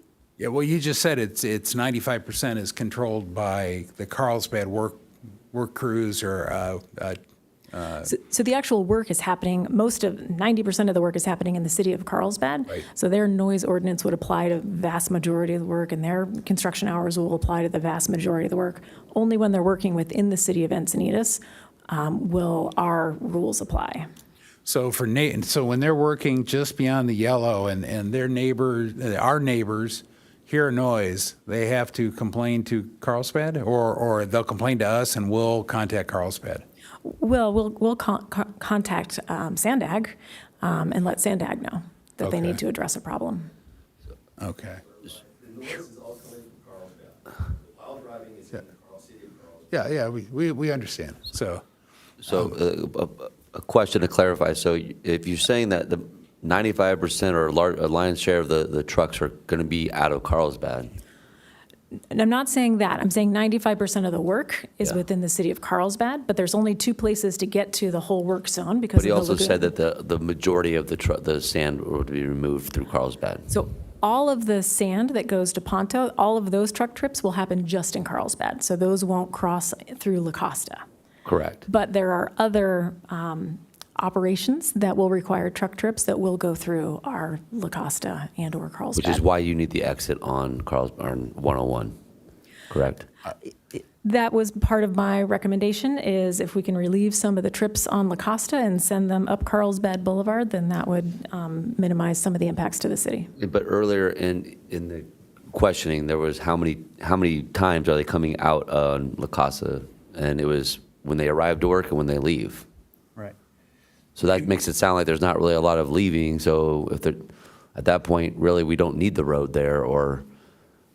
So the intent is working with the city staff is alleviate the traffic at La Costa, right? And so if we were able to enter through Carlsbad, it would be beneficial to traffic and to our project. Currently, right now, we're not accessing through Carlsbad, and the project is going pretty good. This is just an attempt by Sandag and your city staff to alleviate some of the traffic conflicts between the construction work. And again, it doesn't happen often. The sand is not going to be replenished every day of every single construction work window. But in those cases, it would help to have La Costa On those dates, those periods. Got it. And just then the retaining wall, is that going to be a permanent retaining wall, or are you putting it up and taking it down at the end of the project? It's a permanent retaining wall. Got it. And just to clarify a little bit the truck trips, so right now the crews are working on operations with pile driving and things like that. So as David mentioned, crews arrive on site, most of the equipment's already there, but there will be points in time where they have to import a whole bunch of material. So there'll be a whole bunch of, dump trucks coming in and out, or they need to export a bunch of material, a whole bunch of, truck trips coming in and out. So that's the piece where we're looking to not have an unequal burden. So Deputy Mayor Lyons had her button pushed. Yes, thank you. So I'm just going to try to summarize that this appears still to be a lot of impact to our property. If we go this direction, a lot of impact for a project that is primarily not even in our jurisdiction. I'm not identifying the problem of the traffic on La Costa as rise to a level that would cause me to think that a permanent access across a property that we're trying to figure out what to do with still would be warranted. There are other access routes to the construction, so it's the part that I can't approve is the permanent access across our property. It ties our hands. We're always talking about, let's not do that. Let's not tie our hands. And we don't need to do this. There are options for NCTD and Sandag from La Costa. So I'm in favor of the hours extension, and with Councilmember Schaefer's suggestion of Saturday, and you might have said weekend, but I think I heard Saturday, adjustments. It seems as though the clarification on the lease turn mitigation was good. I appreciate that. I'm glad you're doing that mitigation. That's a value to the habitat and for the ecology. And that's going in the direction of what we will ultimately likely want to do with the Surfers Point property is restore it for habitat in a way that helps it have the integrity that we envision there. So I'm going to, based on the time of the day, I'm going to put a motion forward to not accept the proposal for the permanent access from the Carlsbad because of the impacts to our very valuable property that we just acquired, but move forward with approval on the hours, extended hours, and I think I'm forgetting something else, but I'm not seeing it on my recommended actions right now. So if I could get some help from anyone else. I'd like some clarification. I've had my button pushed for a long time now. Okay, then I will. Before we move forward on this. Go over to on the floor. Yeah. Oh, okay. I had First the meeting. I've had the request in for a There while. we go.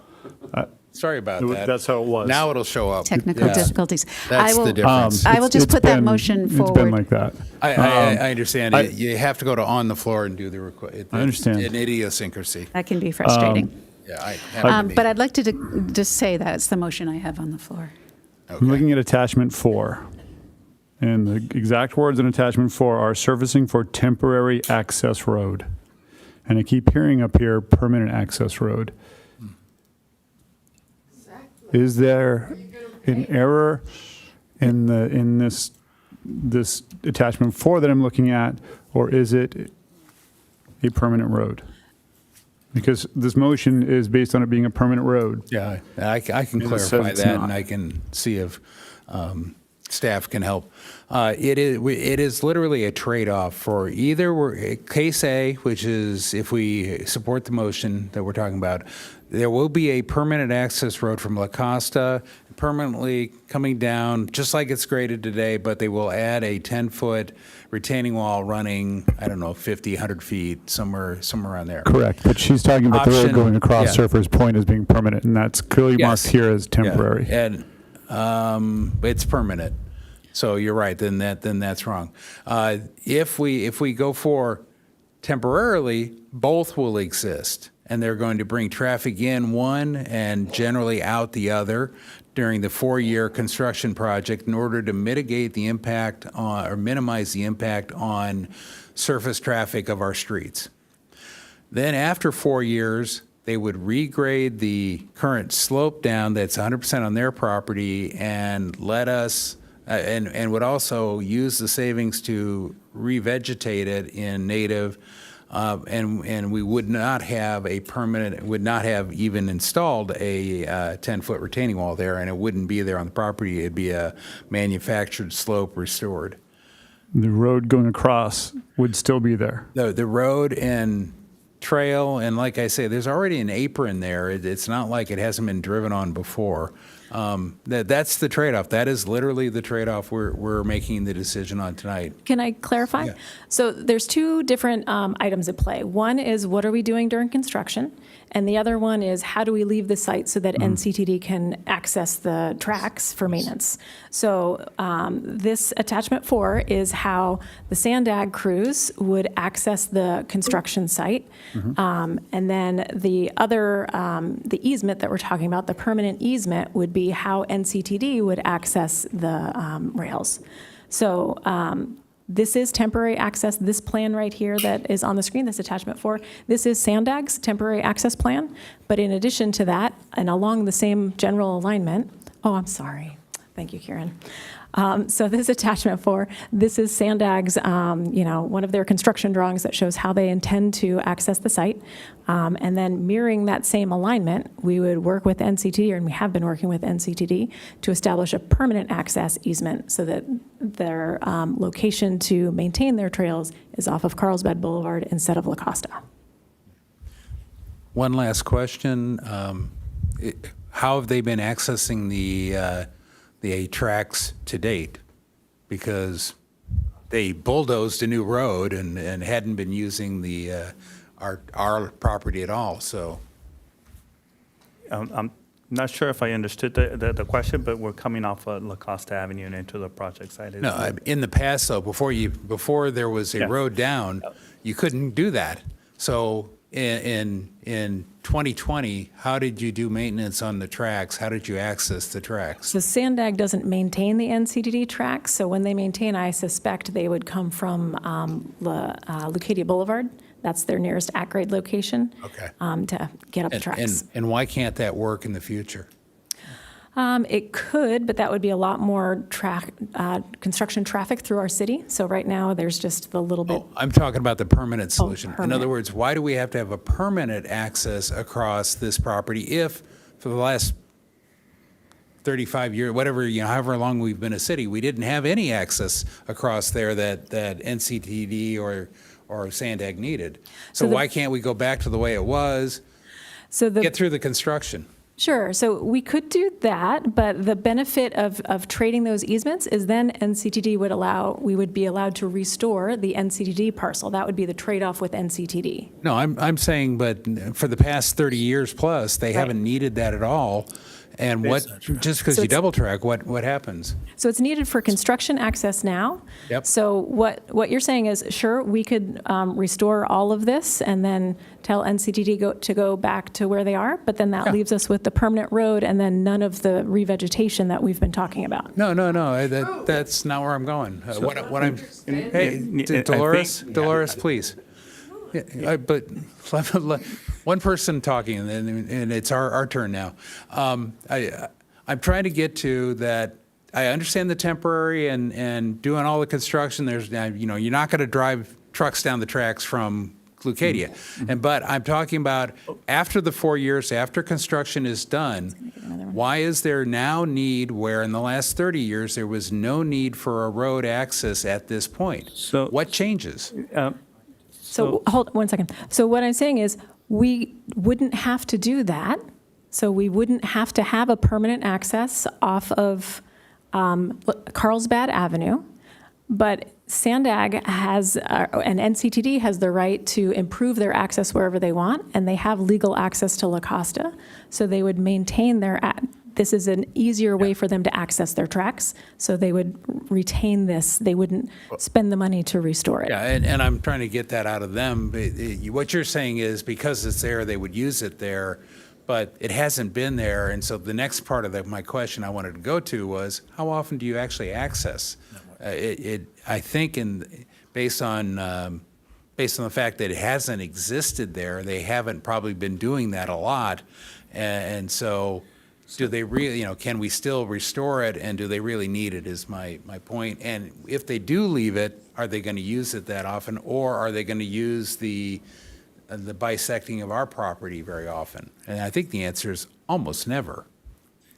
If I may, I'm being told that right where it says construction access, a little bit to the south, there's a little entrance that it looks like NCTD access their property through there. Not often.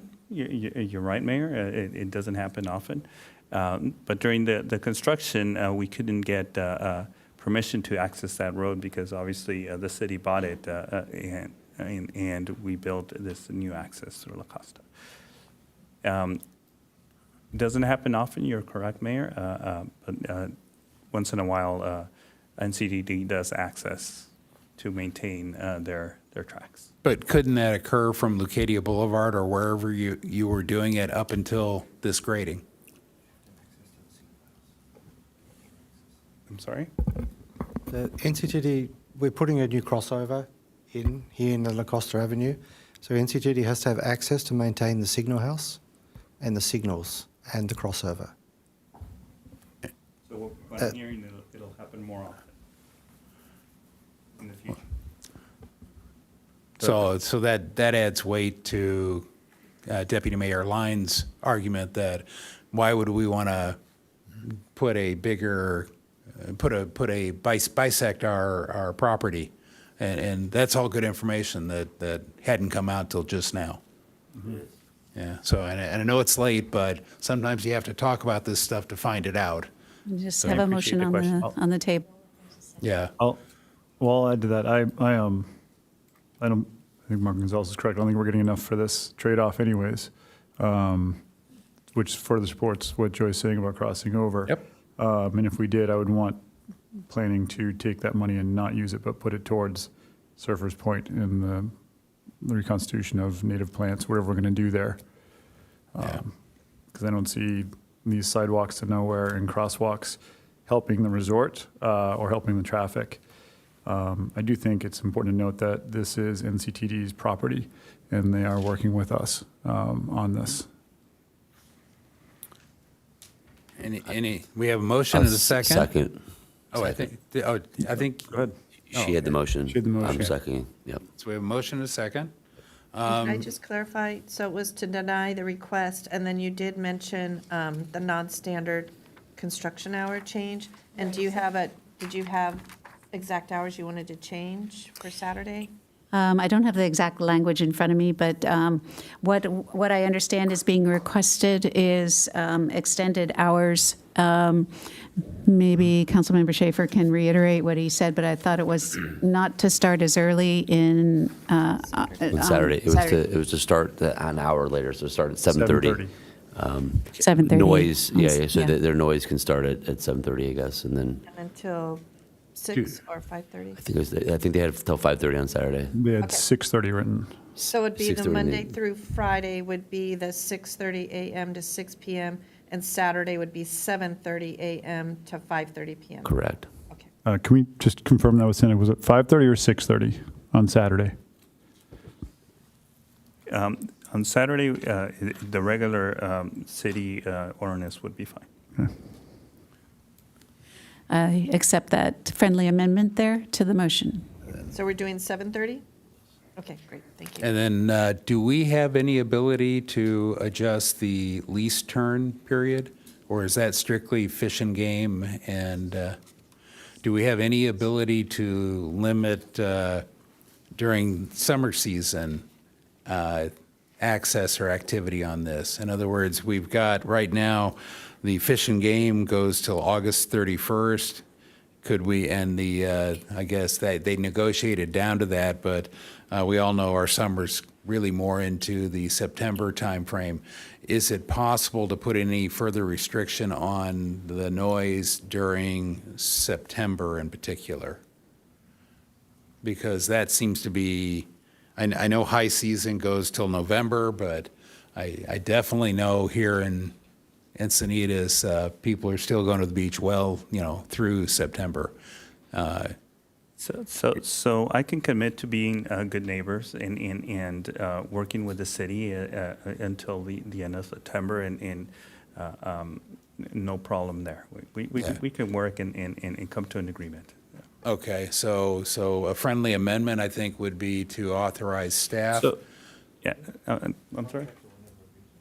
Right, and so I don't want to, how should I say this, speak for the contractor, but again, we'll work with the city and the staff and make sure that we're being good neighbors. The lease turn permit ends on August 31st.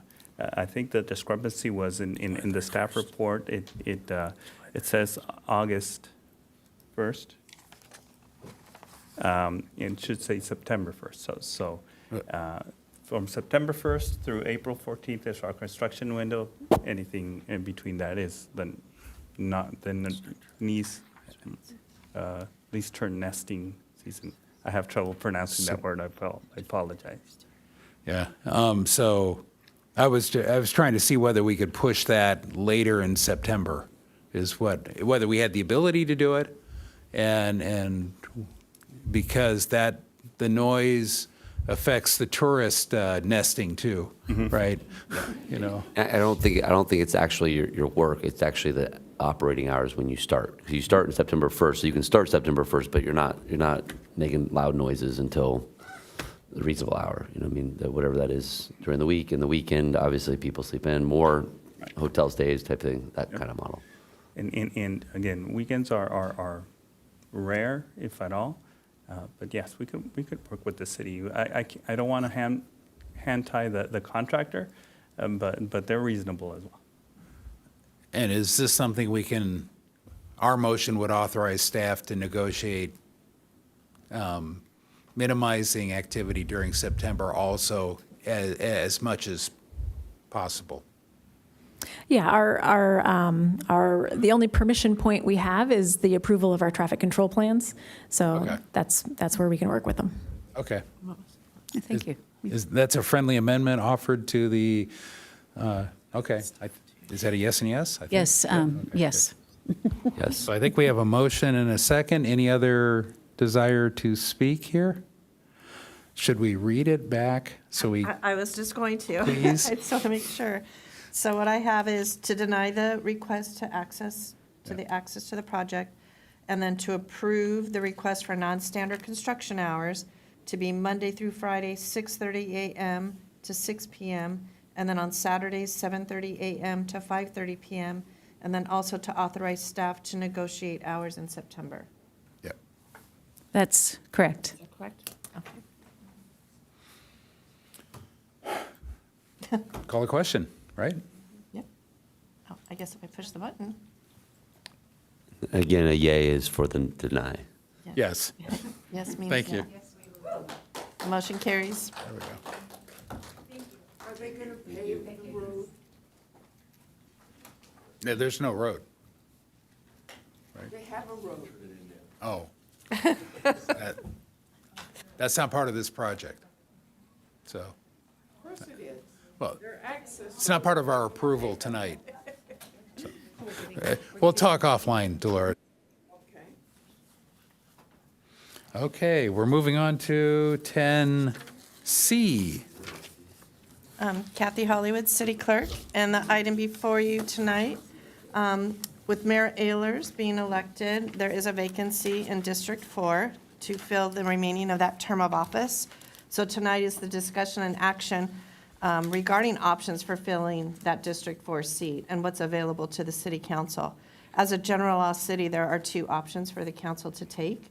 One is to make an appointment, and included in the agenda report is a sample application, if you were to appoint, as well as a proposed timeline, and that's all available for council to adjust. And then the second, if they chose to do a special election, then we spelled out kind of what the process would be. I did talk to the Registrar of Voters, and the initial estimate is $275,000 to $450,000 for a special election. The earliest we would be able to hold that special election is the August 26th special election date. The deadline to have all that material to the Registrar of Voters is May 30th. And that deadline, what that means is that's when everything has to be to the registrar, including all the candidate filings, all the candidate information, all the noticing has to all be done before that date. If you were to look at a special election, that cost, the range, $275 is if we were just doing mail ballots. Technically, all elections now, everyone receives a ballot in the mail. If you chose to do voting, if you wanted to have a vote center to allow some in-person voting, that's kind of at the higher range, which is that $450,000 quote. So those are your two options. You do have a deadline. You have to, let me check on that really quick. You do have to make a decision within 60 days. Good. Thank you. And we do have several public speakers. Oh, we do. Any questions of clarification? Nope. So we'll do the public comments. Okay, Mark Maville, I do not see him present. Christine Schindler, I do not see Christine present. Marco Gonzalez, Dolores Welty, followed by Brian Stone. Put the wrong thing on. You don't want to speak on this? No, I wanted to speak on the last one. Oh. I was shouting. Oh. Oh. That's okay. Okay, so then it's Marco Gonzalez, Brian Stone, and then Rachel Graves. Marco Gonzalez, wearing my resident hat. Been dealing with elections in this town since I sued it in 1999 for not having a stormwater permit. I've always taken the position that appointments make sense if there's less than 2 years left on the seat that you're appointing for. I think it saves funds. I think it makes sense. I think it promotes continuity. I was not happy, but accepted when Mark Muir was appointed for Maggie's seat. And I also supported the appointments of Joe, Kelly, Joy, and Allison when they were put on this council. But I can't come up here without mentioning the hypocrisy of having supported those appointments and hearing so many of your supporters, Luke, Jim, and Bruce, for years and years, and even some of you guys, Jim in particular, advocating for special elections and doing so unequivocally, not conditioning it. It comes off sounding kind of like, well, we don't like appointments when it's someone that we don't want appointed. And while I'm not going to change my position because a majority has been elected that weren't my candidates, I'm simply going to sit here and say that those folks who have historically said we have to have special elections, to the extent you're going to now get up and say, because our guys won, we want an appointment, let's just own the hypocrisy. I am sure that if you do an appointment and you put some guardrails on it, like some code amendment that precludes that person from running in the future, that there'll be a lot of support for that. But also recognize that when you pick your buddy to come up here and be your fourth vote on some of these things, they're not going to be able to run. And we have a lot of folks in D4 that we think would make a great appointment, but also would make a great elected official in a very short 2 years. So I just want to express my opinion, and you guys do what you're going to do. I would support an appointment. That's pretty good. I didn't always need these. Yeah, really. Brian Stone, D2. It's late, so I thank you for giving me the opportunity to speak. It's actually my first time speaking here, so I'm a little nervous, but I felt compelled because, like Mayor Ehlers, quote, I'm actually in support of the people voting, unquote. Jim, when you campaigned door to door, you came to talk to me at my house despite the yard signs that I had that you probably weren't going to get my support. But to me, that demonstrated decency, it demonstrated conviction, and it demonstrated courage. Even though that's not easy for everyone, I genuinely respect and appreciate that you did that. So tonight, I'm asking the new council, Mayor Ehlers, to demonstrate that same kind of conviction and political courage, even when it's not the easy thing to do, to let the people of D4 have a special election and elect their next council person. I see that as a measure of integrity. To quote Sheila Cameron just last night, words matter. Jim, to quote you, Encinitas is about the people. Bruce, if ultimately you decide an appointment's the best thing for Encinitas, I look forward to hearing the evolution of your thinking since the last time you spoke against appointments 2 years ago from that same dais. Please say no to an appointment. Please let the people vote. Thank you. Next speaker is Rachel Graves, followed by Sheila Cameron, and then Suzanne Stone, and then Dennis Caden. Yes, I'll put that down. Hi, Rachel Graves. I have a couple things to say. I walked door to door with all three of you, and I watched that courage, that bravery, and it's the reason you're here. It's the reason you're up here, because you weren't intimidated by a sign in the yard for someone that someone didn't even know. I also remember going door to door and talking to everyone and encouraging people to vote for Bruce Ehlers for mayor. And I was upfront and honest, and you can all attest to it. I said he will be leaving his seat available, and anyone who voted for Bruce knowing that seat would become available and that it's standard practice in the city to appoint. So people did know what they were voting for. So that's one thing. I have constantly opposed, well, I might not have opposed it in the very beginning when it was Joe Mosca. I don't remember opposing it that much because it was not a serial pathology at that point. Once it became a pathologic and serial appointment process, it became a little unhealthy for our city to have 4 appointments in a row, 8 years of Blake Spear and Tony. Tony appointed all of those people, Allison, Joy, Kelly, and Joe. Anyway, those are a couple of things I just wanted to comment about the last 2 commenters. The bottom line is our campaign finance code, as I described earlier, has either allowed gross violation or stifled the free speech of the rest of us, not the people who donated to the PAC, but the rest of us who didn't have the option to do that type of PAC. There's a big reason why the 3 of you were just elected, and I'm going to describe to you what I experienced while you were campaigning. I had Mr. Lizareris in Ocean Knoll 4th grade, so I'm a pretty good reader, and I read the very simple code that you also read, Tarquin. When I noticed that something was wrong with Teresa Beauchamp's PAC, I immediately wrote an email, and I was given the answer twice that there was no violation. Then, when I continued to read the very simple sentence, and my husband said, Rachel, it's plain black and white. Why aren't you doing something about it? It wasn't until I called Pete and Kathy and 2 attorneys and threatened to sue you guys that I finally found out that a month and a week before I was told that this wasn't a problem, I found out an email was written reporting a violation. And I found out that Tarquin did respond saying he wasn't sure yet and he hadn't made up his mind. I was lied to twice.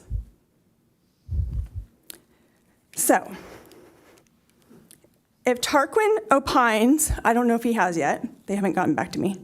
If Tarquin opines that the code is invalid, you owe it to yourself and to the rest of us to reevaluate the contribution limits for candidate committees so that you have a fair chance to campaign against a PAC that's collecting $50,000. If Tarquin opines that the code stands, well, Bruce, you were just the victim of an unfair election. And while Teresa Beauchamp and company fearmongered that you would get us into a lawsuit, she has threatened to sue us if he opines that the code stands. Excuse me? So, either way, our code is not sound enough to have a fair election. Our attorney is not responsive enough to secure our code for a fair election. And we do not have time to fix our codes, 1 or 2 of them, we're not sure, for May. We don't have time. And so you must appoint, and then you better get to work to make sure that code is fair so that our next election in 2026 is valid and fair. Thank you. I don't think Tarquin did a good job, and I don't think he's serving you well. He definitely didn't serve you well, Bruce.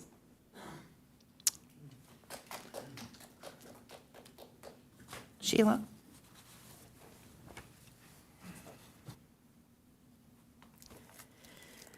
Marco. You've brought this up a couple of times, and I have to set you straight every time. Sheila Cameron, Lacadia. In 1999, you threatened to sue the city over stormwater, but you didn't do it because I called you up. I'd read it in the Coast News, and I said, hey, don't do that. It looks like I'm going to be mayor, and I'm going to have a majority. So we will set up a stormwater. So you didn't sue the city. Just want to make that clear. Okay.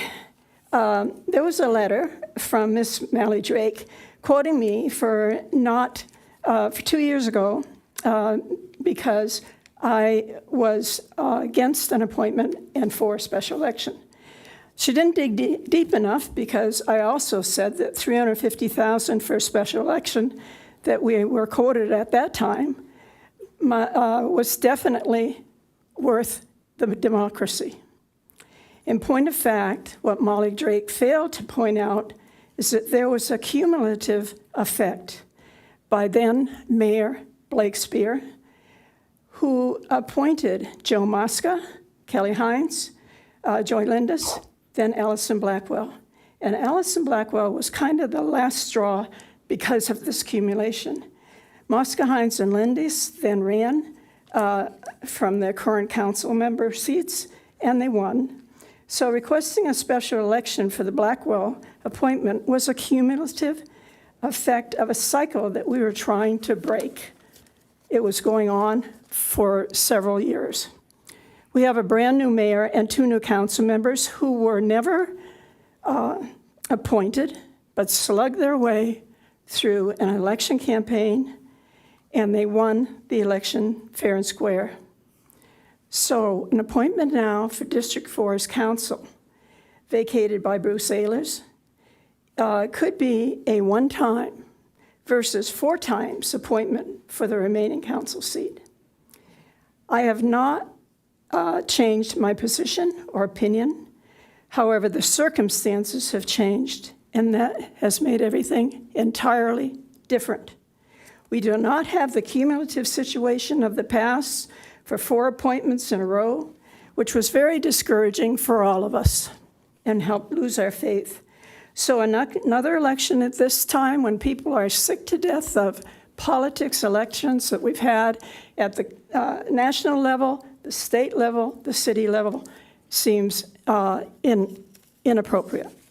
So my request is go ahead and appoint. You get to do it one time. You're a brand new council. The cumulative effect is over. This is a one-time thing, and we'll hold you to that. So thank you. Suzanne Stone? And Suzanne Stone will be followed by Dennis Caden. Hi there. I don't think that anything anybody says up here tonight is going to change your mind on what you're going to do with appoint or elect.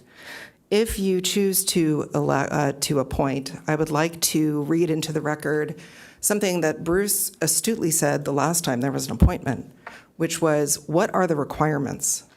What are you guys going to look at in a candidate that's going to come up here and represent not just D4, but the rest of Encinitas? And so Bruce, unfortunately, that was read when you had to evaluate candidates. It wasn't given to the people that might be up here wanting to be the candidate what you guys expect of them. So I'll tell you what I think that should be, but I think before you leave here tonight, you should allow the people to know what it is you're looking for in a candidate that you would ultimately appoint. The first is not just District 4 concerns, but all of Encinitas. You should have an appointee that knows Encinitas, that knows the neighborhoods. Someone was saying employees are new, they don't know things. You should find people who know what they're talking about. A record of civic engagement, and I mean civic engagement. I don't mean necessarily just standing up at this microphone and talking to you, but people who have been involved potentially within the community, in commissions, somebody who's engaged in the city. A connection to the community. I've only lived here 4 years. I know that's kind of a controversial thing, how long somebody has lived in this city. I don't think it necessarily has to be a contest of who's been privileged enough to live in this city longer. But I do think that you have to have some skin in the game, and you have to have that demonstrated involvement. Leadership and applicable skills. The ability to stand up and debate, decide, dissent. That's really important to me because you already have right now a 75% majority. The 3 of you ran a PAC campaign, which is great. But Bruce's conversations, the last time you had to make this decision was about diversity. Diversity of thought, diversity of perspective. That is how things get done well. And so I would urge you to try to find somebody that you're going to have to argue with a little bit up here before you come to a decision. And then the last one Bruce brought up 2 years ago was team player. Personal demeanor. Somebody that has the right demeanor with us, with each other, with the city staff, with the developers, with Sandag, with anybody who comes up here. You have to have the right demeanor to be able to be a team player. Thanks for listening. I like that. I'm really glad somebody listens to me occasionally. That's great. Good evening. Dennis Caden. Mayor and council, please feel free to appoint your most preferred resident of District 4 to fill the vacancy for Bruce Eller's vacant city council seat. At this year's elections, the voters yielded a mandate for change in the city council leadership and decision-making. To keep the voters' intentions consistent, I feel a like-minded candidate should be appointed to council as most appropriate. The 2022 election resulted in the mayoral winner receiving less than 50% of the voters' endorsement. That's not exactly a mandate. Yet, even though not a mandate, the former council chose to appoint themselves a replacement.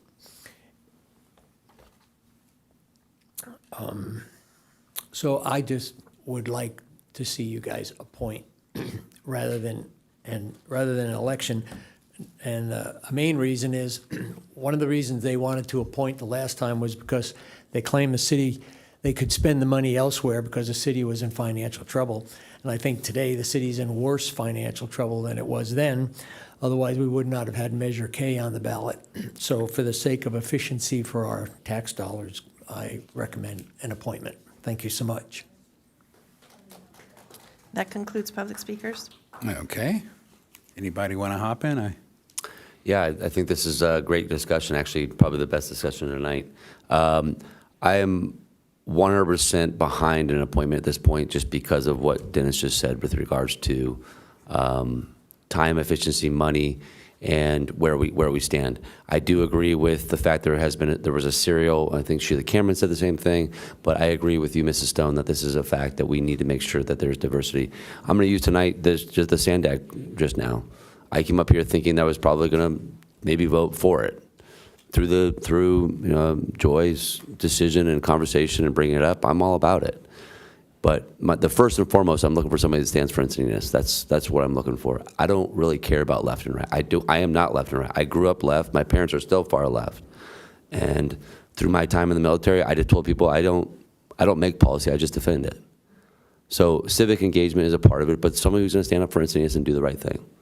And that's really easy to see if you've been around leadership and you can ask those questions in a space that we would be deeming feasible for what's left. There's only 2 years left, so if somebody got in here with what city clerk said, we're probably looking at someone like August.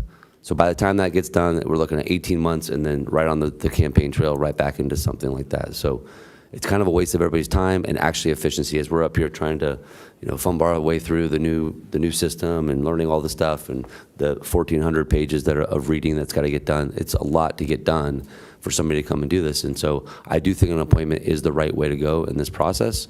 If it was greater than 2 years, like Marco said, I think it would be appropriate to elect.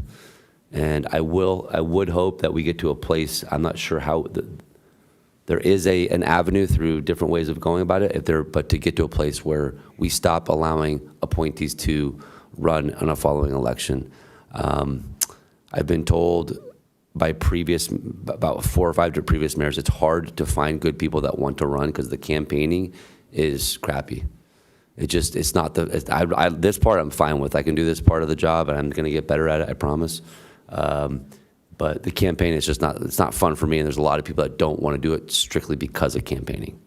So I do understand the idea if we got somebody up here appointed that it might be easier for them to want to stay up here, and the campaigning now becomes easier because all of the stuff up here and all the little nitnoid issues that come with actually doing the job versus studying the job. So for all those reasons, I'm all behind an appointment, and I'm saying that here and now. I don't need to make a motion yet. I'll let you guys speak, but every single one of your qualities you spoke to is something we're looking for, period. Thank you. Sorry. Yep, you're I'm you're getting pointing used at to, me. I'm getting used to saying deputy mayor lines. I keep wanting to go council person.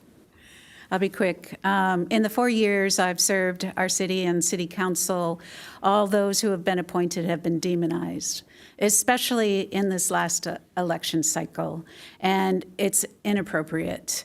We're here to serve, and it's just inappropriate, and it needs to be called out. Because of that, I will not support a motion that calls for an appointment, not only because of that, but because of the hypocrisy that has been demonstrated. But Suzanne Stone, I really like your thoughts, and I think they were well stated and fair. I think I saw people approve of your thoughts as you were walking back to your seat here in the audience from the variety of perspectives in the room. So if we do go through, if the majority does choose an appointment, I would like to point out, if you're looking for diversity, that's what I am. This is what diversity looks like on this city council now. That's me, not only in gender, but in opinion. And you all know me well enough to know I will put forward logical and hopefully helpful arguments. So,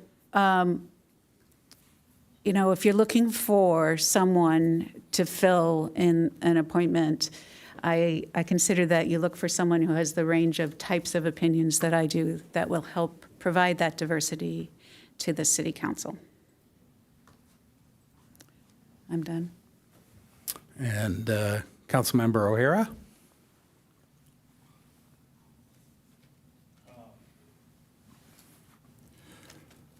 Been spending a lot of time, hours and hours and hours on this. Take this decision incredibly. The value of this, this decision, I think, is incredibly important, and I've gone through all the back and forths of it, and I've sat through, and Marco's right. I have for years pushed for an election. I think across the board, you'll find that I actually supported when Joe Mosca was appointed, and over time that changed. I was originally in favor of an appointment with Jody, but then Jody's wishes were not followed in the appointment, and the suggestions in public were not followed. And that started to turn me on appointments publicly, and then I think the final appointment recent appointment did not reflect the wishes of the citizens at that time. I sit here and I've watched both the past appointments multiple times on the city's website. I've watched Joy profoundly claim for an appointment last time, as now she points and talks about hypocrisy. Same with Bruce. Yep. Bruce did the exact same thing the opposite way. And that's going to happen up here. I hate it. It's going to happen up here because that's the world we live in right now, and it's not a great starting point for anybody. To Joy's point, the person who does come up here, if it is an appointment, is going to be under heavy scrutiny, and I don't necessarily envy that position for them. Likewise, I look at my predecessor here in District 2, who profoundly claimed that the cost of an election was a huge burden for the city. And to the point where it was not warranted, it was not appropriate. And I know that we would need to change things. We need vote centers. I look at the timing of things. An appointed official would get us here in February. We have a pretty full docket. We have a number of issues tonight that could have gone 2-2 across the board. Are we going to stay in that position until August? And it's something I have to think about in this process. August would be when we would get an elected official. I don't want to play identity politics with this. That's not how this process works, whether you're electing somebody or whether you are appointing somebody. I don't want to play agenda politics. I agree with that, the same sentiment. Whether you're electing somebody or appointing somebody, it's not about agenda politics. It's not about identity politics. It's about who is the best candidate. I thought your list was incredible. I really appreciated that. Thank you. I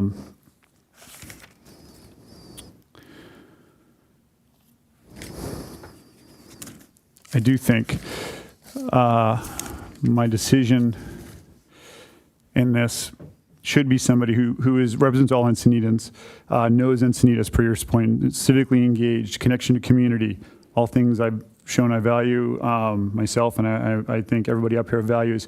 To the point of team building, whatever you want to call it, I think the concern that people have of, well, it's always 75% of the vote, it's always 75% of the vote. I think you've seen that actually, if you've paid attention to what's going on tonight, you've seen that not happen.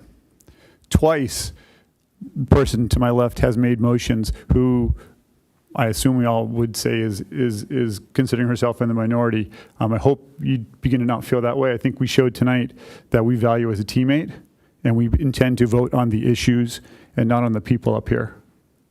And I would assume if we were to appoint, or if the people were to elect, we would pick somebody else who also votes on the issues. And I think that was the mandate that got the three of us up here.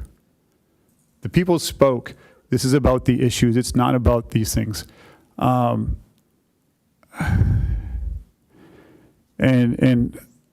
I want to get to work. We have a full plate. I will reluctantly support appointment only if there are stipulations to avoid further political appointments. I believe we should change the rules so that the person who runs, let me back up, if it is within a 2-year window of the election, we are allowed to appoint. If it is a 4-year full term, we must have an election. For the purposes of getting things done at City Hall, for the purposes of progress, for the purposes of representing you better. I believe those pieces are there. I do think Luke's point is valid that people who run, by the time they get in the office in August, September, they're turning around and they're running for office again. That I don't know if that serves the people, but I will only vote in favor of an appointment if those stipulations are predicated. I don't know, Tarquin, you can tell us. I don't know if we can vote on that tonight, but that is my stipulation, and that was what I will press forward for if we do go with an appointment. Lastly, within that,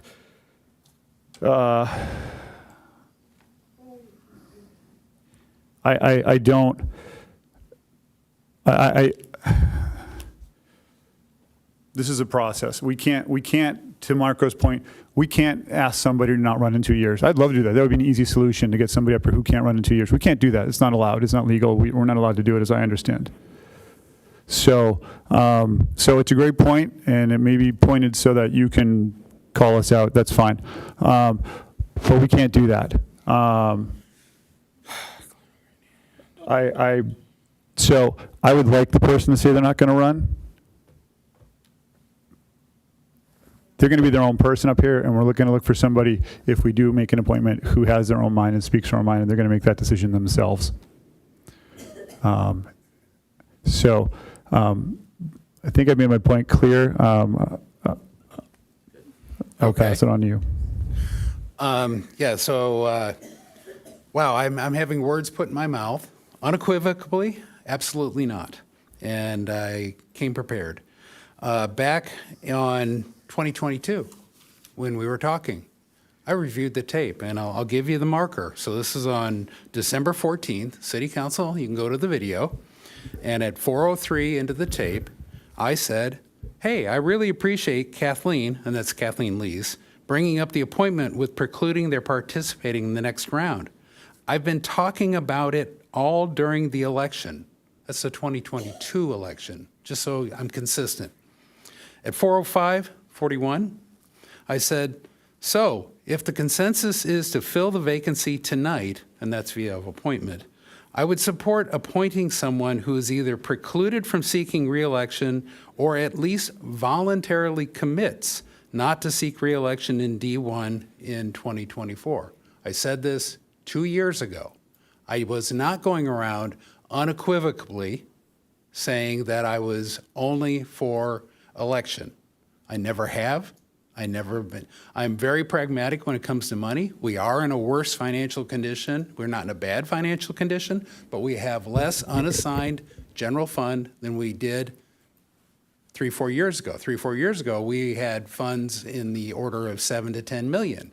Now we're sub 2 million. We're down below a million even.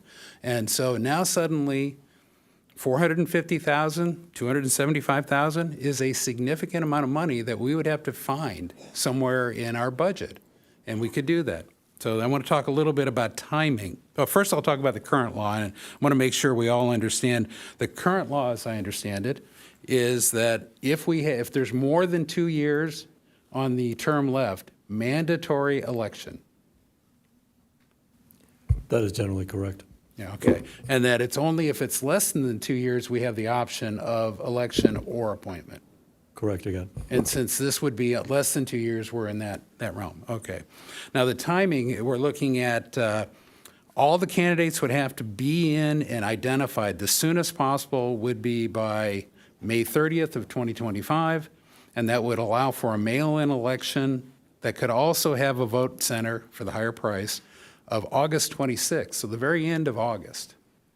And then there is the certification of the vote, 30 days nominally. Yeah, so we're at the end of September. We're now into October. And then we'd have a meeting like this, and we would certify it, and then we could get them up, and they'd probably be in there mid-October. So we're a year out. The earliest through an election is a year out. And I don't know that was true in 2022. I didn't think it was that far. I thought it was months earlier too. So there are some differences, but you know, I'm going back to facts. Nothing I've said here is my opinion. It's what I said. You can go look at the tape, all of you, anywhere.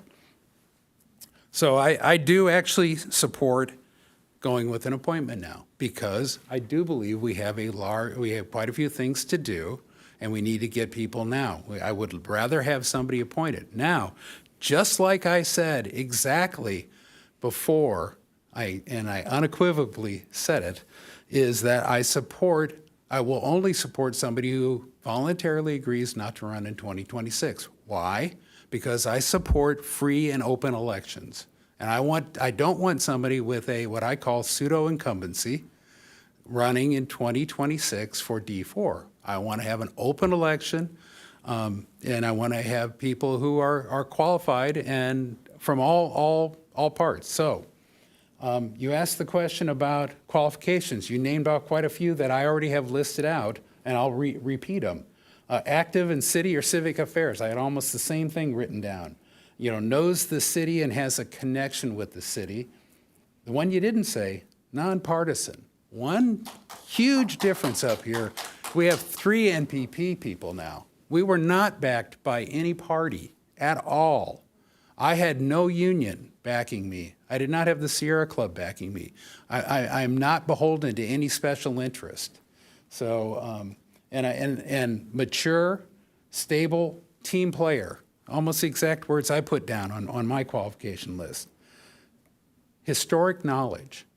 And what I mean by that is things like the general plan, things like, you know, that's more civic knowledge, really. But general plan, understanding how we got here. And some of that often comes with being here a long time, but it's not required. If you've been in there and you've understood why we incorporated, that can come other places. I would love to, and these are getting into the, as I said, one requirement I have won't run in 2026. The other thing I look for in people that I would look for in voting for, that they do their homework. Most of what we do up here is read the reports and read the public record and understand that public record. And I have had experiences on commissions. I've had experiences long in the past watching council members. It was very clear they were not reading because they'd ask a question on page 2, and that's just unacceptable behavior. And so I want somebody that's going to work hard and read. And then ideally, yeah, if they could be a lawyer, I could always love to have a lawyer up here. Not too many. We already have one. What's the other one? City or commission experience would be ideal. But again, that's a like to have. So that's my qualification. So, but I don't think I'm being hypocritical. I definitely was not unequivocal about elections. And please go back and check my quotes. I wrote them down based on the tape. Moving on about diversity, yes, I agree with, I would like to have a diversity of opinions. We did not come together as a block until very late in the election. I didn't even endorse them till very late because I wanted to see how they thought, whether or not they were independent, and I love it. I'm sitting back up here today going, this is going to be even better than I thought because they're coming up with ideas that I haven't even thought of, and that's great. The last one is, I would really like to see somebody from New Encinitas. I feel like, I used to live in New Encinitas, and now I've lived in Levenheim a long time. I feel like with the 4 districts up here, that New Encinitas is slighted. They're split up into little parts, and they've never really had the representation. I think Leucadia kind of felt that way. Now you've got 2, I think, are from old Leucadia, but D1 and D2. So it's not a requirement, but that would be a nice to have if we could find somebody with a D4 background. And, we'll talk about it up here, and you'll actually hear what we think. And it won't be a predetermined solution of who we pick. I want to see who puts their name in. It'll be great. So I'll make a motion that we appoint over electing. What was the other questions we had? Because I want to avoid and save the money. I always loved, you'll hear me quote Everett Dirksen, Senator Everett Dirksen, $1 million here, $1 million there. Pretty soon you're talking real money. Well, in this case, we're almost $500,000 here. And I want to use that for other things. So I'll make that motion, and hopefully I'll get a second. Second. Any other comments? If not, we'll call a question.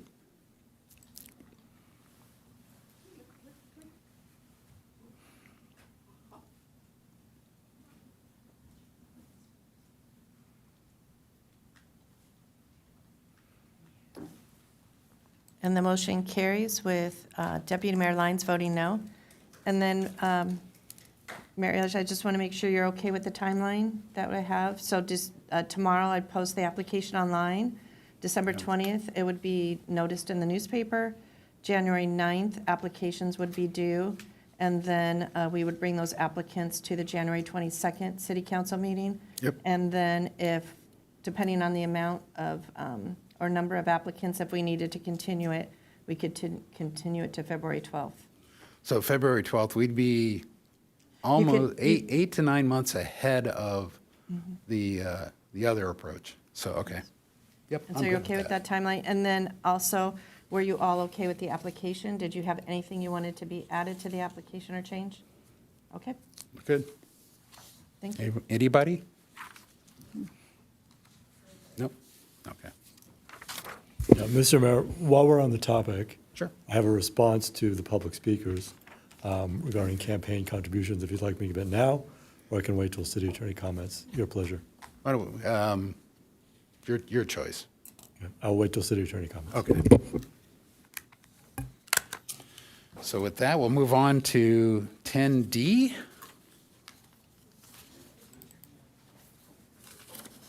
And I'll let the city clerk walk us through the. Oh, okay, I'm sorry. No, that's okay.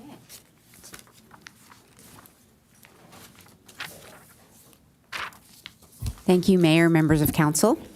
So tonight before you in item 10D, this is the discussion and possible appointments of the Encinitas City Council members to regional boards and committees and consideration and possible action regarding existing standing subcommittees and active ad hoc subcommittee appointments. Tonight, the recommended actions are, number one, City Council to make a recommendation and approve the final appointments of the representative and alternative to the North County Transit District NCTD 2025 Board of Directors. Number two, City Council to make recommendations and approve final appointments of representative and alternate and second alternate to the San Diego Association of Governments, SANDAG, 2025 Board of Directors. Number three, Mayor to make recommendations and City Council to approve all other 2025 regional board and committee appointments. And number four, City Council to consider and possibly take action regarding appointments to standing subcommittees and active ad hoc subcommittee appointments. Tonight we have with us Assistant to the City Manager, Lois Yum. She will actually pull up the document live. As with the appointment of Deputy Mayor Lines last night, there are certain positions that are filled by the mayor and deputy mayor, so we already have those filled in. And where it says TBD, those are the appointments that we look for the mayor to make, as well as then the whole council together doing the SANDAG and the NCTD board appropriations. So I will turn it over to Mayor Ellers. Thank you. And so first question is, how do we handle this versus when we get a fifth member? Will we then reallocate accordingly and then vote on it?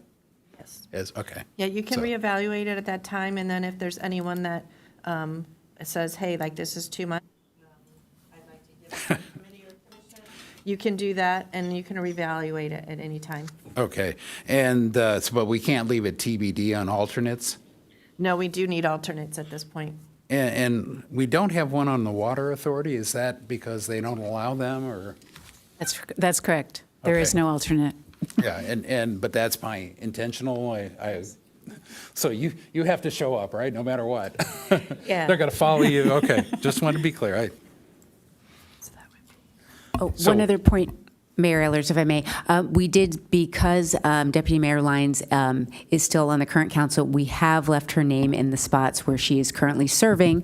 So if she does continue in those appointments, that is fine, and we can also change. But we did that as well for the ease of the council.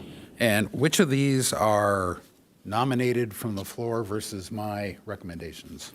Your recommendations are everything except for NCTD and SANDAG. That would be a group effort. Okay. So why don't we handle NCTD first? And, I mean, can I go ahead and propose a nomination and see if I get a second, basically? Yes. Okay. So for NCTD, I would propose Jim O'Hara for the representative and me for the alternate. And let me give one little background. I went through and counted up the number of meetings because, there's a lot of shifting going on with the wholesale change. And I thought the deputy mayor and the mayor, we kind of automatically get some extra meetings, just from being on several of these automatically. But I took them all into account, and I tried to make sure that we were balancing, that I was balancing in my recommendations, both the number of meetings we all had to deal with. Now, the non-deputy mayor, non-mayor is a few less, probably about 20 less, so it goes 86, 72, 63, 63, the way I propose here. And then I also looked at the stipends to try and make sure. Oh, I'm sorry, okay. Thank you. Whack me one. So, but let me just finish the thought. So I wanted to make sure that it was as fair and equitable as possible. So I kind of totaled it out, and so hopefully none of us are overwhelmed. But okay, let's go to public speakers then. Sorry, I just want to catch you before you made a Oh, motion. that's good. First speaker is Natalie Satoon, followed by Sheila Cameron. Just whack me over the head. Hi, Natalie Satoon, Cardiff. So I have something, if you can just flip through. So this is more for the subcommittees and ad hoc committees that you all are going to be I'd like to show some examples of what I'm asking that we not see. So on some of our lower committees, we've had social media posts by a commissioner, a current commissioner of our Public Health and Safety Commission. This is an example of public shaming, intimidation, ridicule, and cursing of constituents. Many of these posts by Commissioner Taylor tag private citizens who he knows do not share his perspective. And unfortunately, he's not alone in his actions. Many of us have been subjected to verbal abuse and defamation per se by your commissioners. These are people you have appointed, not necessarily the three of you, but one of you. And I would like for this not to happen anymore. These are people who are elderly, who are ladies, who are in minority religions. I'm requesting that moving forward, people who negatively engage in this kind of behavior and shame and libel private citizens not be appointed to positions. And tonight, I was so excited because I actually found commonality with Joy when she said, the definition of insanity is doing something repeatedly and expecting a different outcome. Guess what? This was it. This was the example that we got from Marlon Taylor before he was appointed, before Molly Woods Drake was appointed, and we expected them not to do this. So, Joy, thank you. I actually found commonality with you tonight, and it's the first time, and it's your feeling that you were appointed is why you weren't accepted. But the reason that you and I have had problems and that I don't have representation from you is because when I first came to you with a serious problem as your constituent, you did zero to help me, zero. And it was because of identity politics, because you cared more about someone who's living on the streets than you did somebody who votes for you. So immediately I lost respect for you. So it's agenda politics, and you do represent people in your district for D3, and you represent them elsewhere as long as they are progressive liberal Democrats who support you. So any of the rest of us have had no voice for you. So as far as I'm concerned, I need Luke, I need Jim, and I need Bruce, and I need whoever D4 is, because I don't have any person to help me. And Tarquin, this is why Rachel said that you don't need a job here in Encinitas and why we're not protected. I have come to you multiple times letting you know that we need guidance, that there's libel per se going on. This is on you. You need to be fired. Thank you.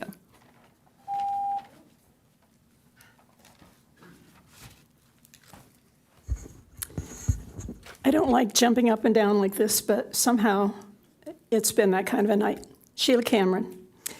Okay, when you receive your appointments, take it from me, been there, done that. There is a learning curve, and you need to take it one step at a time, and you need to breathe, because you could become overwhelmed serving on so many things.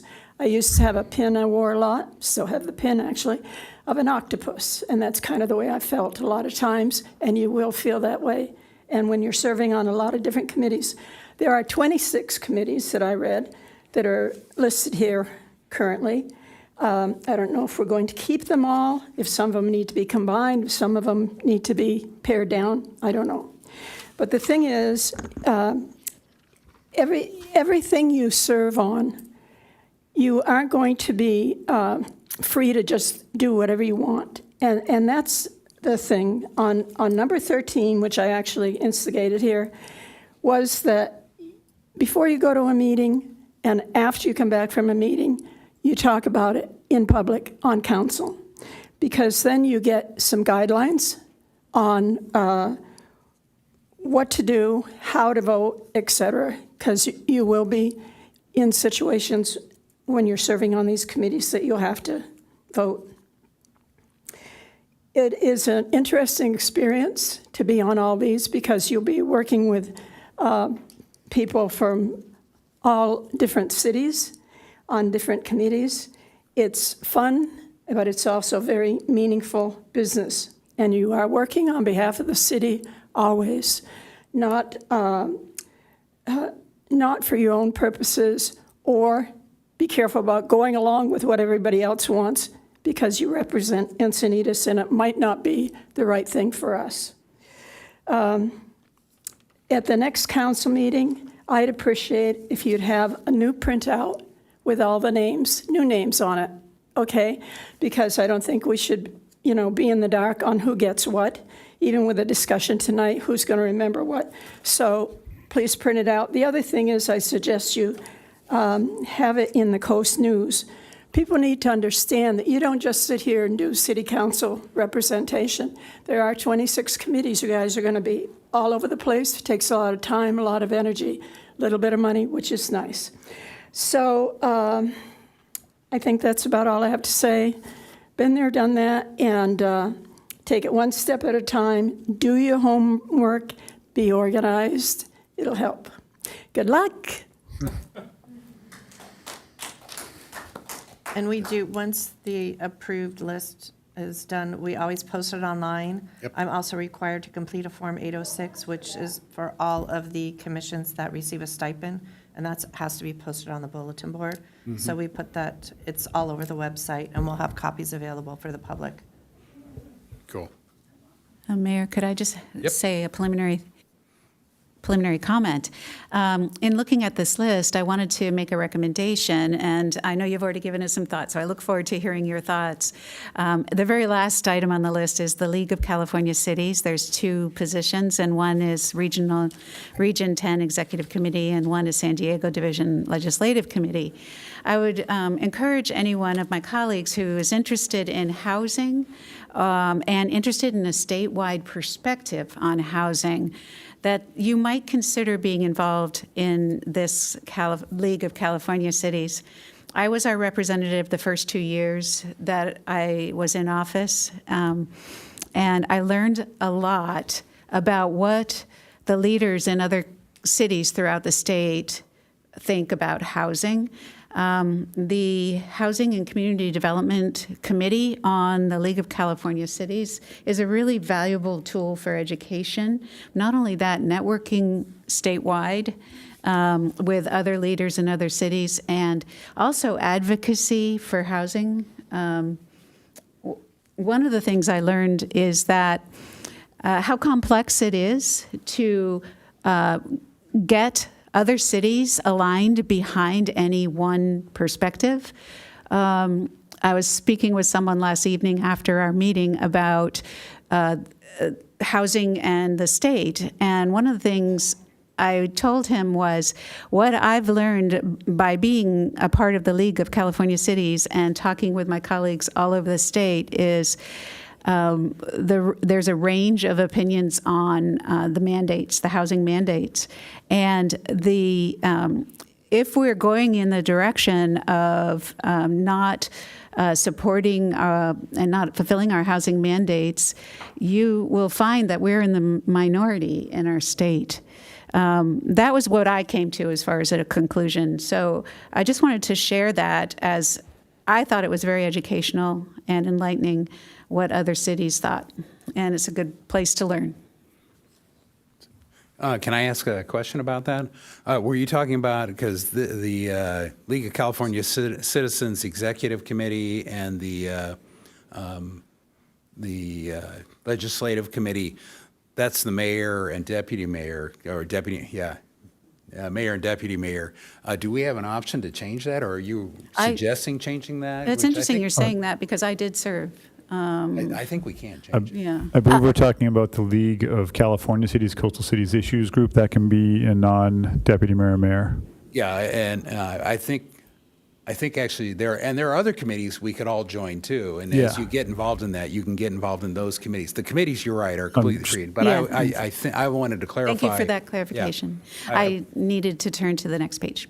I see it now. Thank you. Is that where you? Okay, Yeah. got it. Where you were the alternate last year. Okay. Okay, thank you. But as far as, do we have any option with changing who serves for the alternate on the executive committee or the legislative committee? Because Yeah, at this time, I do not know. This is how it's been. It's stated mayor, deputy mayor, we'd have to check. So that's certainly something, we could defer. But the other one that Deputy Mayor Lyons was talking about, yes, that could be someone else. But Yeah. right now, generally, that's mayor and deputy mayor. Maybe when you get the fourth, by the time we get the fourth for District 4, we can go ahead, we'll call and find out if that's possible. We just want to make sure we're doing the right thing. And if it is, then you could certainly make changes at that time. Okay. Thank you. So let's go back and do the at large. I forget what you call it from the board. I proposed NCTD. If I can find where I put it. Yeah. So I had Did it? Jim O'Hara as the representative and you as the alternate. Yeah. There we go. And so there was, that's a motion, and I just need a second. I need a second. Okay, I'll second. Okay. No, on that one. And then I think we vote on those individually. Yes. And what was the other one? Sand. Oh. Yeah, go ahead. Council Mayor, oh, there we go. And- Motion carries unanimously. Almost wish these were in alphabetical order. There we go. And Lyons. So for the, I'll do the same thing and propose something on Sandag. On Sandag Board of Directors first, myself as the representative, Schaefer as the alternate, and Deputy Mayor Lyons as the second alternate. And if you're interested, you can second that. Second.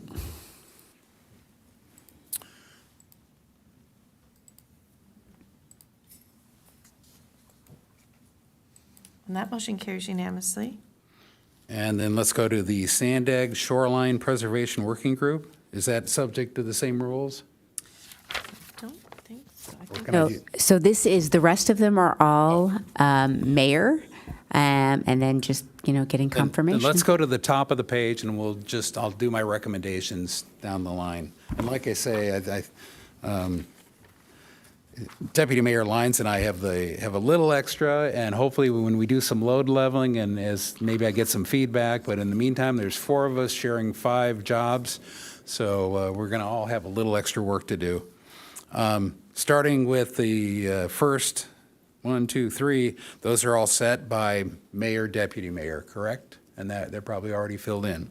Moving down to Encina wastewater, I'm going to propose leaving both Deputy Mayor Lyons and I as the representatives, and then Councilmember Schaefer as the new alternate.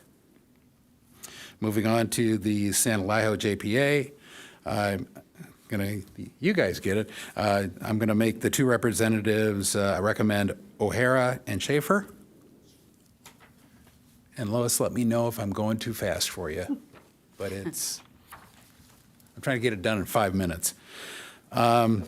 San Diego County Water Authority, did I do that one already? I did, right, or no? That, keep Deputy Mayor Lyons as the person there.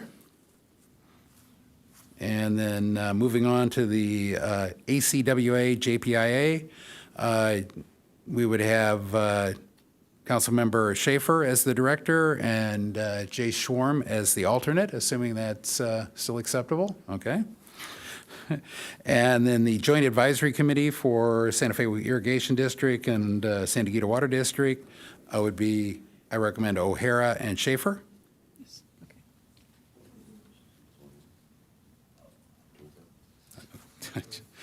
And then Regional Solid Water Association, I would have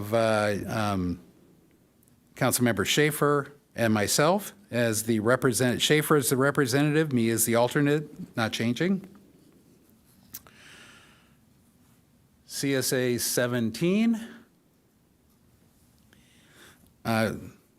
Did you want to comment before I get done, or? I would give this one up if you hadn't already Give up? decided. CSA 17? Yeah, perfect, because I think for load leveling, that helps you.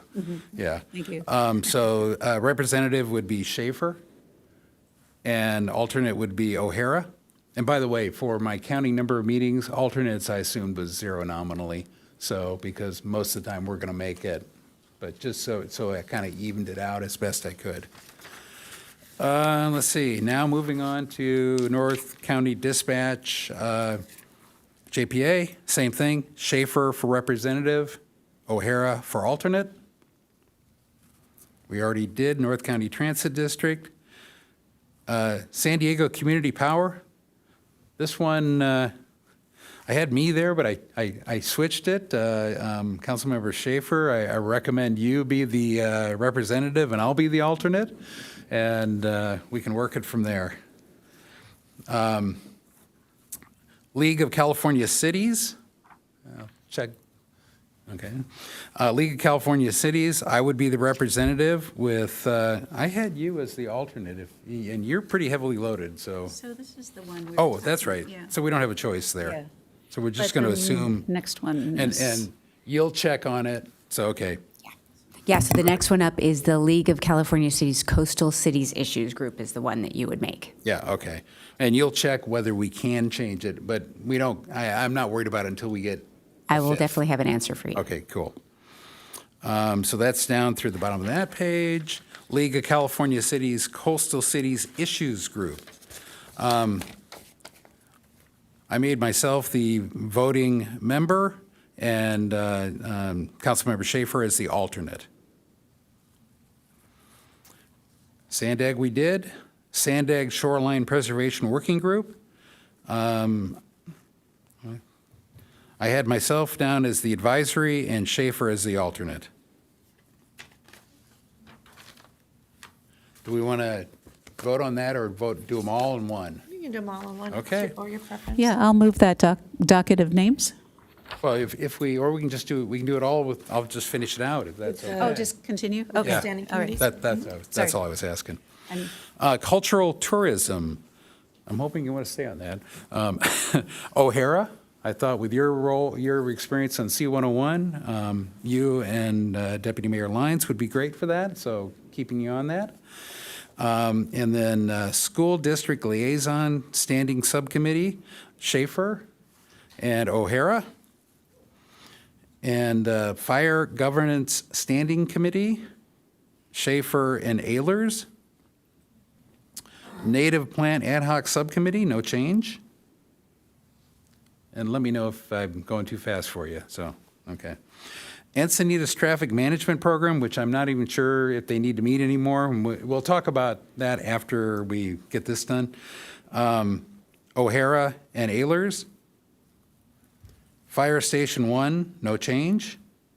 And Cal Freeway Maintenance Agreement, which is really about the Leucadia Bridge, I think primarily, Schaefer and Ehlers. And then I don't think I have to do anything on the affordable housing because that's completed, right? And that's coming off. Okay. That's coming off, it's completed. And then I wanted to cover real quickly, I think we need to do some work here to look at these, because if you look at the code about standing committees, ad hoc committees, they are time-limited and purpose, they have a definitive purpose. So I think we may want to revisit this after we get our feet wet with each of them and decide, do we have an agreed-to purpose for all these? Do we understand the time-limited nature, and have they changed at all, and do we want to reformulate them? Because the intent of this process is to bring back the subject in front of this entire board. And some of these have been going on a long time, and 20 years. And I just want to make sure we're, first of all, comporting with our current code, and second of all, that we know as a relatively new council for a lot of us, that we understand the purpose and of the last page, the second to last page, technically. I would like to make a change if that's okay. I would prefer to be on the Fire Station 1 subcommittee. It's in my district. I'll give up my slot. Okay. Did I do that fast enough? Sure. It's in my district, and I'm fairly familiar with the subject already. I would appreciate that. Thank you. Any other changes, comments? Do we have public speakers? Did we do that? We already had those? We did. We already had So those, you'll okay. make I'm the sorry, motion. it's midnight. You need a vote. Like I say, this is juggling up here, I first will night. go ahead and move this list of, So the mayor will make the motion because it's his recommendation. Got it. and then you Okay, can make a well, I'll second. move it. yeah, I'll second. There you go. Perfect, thank you.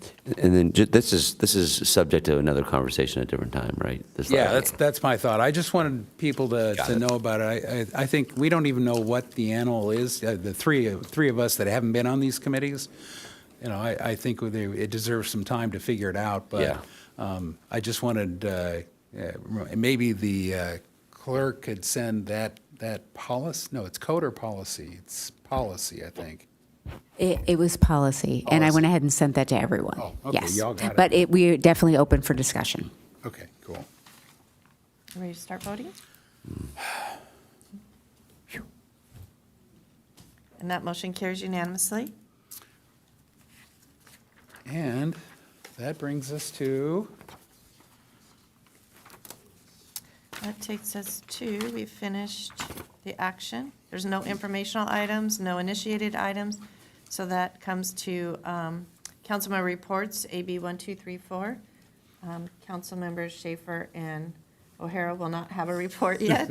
Better So not. That takes us to Deputy Mayor Lyons. Yes, I'll just report 2 meetings. I attended the San Diego County Water Authority officers meeting on December 3rd, and also their Metropolitan Water District meeting on December 4th. and I attended the Encina Wastewater Authority Policy Finance Committee meeting, and we reviewed the draft ACFR annual financial report. That's it. So we'll move on to city manager reports. I'll make this very brief. I do just want to thank all of the elected officials, the commissioners, all of the clubs and organizations and residents in the city of Encinitas for participating in the 2024 holiday parade that was this last Saturday. Great job by all of the entrants with their floats, and also a big thank you to staff for putting that event together. And the other thing I just want to let you know is that I did come up tonight in public comment about AB 413, and that's an assembly bill that prohibits the stopping, standing, or parking a vehicle within 20 feet of the approach of a crosswalk. So we will be getting more information out about that new bill. It does go into effect on January 1st, 2025. We already have some information on the website, but we'll be putting information in the newsletter as well as information on social media. So I want residents to be on the lookout, as that new law will be in effect January 1st, 2025. And that's all I have for this evening. Thank you. And city attorney report. Thank you, Mr. Mayor. I will be brief. This report concerns the public comments regarding the Encinitas campaign contribution regulations found in Chapter 2.16 of the Encinitas Municipal Code. Encinitas Municipal Code generally prohibits campaign contributions in excess of $250. Encinitas Municipal Code was last updated in 2001. Shortly after 2001, there was a Ninth Circuit opinion coming out of City of San Diego that struck down a similar campaign ordinance by the City of San Diego. Since that time, there have been successive Ninth Circuit opinions, as well as a Supreme Court opinion that, in essence, reiterates that political campaign contributions are political speech entitled to First Amendment protection.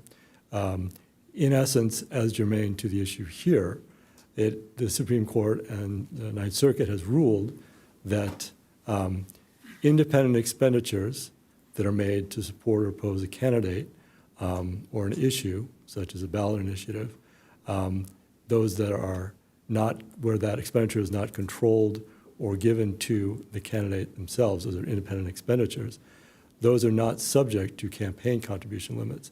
That is, any regulation of a campaign contribution has to be very narrowly drawn and very tailored, which most of these ordinances are unlikely to meet. Upon receiving the donation or receiving a filing indicating there was, I think it was Encinitas United in support of Tony Kranz in August, in excess of $250. It was $1,000. City clerk sent a notice of violation. This is all public record. indicating either the contribution had to be returned or other corrective action must have been taken.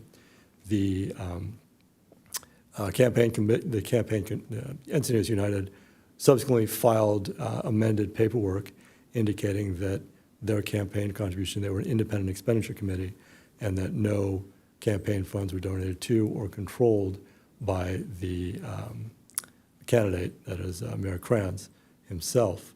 So this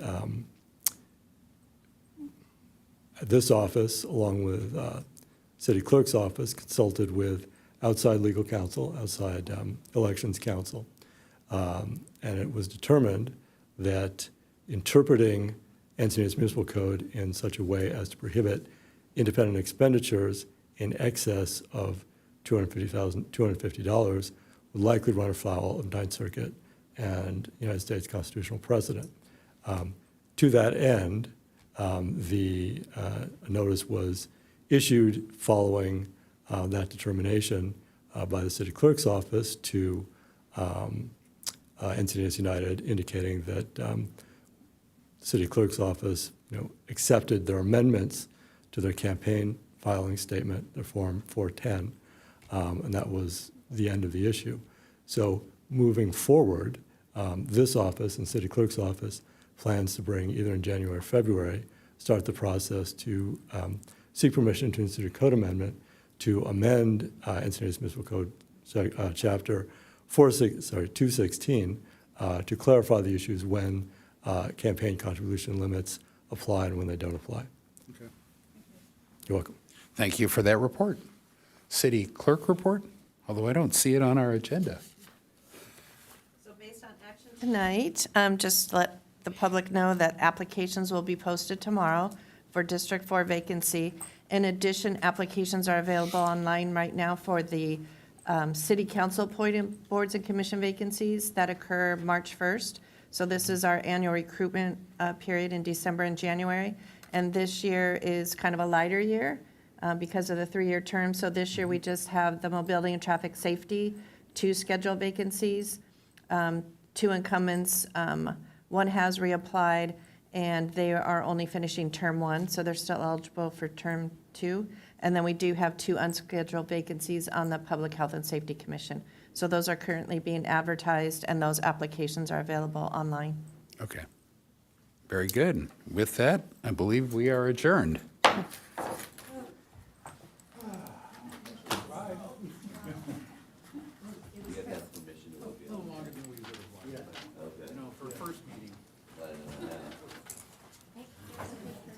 Yeah.